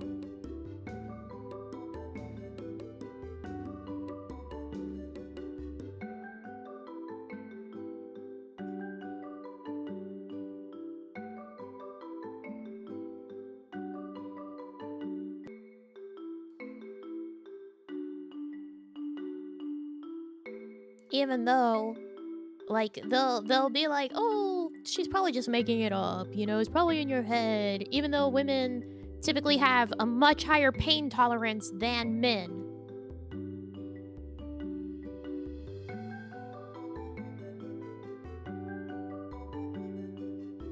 But they're making it all up whenever they're going to the doctor because it hurts bad enough to go to the doctor.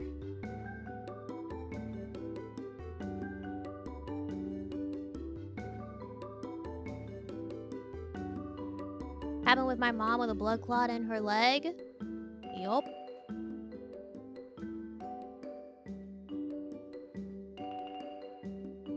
When a woman says she is in pain, she is in pain.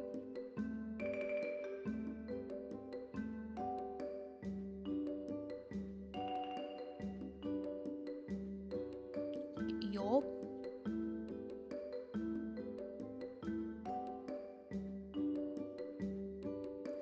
It's just one of those things. Hee So yeah, I'm like, there's no point. There's no point in going to a doctor about that.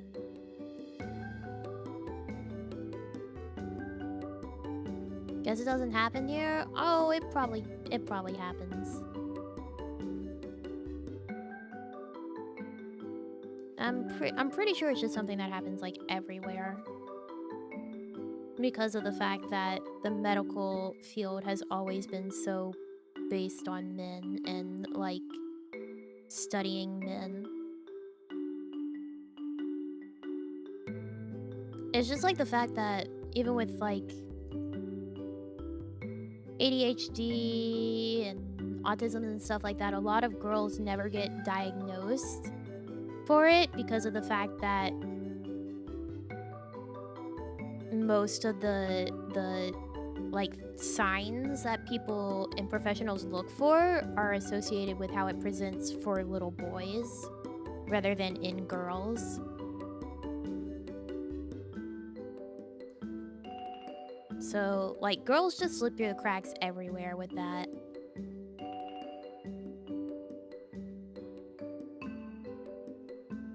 Autism more prevalent in women or something like that? I would believe it. Who knows?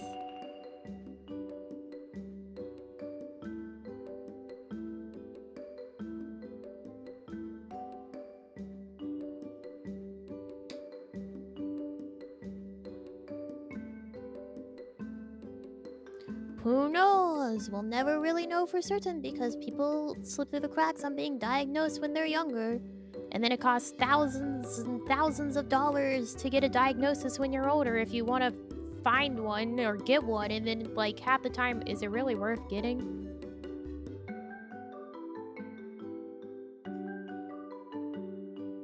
Like, is having that official diagnosis going to increase your quality of life? Probably not. Not unless there's something that you can get, like, actual accommodations that you would need from that diagnosis.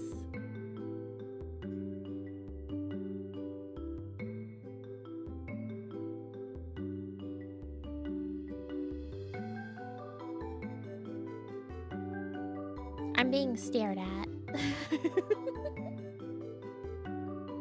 And I'm being cried at.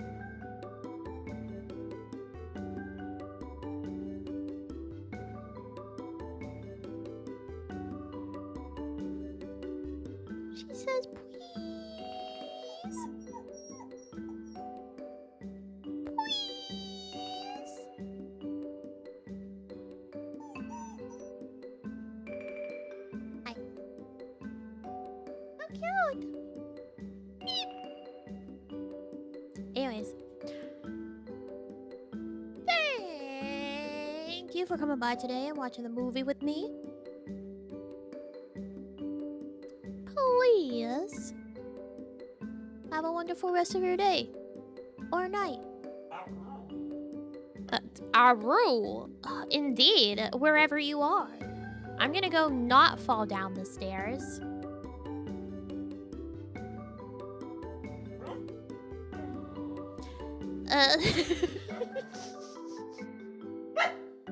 And until next time.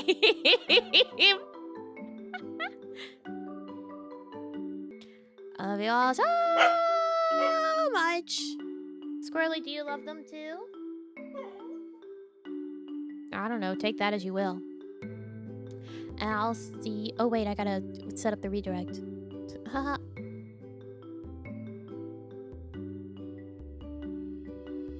Go watch that. All right, anyways. And I'll see you later. Bye! Hades is not started yet. You'll go where there is life. And you can move on your own later. That's on you. Okay, bye!